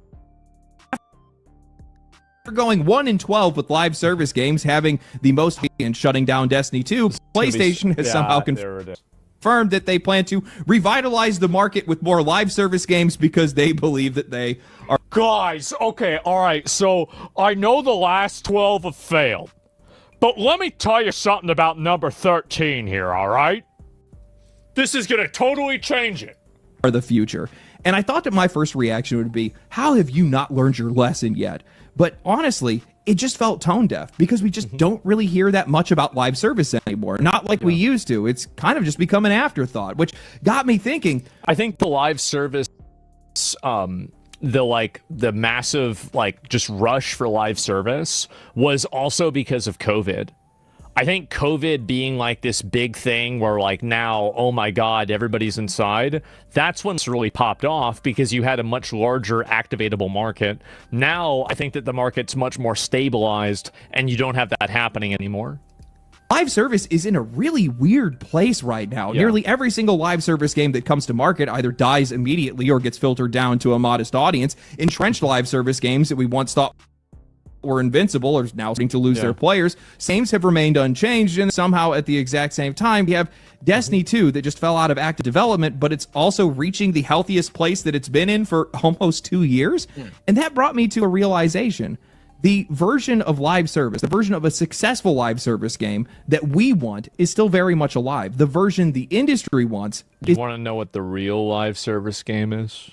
The true live service game? Don't say 007. You can say Halo. Fuck it. Fortnite, Minecraft, Skyrim. There's some Final Fantasy games in there too. That's just nothing but online. I don't know. Path of Exile 2. That's live service done right. That's my game. It's effectively dead.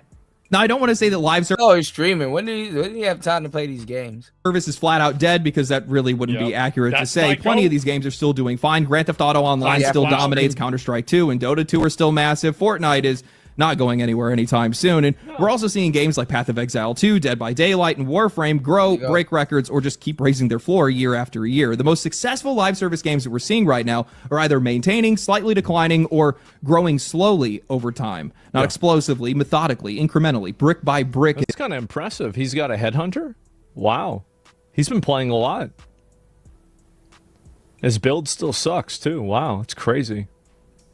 In most cases. But the one thing that almost all these games also Good have for in him. common is time. If you guys actually go down the list of the biggest live service games that are out right now, nearly every single one of them came out between 2012 and 2017, with only really a few outliers. Path of Exile 2 being one of them, but that's really just an extension of their previous game, which is still killing it even today. The ones that came out after that, for the most part, man, it is a graveyard. I took the time to really look into this, and honestly, man, I think the numbers would shock a lot of people. The estimate is not going to be completely bulletproof, because I'm also going to be counting in games that are considered anything live service, so whether that's a gacha game or a first-person shooter, but I found that roughly 160 live service games are either on live support, actively failing, canceled, or completely dead just from the past 5 years. And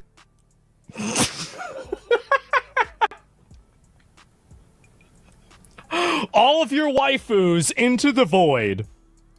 Most of them are dead. It's too bad. We're talking about billions of dollars being lit on fire, and most of these games weren't even high-profile failures. Hell, most of you guys wouldn't even know what half of these games even were. Spellcaster Chronicles from Quantic Dream, Last Flag from the band Imagine Dragons for whatever reason. Wildgate got shut down the other day, and I had never even heard of it. And yeah, it's going to be easy to point out some of the individual problems with each one of these games. Bad marketing, bad concept, terrible character design, whatever it might be. And some of that stuff is true and well worth calling out when it is, but part of this is honestly just saturation. Over 19,000 games released on Steam alone in 2025. It's not exactly surprising that some of these games just flat out disappear. A 2025... Here's another big component. I'm sorry I'm pausing so much. I just have a lot of opinions on this. Is that I have a really hard time keeping up with live service games, because whenever I'm playing one and I come back, like, for example, with Where Winds Meet, like, I was playing that game until 4 a.m. last night, and I'm still not capped out and ready to do all the bosses yet.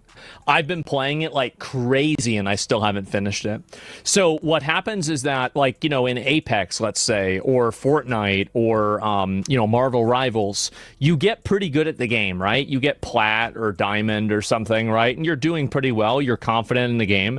And then you take a break for 6 months, and you come back, and now your skill level is at bronze and silver again. So you're always like basically retreading the same ground over and over and over, and you're in like this constant basically feedback loop or conveyor belt of content that you just engage in for as however long that you want, and then you eventually finish it, and then you go back to doing what you're doing instead. Whereas, and I think that like a single player game, like I'm almost done with the Adventures of Elliot. Like this is like I'm at there's like the last super boss, and then there's like a boss rush thing of like 12 bosses you have to fight in a row. I'm going to beat that, but I haven't beaten it yet because it's really hard.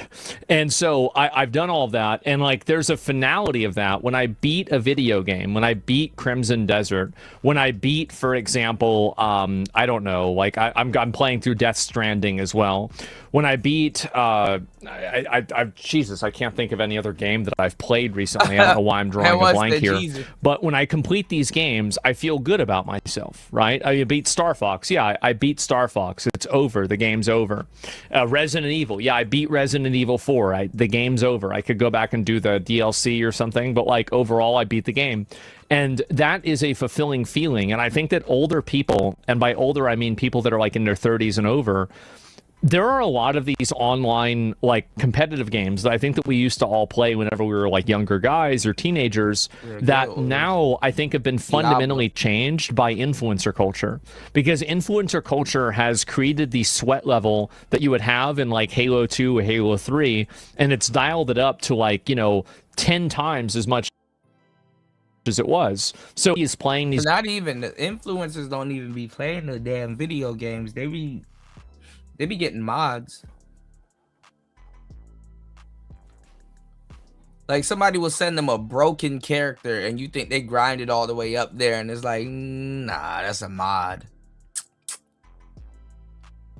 Niggas will pop out with level 100 elf and the game came out last night. What the fuck?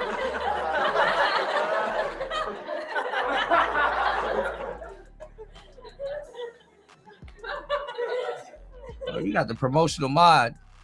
Like their lives depend on it, because they do. These are people with no other skills. They have nothing else going in their life, and they have TTV in their name, and they want to stream snipe Shroud so everybody can see that they're actually really good at video games and they can get discovered. And everybody is playing their little fucking heart out, building Taj Mahals, Eiffel Towers, and fucking Empire State Buildings in Fortnite, hoping that they can become the next big popular person. That's it, the next Ninja. And so video games and competitive games now have, I think, just fundamentally changed. Survey showed that 60% of players only buy 1 or 2 games a year, and only 14% actually buy once a month. That's 12 out of 19,000 games for the people that are buying the most games. That is like a 0.06% odds. You have better odds pulling a 5-star in a gacha game than you do getting somebody to play yours. And live service only makes that problem even worse because these games aren't just fighting for a single sale. They're fighting for a routine, time, attention, habit. There's only so much of that to be able to go around, and every single new live service game that enters into the market is just lowering that ceiling for everybody else. This has always been my biggest criticism against PlayStation wanting to release 12 live service games in just 3 years, because even if those games were good, they would just end up cannibalizing all the other games that they release. So yes, saturation is definitely going to be part of it. There are just too many games, too many live service games, too many demands for people's time, and just not enough players and time to be able to go around to give everything a chance. But I don't think that's the whole story. There is something else driving this, and I just don't think that people have realized it yet. I mean, look at the 4 most popular live service games that have been released in the past couple of years. You got Helldivers 2, Marvel Rivals, Battlefield 6, and Arc Raiders.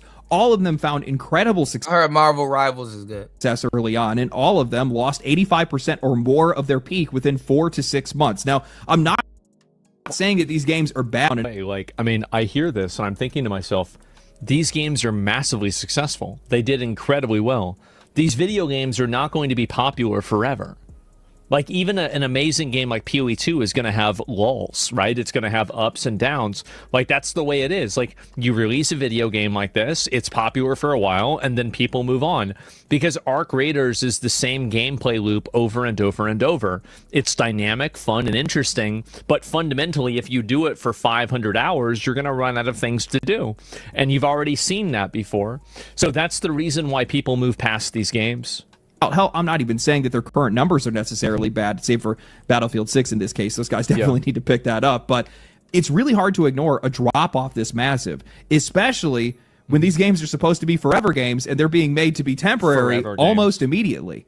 I think what's happening is the player bases are lapping these developers. Demand is now outstripping supply, at least contextually, which kind of sounds absurd to say out loud because there's just tons of games to play. There's hundreds, if not thousands, of hours of content. And I'll admit to you that I've been brushing it off every single time I hear anybody complain about how these games just simply do not have enough to do. But when you zoom out, these games are getting absolutely devoured. They hit the market, dominate conversation for a few months, fall out of popularity, and then struggle to ever reclaim that first wave of attention. Great. Everybody says this is like some kind of like a bad thing. I think that's great. Like, the game was really popular for a long time and people enjoyed it. You know, they played it for a few months. Everybody was having fun. They went through all of the content and that was it. You know what else was like that, by the way? Crimson Desert was like that. Everybody was posting every single day, oh my god, if you stand on this thing and you hit this box and then you go inside of here, there's a secret dungeon and there's a sword that actually is the same sword as every other sword. But like, you can go and get it right now. Like, that was going months with Crimson Desert. So really, I think that you don't need to make a game live service in order for a game to be really exciting and fun. And that was true with Elden Ring also. And there's a lot of causes here. Part of it is severe mismanagement. Arc Raiders not handling cheaters, Battlefield giving way too much attention to a battle. Skyrim, you know, once you get the dragon armor, shit. Battle Royale, Marvel Rivals having algorithmic matchmaking issues, Helldivers 2 running into mismatched audience expectations and technical problems. Helldivers 2 killed its audience with the PlayStation Network thing. I mean, I think that they never really recovered from that. And like, it kind of just poisoned the well to where, like, even now, whenever they did a few really cool things, I don't think people are really that excited to go back to the game. Part of this is also just social media, YouTube, TikTok, Twitch, whatever else. Content creators have the time and, more importantly, have made an entire career out of chewing through these games at an absurd rate. So all the content that you see makes it feel like the game doesn't have enough, and then those creators move on to the next thing, and suddenly the game feels old before most normal players are even done with it. But I think he brings up a really good point here, and I never really thought about this, is it's kind of like a vicious cycle of like radicalization or like extremism.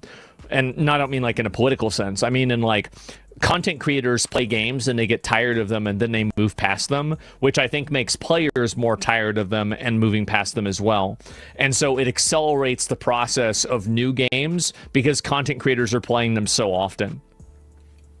I think the real issue is that these studios right about simply that. just Good cannot point. keep up with the appetite anymore. Most of the people that are playing And these they games shouldn't are have coming to. from already They shouldn't established try live to. service games with years of content, years of habits, and years of chasing a carrot on a stick. Publishers have spent years extending that track more and more aggressively year over year, not only just to keep those players locked in, but also to drain their wallets as much as they could. And it's created this inverse effect. The games have lost their quality because the pace quickened, the monetization became too much to bear, and then players got exhausted and started leaving. But the audience that stayed had its appetite adjusted, even some of the players that had left just the same. This is not some random change in player behavior. This is what the industry spent 10 years trying to train people to do. So now a lot of these new live service games are waking up to basically the worst audience possible. Hell, every single live service game is. All these audiences are trained to expect endless content, endless rewards, endless updates, and endless... I think that they deserve endless content, endless rewards, and endless updates. And you know why? It's because they keep having endless fucking store items. You keep asking people to buy endless battle passes, and yeah, people want endless shit to have to use with the battle pass. Duh. Obviously. What the fuck else are you supposed to do? reasons to keep logging in, while also still being eyed by the most cynical audiences that have been pushed out of live service games. You have one dejected audience, and you have an audience that's just way too hungry for you to be able to keep up with. I think that Arc Raiders is probably the game that I noticed this happen the most with. I absolutely love that game. I thought it was incredible. I had so much fun playing it with my friends, but I'm also in the camp of players that gets exhausted by live service games. Here's another thing. Is I bet the people that play Arc Raiders right now and they're still playing it nonstop all day, every day, are probably really, really good at the game. So the same way that a new player could come into Arc Raiders on the first month of its release and still kind of have a bit of a fighting chance and kind of understand what's going on, now they're probably just getting completely annihilated by people that have way more time on the game. And so the Omega Sweats, exactly. So kind of how it works. You create an environment where now new players don't really have the ability to come into the game unless they're hyper dedicated or they're already skilled from similar games to be able to intake new players quickly. That's why the best time of any MMO or any video game really in general is the first month or couple of weeks of its release, because that's when not everybody knows about all of the secrets, all of the tricks, all of the tech, and everybody is just kind of playing the video. You said, yeah, games don't have to be a live service. Yeah, I mean, if you don't have Wi-Fi or then you can't play the damn game, or at least progress, or at least play a version of it.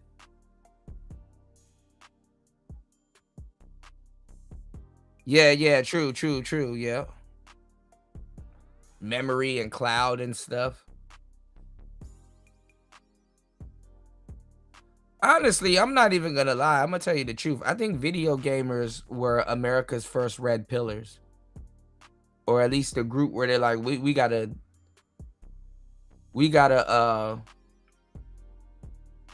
spy or pay attention to these people's every movement. And it's like, damn, you can't just play the damn video games. Like an interactive movie, honestly.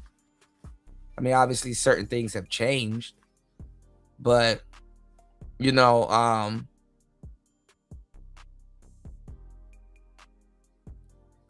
well, people are hacking and all kinds of shit. I don't know. You know, what is the thing? Like, I was, what game was I looking at? I think it was like Final Fantasy, or maybe it probably was Persona or something, right? Or Shin Megami Tensei, some game. I was looking at. I'm always looking at some games, right? We had no business playing those damn games. You know, we were playing like it was Final Fantasy, I think. We were playing games with like advanced stories and movie plots before adults really took gaming seriously. I was looking at them break down Final Fantasy VI and how it was a dark game and how it was written And you know, the characters that, you know, the pixel characters, they look, you know, like, oh, this how cute. And it's like, nah, these niggas are fucking each other up. No.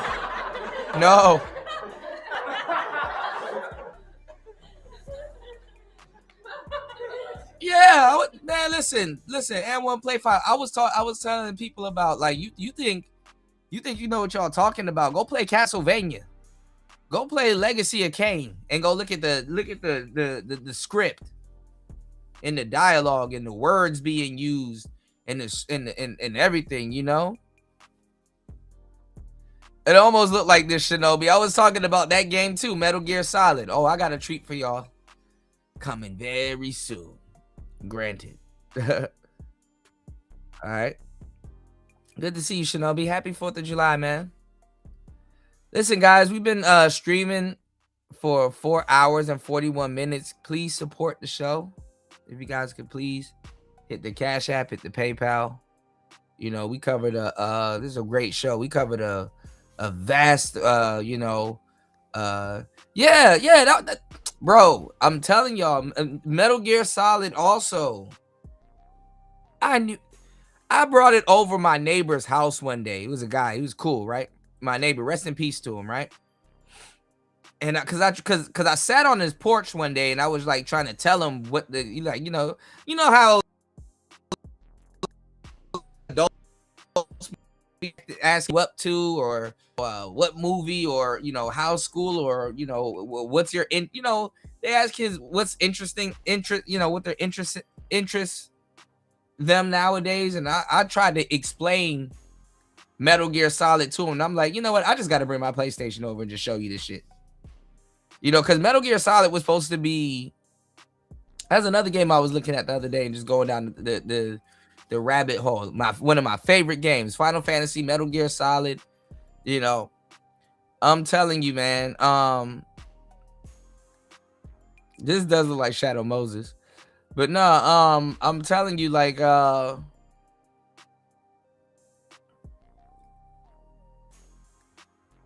had no business playing that game. And that game, like, it really was a movie first, then a game.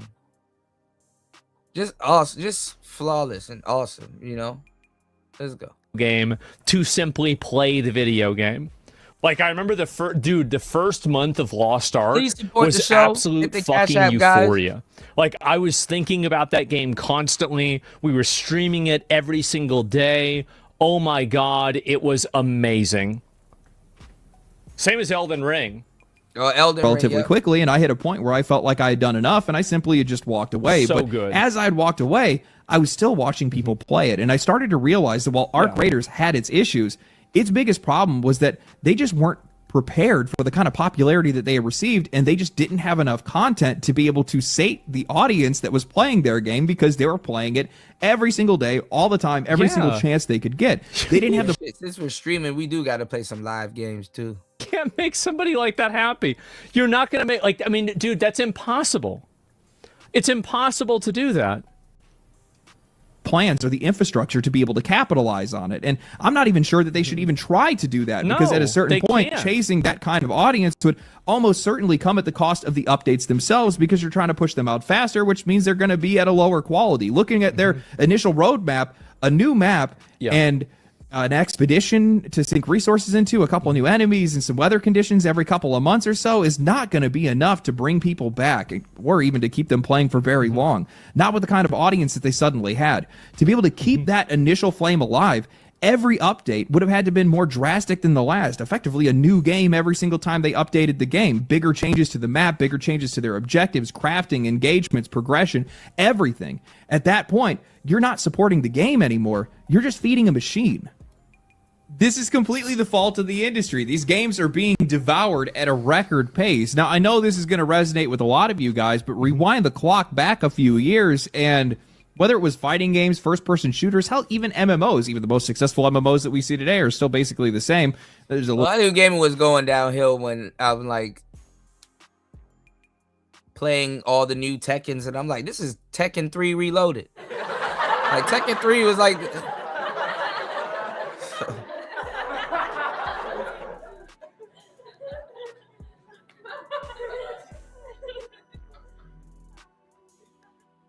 Just go play Tekken 3. I'm getting a little tired, y'all. Goddamn, 6:30 a.m. A little bit more pace to their updates, but still, we used to be able to have these games as daily drivers, and we would be completely fine without seeing any content added to these games. Obviously, bat packs and expansions would later extend the life of those games, but after I that, felt that way about WoW because I was fucking like, I wanted to do everything in WoW. Like, it was like, and there's another component to this. Yeah, like Tekken was awesome. Soul Calibur. I think they just released like a new Virtual Fighter. That shit looks cool. I don't know if it was AI or the graphics. I think now you're just gonna be playing with AI, which is gonna be sick. You know, that's gonna be sick. Like being good at video games used to matter. Like having like a really high item level in WoW. Like I used to finish like. You ever day playing a video game and you go to bed and you think to yourself like, God damn, I just did it. You have like, you're satisfied. You feel like a fucking champion. Right. And you're like, yes, bro. Like that was awesome. And like nowadays, like I just don't get that feeling anymore. I don't get that feeling out of really hardly any game. And I'm sure I've had days like that, you know, recently, but it's few and far between. And I think that, you know, there's a combination of, you know, market saturation, age, maturity, time, and then and also though, I miss from back in the day Bloody Roar, where you can like break the cage. I used to use stun. Stun was my dude, the little cicada looking dude, and the werewolf dude. Rival Schools. What y'all know about Rival Schools and SNK and King of Fighters? Hoo-wee.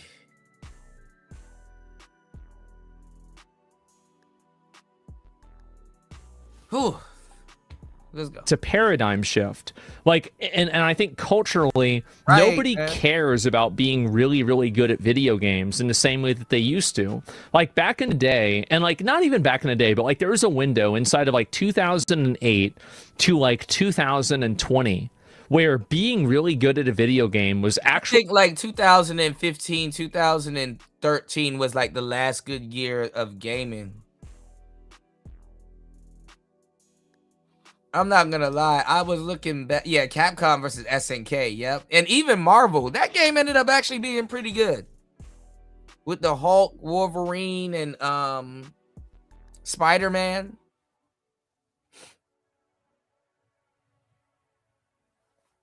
They messed up the Tekken series though, because like it was okay that they couldn't launch projectiles.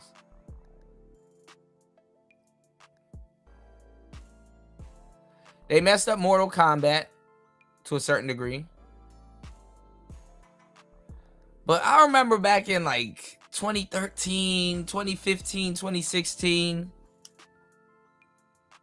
I got my girl, I got my apartment. I'm playing Persona every day. Drake's Uncharted. I can't believe Persona 5 came out 10 years ago. 10 years ago.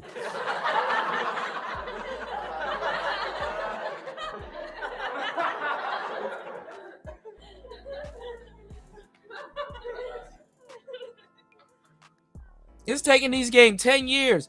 Grand Theft Auto, I know I've bought that game about 3 different times on 3 different systems.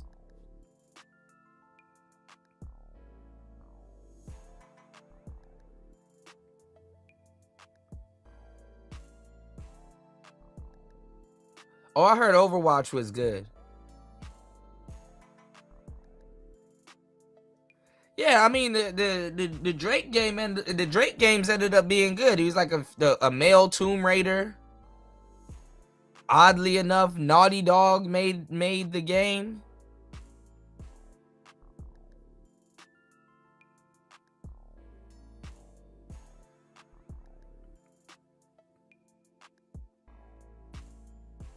Like, what the hell? Naughty Dog. And the shit ended up being good. It worked out.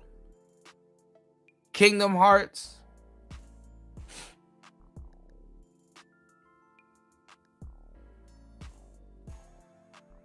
And it's cool. It's like you could use your imagination. You didn't have to have the best graphics. Just don't have horrible graphics.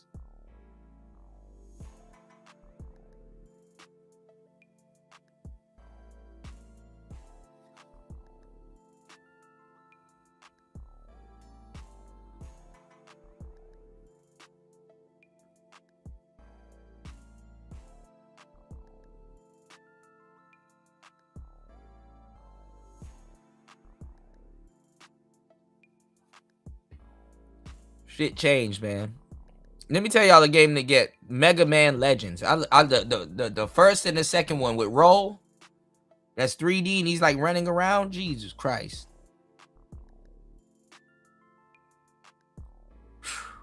Pretty cool. And online, at least, right? Not with girls, obviously, but online, it was really cool.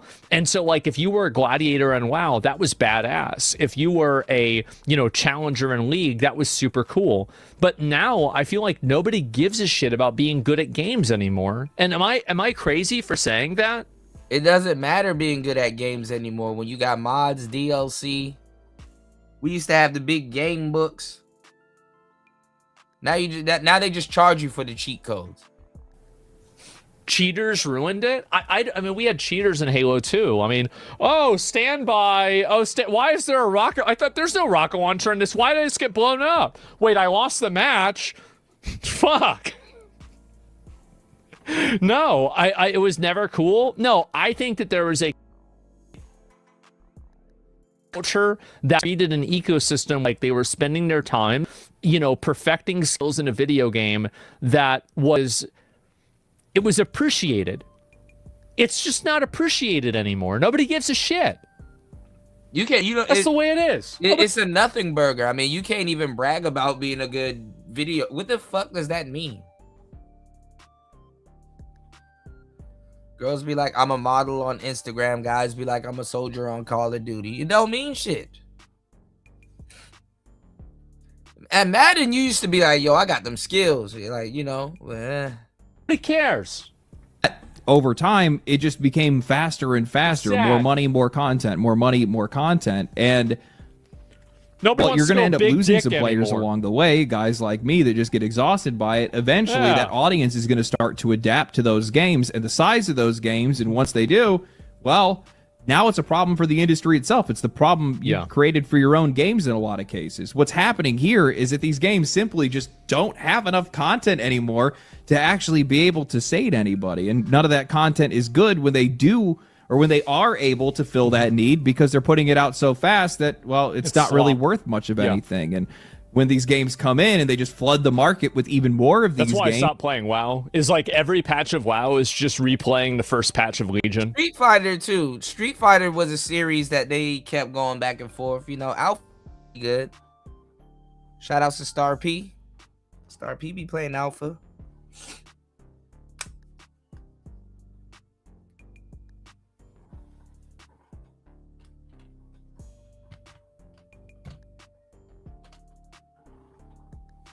Give me 1 second, guys. All right, I want to keep the show going,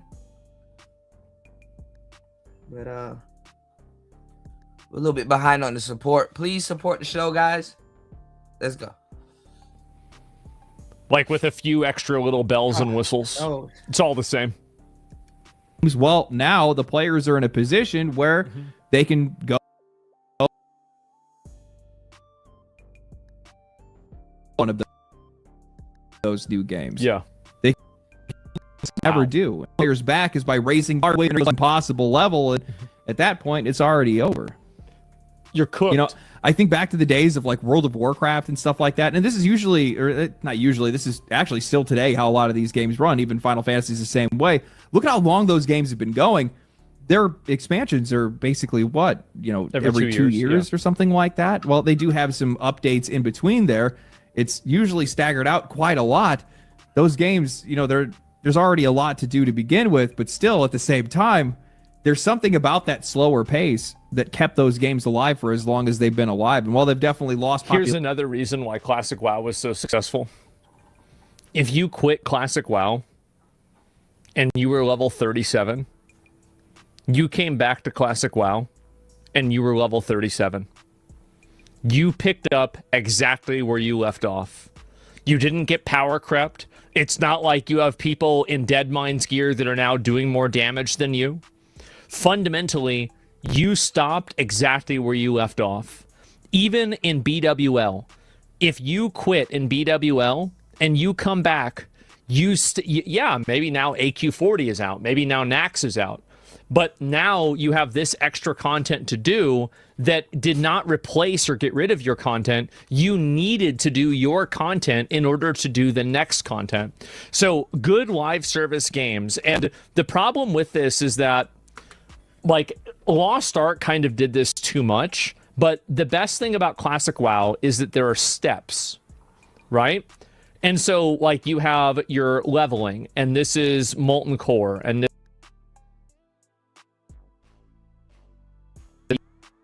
EWL. This is Q40, right? Right?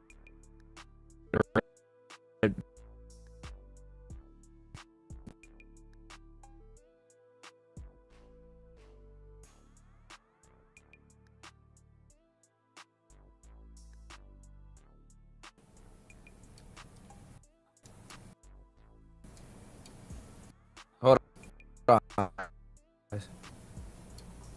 And so good live service games. And the problem with this is that, like, Lost Ark kind of did this too much. But the best thing about Classic WoW is that there are steps, right? And so, like, you have your leveling, and this is Molten Core, and this is BWL.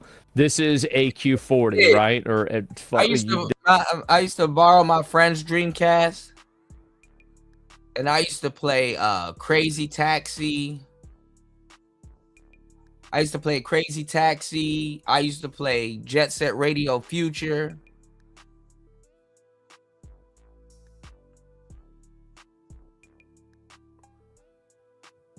It was another game, something blue. I forgot the name of it. But that game was good too. It's a horror game.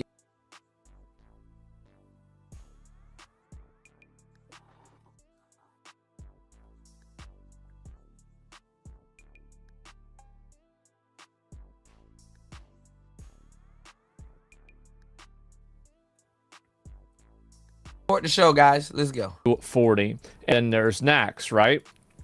So this is the Power way Stone that a dope, good game yeah. used to be. Power Stone was dope. And then there was another one too where you're like rolling on the ball. I forgot the name of it.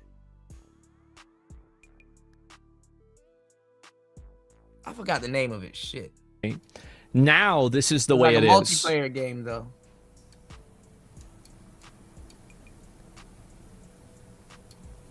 And then you go from here down to here. And so this is the seasonal patch model where you take the same 2 steps over and over and over. It used to be a staircase. Now it's a treadmill. You never actually move forward. WoW was so good. That's the reason. You know a game they don't talk about no more, and it was like the biggest game on PlayStation, and I loved it. Tomba. The dude with the pink hair, and he used to with the shorts, and he used to jump on the pigs. And even what you call it? What's the other one too with the monkeys? And they're running around, and you got to catch them in the net. Why SRS was so good and is so good. It's because if you stopped and you only had this much progression, you can come back 3 years later and you can continue moving forward. You see what I'm saying?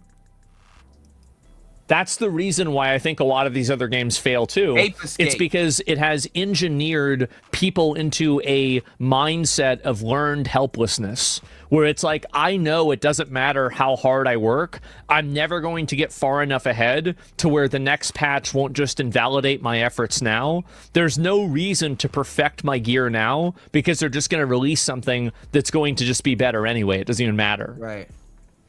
Or That's what integrate what you already did. Over the years, more healthier than a lot of the games that are already dead and buried at this point. Yeah. So, honestly, Like older games are better games. They got to go back. was the right tree the entire time. These guys came in, they dug everything out, hollowed out the ground, and they have nothing left to fill it with.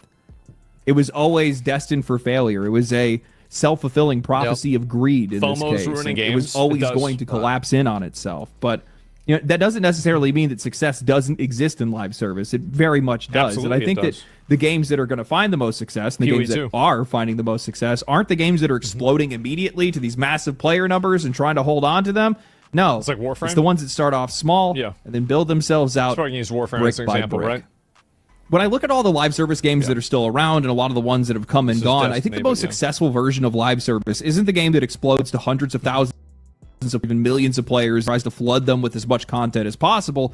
It's the games that never aim to be big, start small, build slowly, and then set the right appetite from the beginning. Intelligent And the Cube was best, my and shit. honestly, probably the most fascinating example of all of this is actually Warframe. Now, Warframe is not the most popular game. It has had its moments of wild popularity, but its life is basically the inverse of nearly every live service game in all of existence. Most of these games told y'all. explode, I told plateau, y'all. and then decline. Warframe started out modestly, I and seen then them throughout graphs.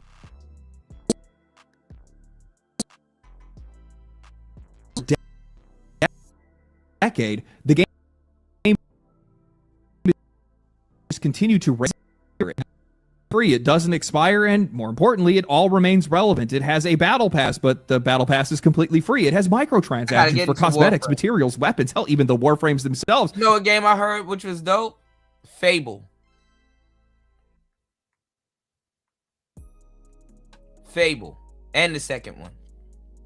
You can buy anything you wanted in the game, but all of it, if not most of it, is completely earnable in the game just by playing it. Or if you want to, you can get it through their player-driven economy, which you also get through just by playing the game. The point is that Warframe is almost entirely stripped of FOMO. The carrot isn't on a stick. It's handed to you, and then you choose when you want to eat it or when you want another one. That Warframe is arguably thriving more right now than it is in and that's another thing too. I mean, that they can always not necessarily re-release new games, but they can always re-release a game and just update everything, and now it's a brand new game 2-3 years later. Like Fallout, 46 or 70, I forgot the fucking number, but the vault number, but it was a bad game. I heard they now it's good. And I cannot tell you guys how inviting and comfortable of It's a messed up because they're putting out unfinished games, you know? Right. I can't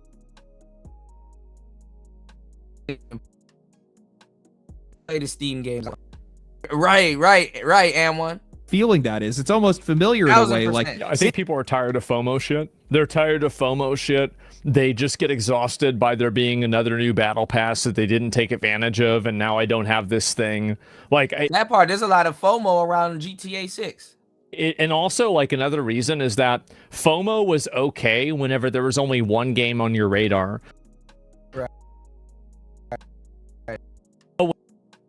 Whenever you're managing 5 misses spell, well, look in mine. I'm so tired of You become FOMO. the It's so mole that's annoying. getting It is. It's just too many games, too many engagement mechanisms, too many player retention mechanisms. It's exhausting.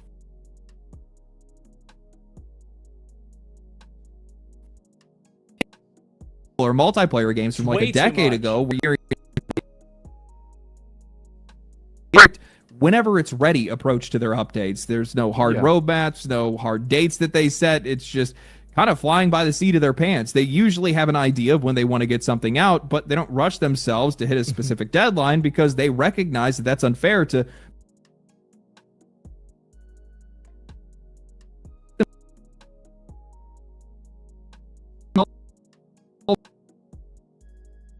and the players. And this is something I'm worried about. Release. Okay, it's a big game. Because if you take care of your players and you make good games, the players will understand that and they will be there when you're ready. That's it. Warframe. Yeah, you gotta have people with. There's plenty of issues with updates in the past, and not every single update's going to be a hit. Their consistency with aiming for quality over speed and quantity has conditioned their audience to be more patient, more casual, and more excited when new content finally does drop, giving these guys something to actually look forward to. I've been playing a lot of Destiny recently after its final update, and now that there isn't a clear future for the game, or even if the future is that it's actually just over, it has honestly been the most fun that I've had with Destiny in a long time.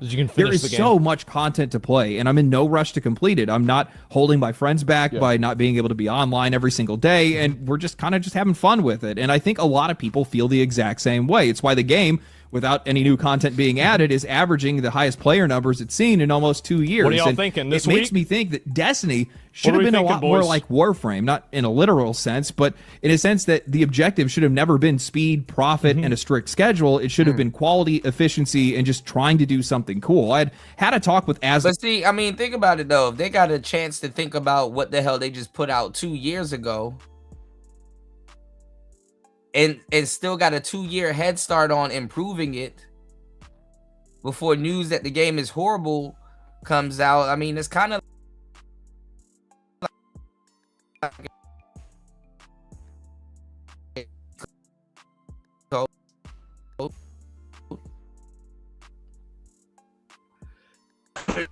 but it's to your benefit.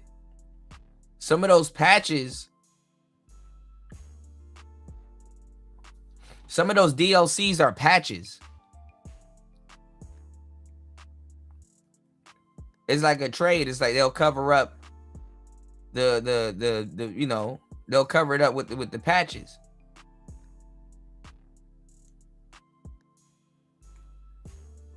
I remember when I on this channel, I remember when Cyberpunk first came out and I got it. And there was glitches there, but it actually wasn't that bad. I was like, oh, this is actually cool.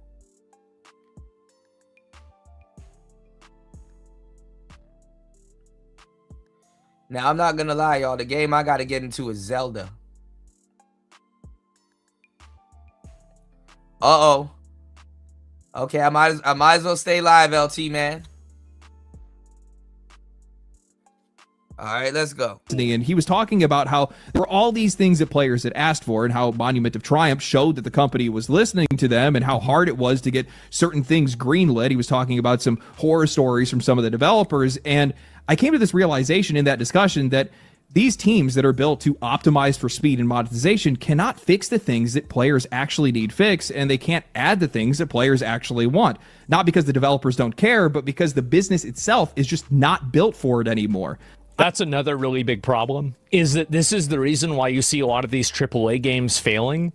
It's because they're too large and there's too many levels of red tape and bureaucracy in order for them to make dynamic, good decisions quickly in real time.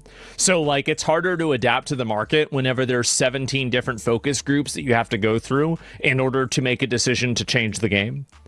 That's a huge problem. And you see also, like, video games that have basically one figurehead, one guy calling the shots that's making decisions. And I know that's never actually really the case with most games, but like at least that project that are usually better games because there is an ideology that is singularly driving it, and it can be changed, it can move, it can adapt more quickly. And I think being able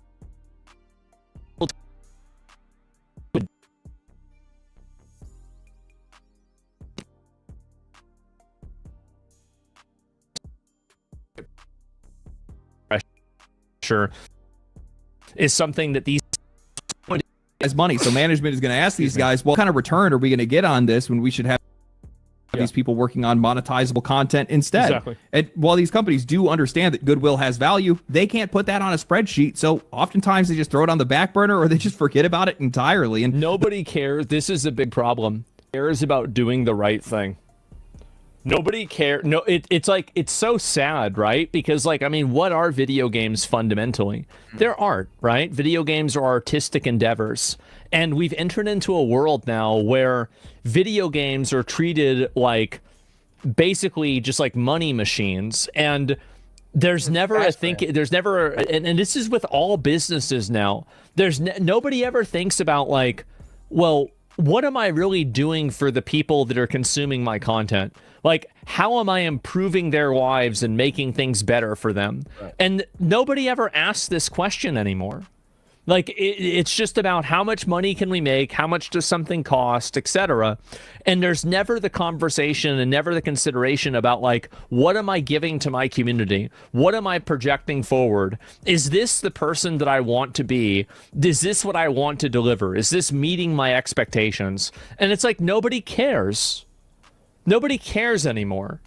And it doesn't matter whether it's inside of, you know, like making pieces of wood, whether it's selling, you know, knickknacks, whether it's making computers, whether it's video games. It's like nobody cares about anything anymore. They just, shareholders choose to just about maximizing money, and it's happening everywhere. And I think that, like, there's so many reasons for it. Like, this is, oh my God, I can't even get into it. But yes. The faster and more aggressive these games get, well, the faster they fall apart because they no longer have the time to be able to support them properly, maintain their balance. And I mean, look at Diablo, and EverQuest, and Guild Wars, and Half-Life.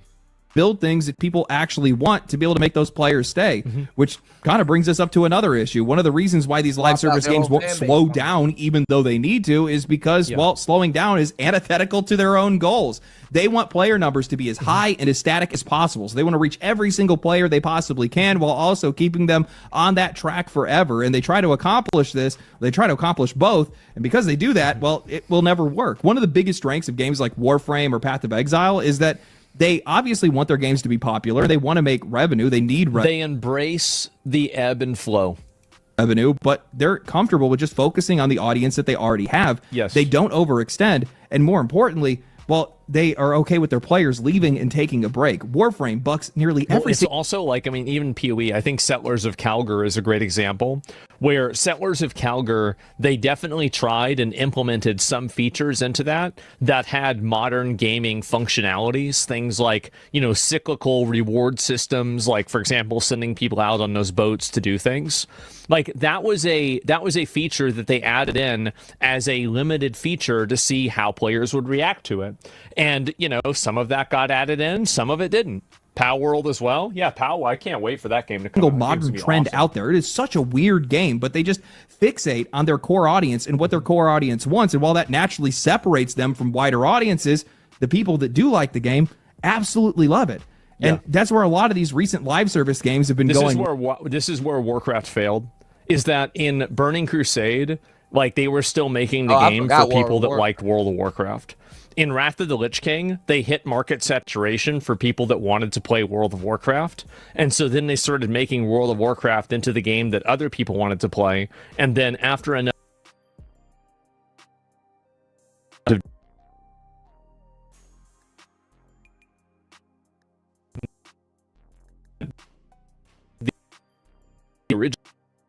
original people that wanted to play afraid to just fully lean into one audience because, well, they don't want to lose another audience that they could have had, and maybe they want to get that audience later. Arc Raiders, I think, is probably like the best example of this.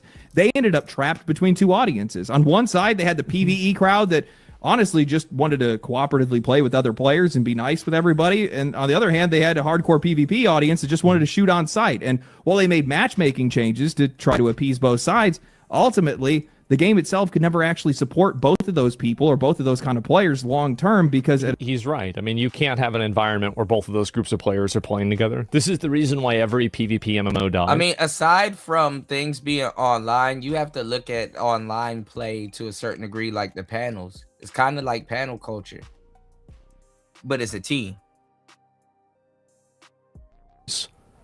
Like an entropy, right? It's because MMOs, like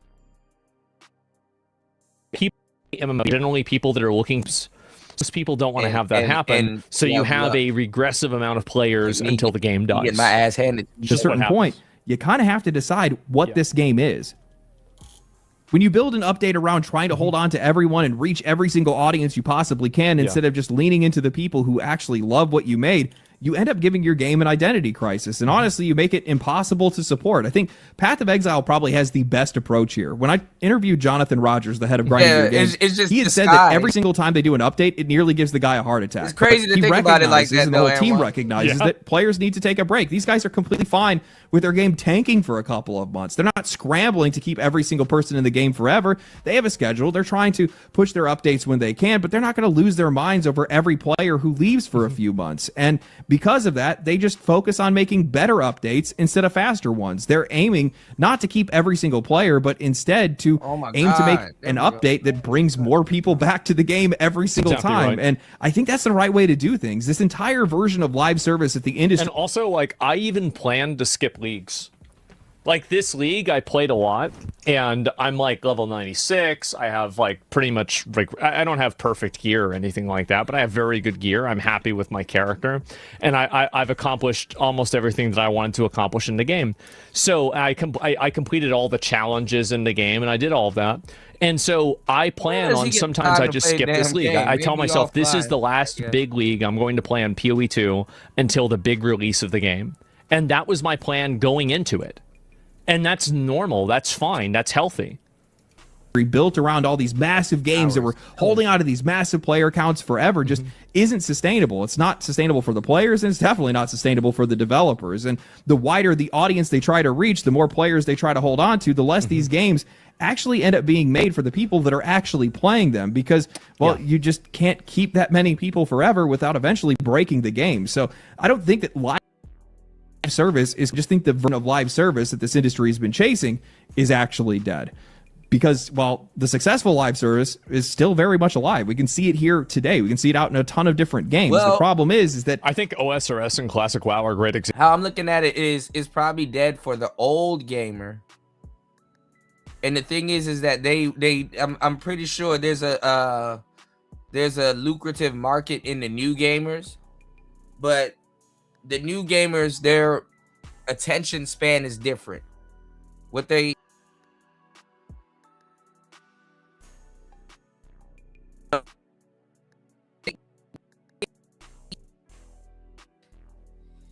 played games that forced into releasing something that sucks again. And it's not because it sucks now. It's because that's what people are calling video games, and it's really trash. But if you're new to gaming, you're not.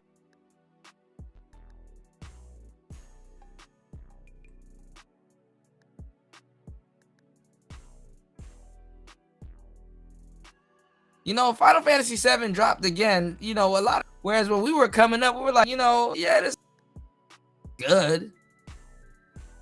Didn't care about the actually we were the best. And then it didn't even matter because the story top 10. You know what I'm saying? LeBron in old basketball games look crazy. Did we care? No, as long as he could dunk. All kinds of shit. Examples of live service games that are extremely successful. It's like having a game that's live service doesn't mean that you have to infinitely create content. If you have a content treadmill that's long enough, people will want to continue playing it because they find it to be fun and engaging. that kind of live service takes a lot more effort, a lot more time, and a lot more care than a lot of these companies wanted to give. All right, guys, 5 hours. Y'all know my brain turned to mush. I done turned the game off for a little bit, about to doze off. It's 7:04 a.m. here. Been up all night giving y'all some great content. Please support the show. 5 hours and 20 minutes into the show. Please support the show at $PTV 888. That's $PTV 888. That's $PTV 888. Please support the show. Been rocking with me for a good minute. Let's go. It's doing really well. You know, to be honest, I didn't actually take any notice of this until more recently when I had seen that, like, live service games, or more importantly, like first-person shooters, have just completely fallen out of like YouTube algorithms and like Twitch and stuff like that. Well, because they're dominated by sweats, and anybody that tries to play one of these games that isn't like an expert that's put like 10,000 hours into the game and does aim trainers, they're going to get beat by people that are, and they're going to get relegated to low ranks. They're not going to get any satisfaction out of playing the game, and also most of these games get completely infested with cheaters as well. So you put all of these things together, and you're just not having a good time. Like, it's so hard to go back, and like I cannot explain the absolute fucking euphoria of playing PUBG in 2017 and watching Shroud on the second monitor. Oh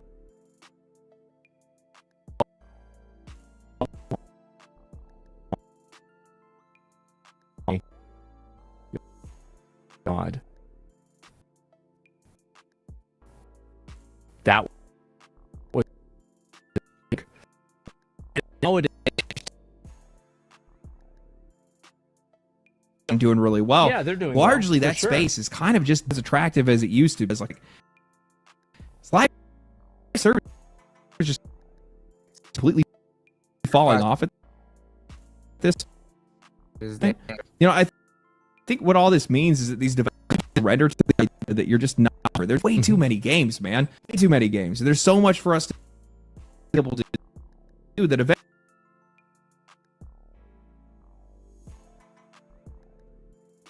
is in quality, a legit direction to go in. I think that's what we're seeing with a lot of these games, a lack of identity in a lot of cases. And the other thing is, and this is probably the biggest one to be honest with you, stop aiming for the masses. Stop aiming for these massive audiences. Find a niche and then just solo into it as hard as you possibly can. Look at games like Counter-Strike or Warframe or Path of Exile. These games... Monster Hunter. Monster Hunter definitely is a niche game. And I think that in Wilds, definitely some of their reactive gameplay that they added in, things like offsetting, perfect blocking, clashes, etc., it definitely made the game more translatable to a Souls-like experience. DLC, but though. If you make a game for a niche, you will still hit a wide audience whenever that niche hits its magnum opus, like Elden Ring. You will still have it happen. Didn't get huge or didn't get bigger by widening themselves and chasing every single trend under the sun. They're not using extraction shooters. They're not using any of that kind of stuff. They just got better at beating themselves. And because of that, well, the audiences that they already had loved the game and just rave about the game. And eventually they start attracting other people in. That's what happened with me in Path of Exile. I just could not stop hearing about people telling me how much better it was than Diablo, and eventually I gave the game a shot, and sure enough, it's a lot better than Diablo. I still want to promise. A joke now. For the release of P closed beta in 2012. I'm still planning on doing it. But you know, I'd actually go to say that I think that the wild successes that we've seen with some of these live service games specifically over the past couple of years might actually be to their detriment. It actually might be the worst thing that happens to these guys, because if you start out small and build slow, continuing to build an audience update after update, well, like, you actually have room to grow in that case, right? That's what you've seen with some of these games. I think even like No Man's Sky is a really good example of that. Well, that No Man's Sky is a great example, and so is Cyberpunk, where Cyberpunk did something, CD Projekt Red did something that with a lot of games, I think some people don't like the whole futuristic, rusty dystopia, which I love it. So have a really negative sentiment for, where like they're changing the main character in Witcher from like Geralt to Ciri, and you know it's like, oh well, it's another girl replacing a male character, it's annoying, and there's people mad about it. But fundamentally, I think because they did such a great job respecting the player and fixing Cyberpunk and making such a good expansion to Cyberpunk, that people are willing to give CD Projekt Red the benefit of the doubt and be like, you know what, you've done us right before, we're ready to give you a chance again. And I think that No Man's Sky is another great example of that. I think you're going to see Light No Fire, which is their next game, that's going to be very successful, and people are going to be extremely open to playing it again, even though No Man's Sky was such a colossal failure on release. And the reason why is because they built up that consumer trust. They built up that, okay, you know what? We did it wrong, but we're going to dedicate years to fixing it, and now we're going to make some new, and these people are going to care. All right, guys. I'm going to put a pin in the Schlees air. You support Player Talk Radio because you care. We'll do a video game stream coming, and I got another surprise stream coming for you guys. Is that we gotta do better on the support. Shout outs to LT, man. I pray it's Player Talk Radio. Peace, guys.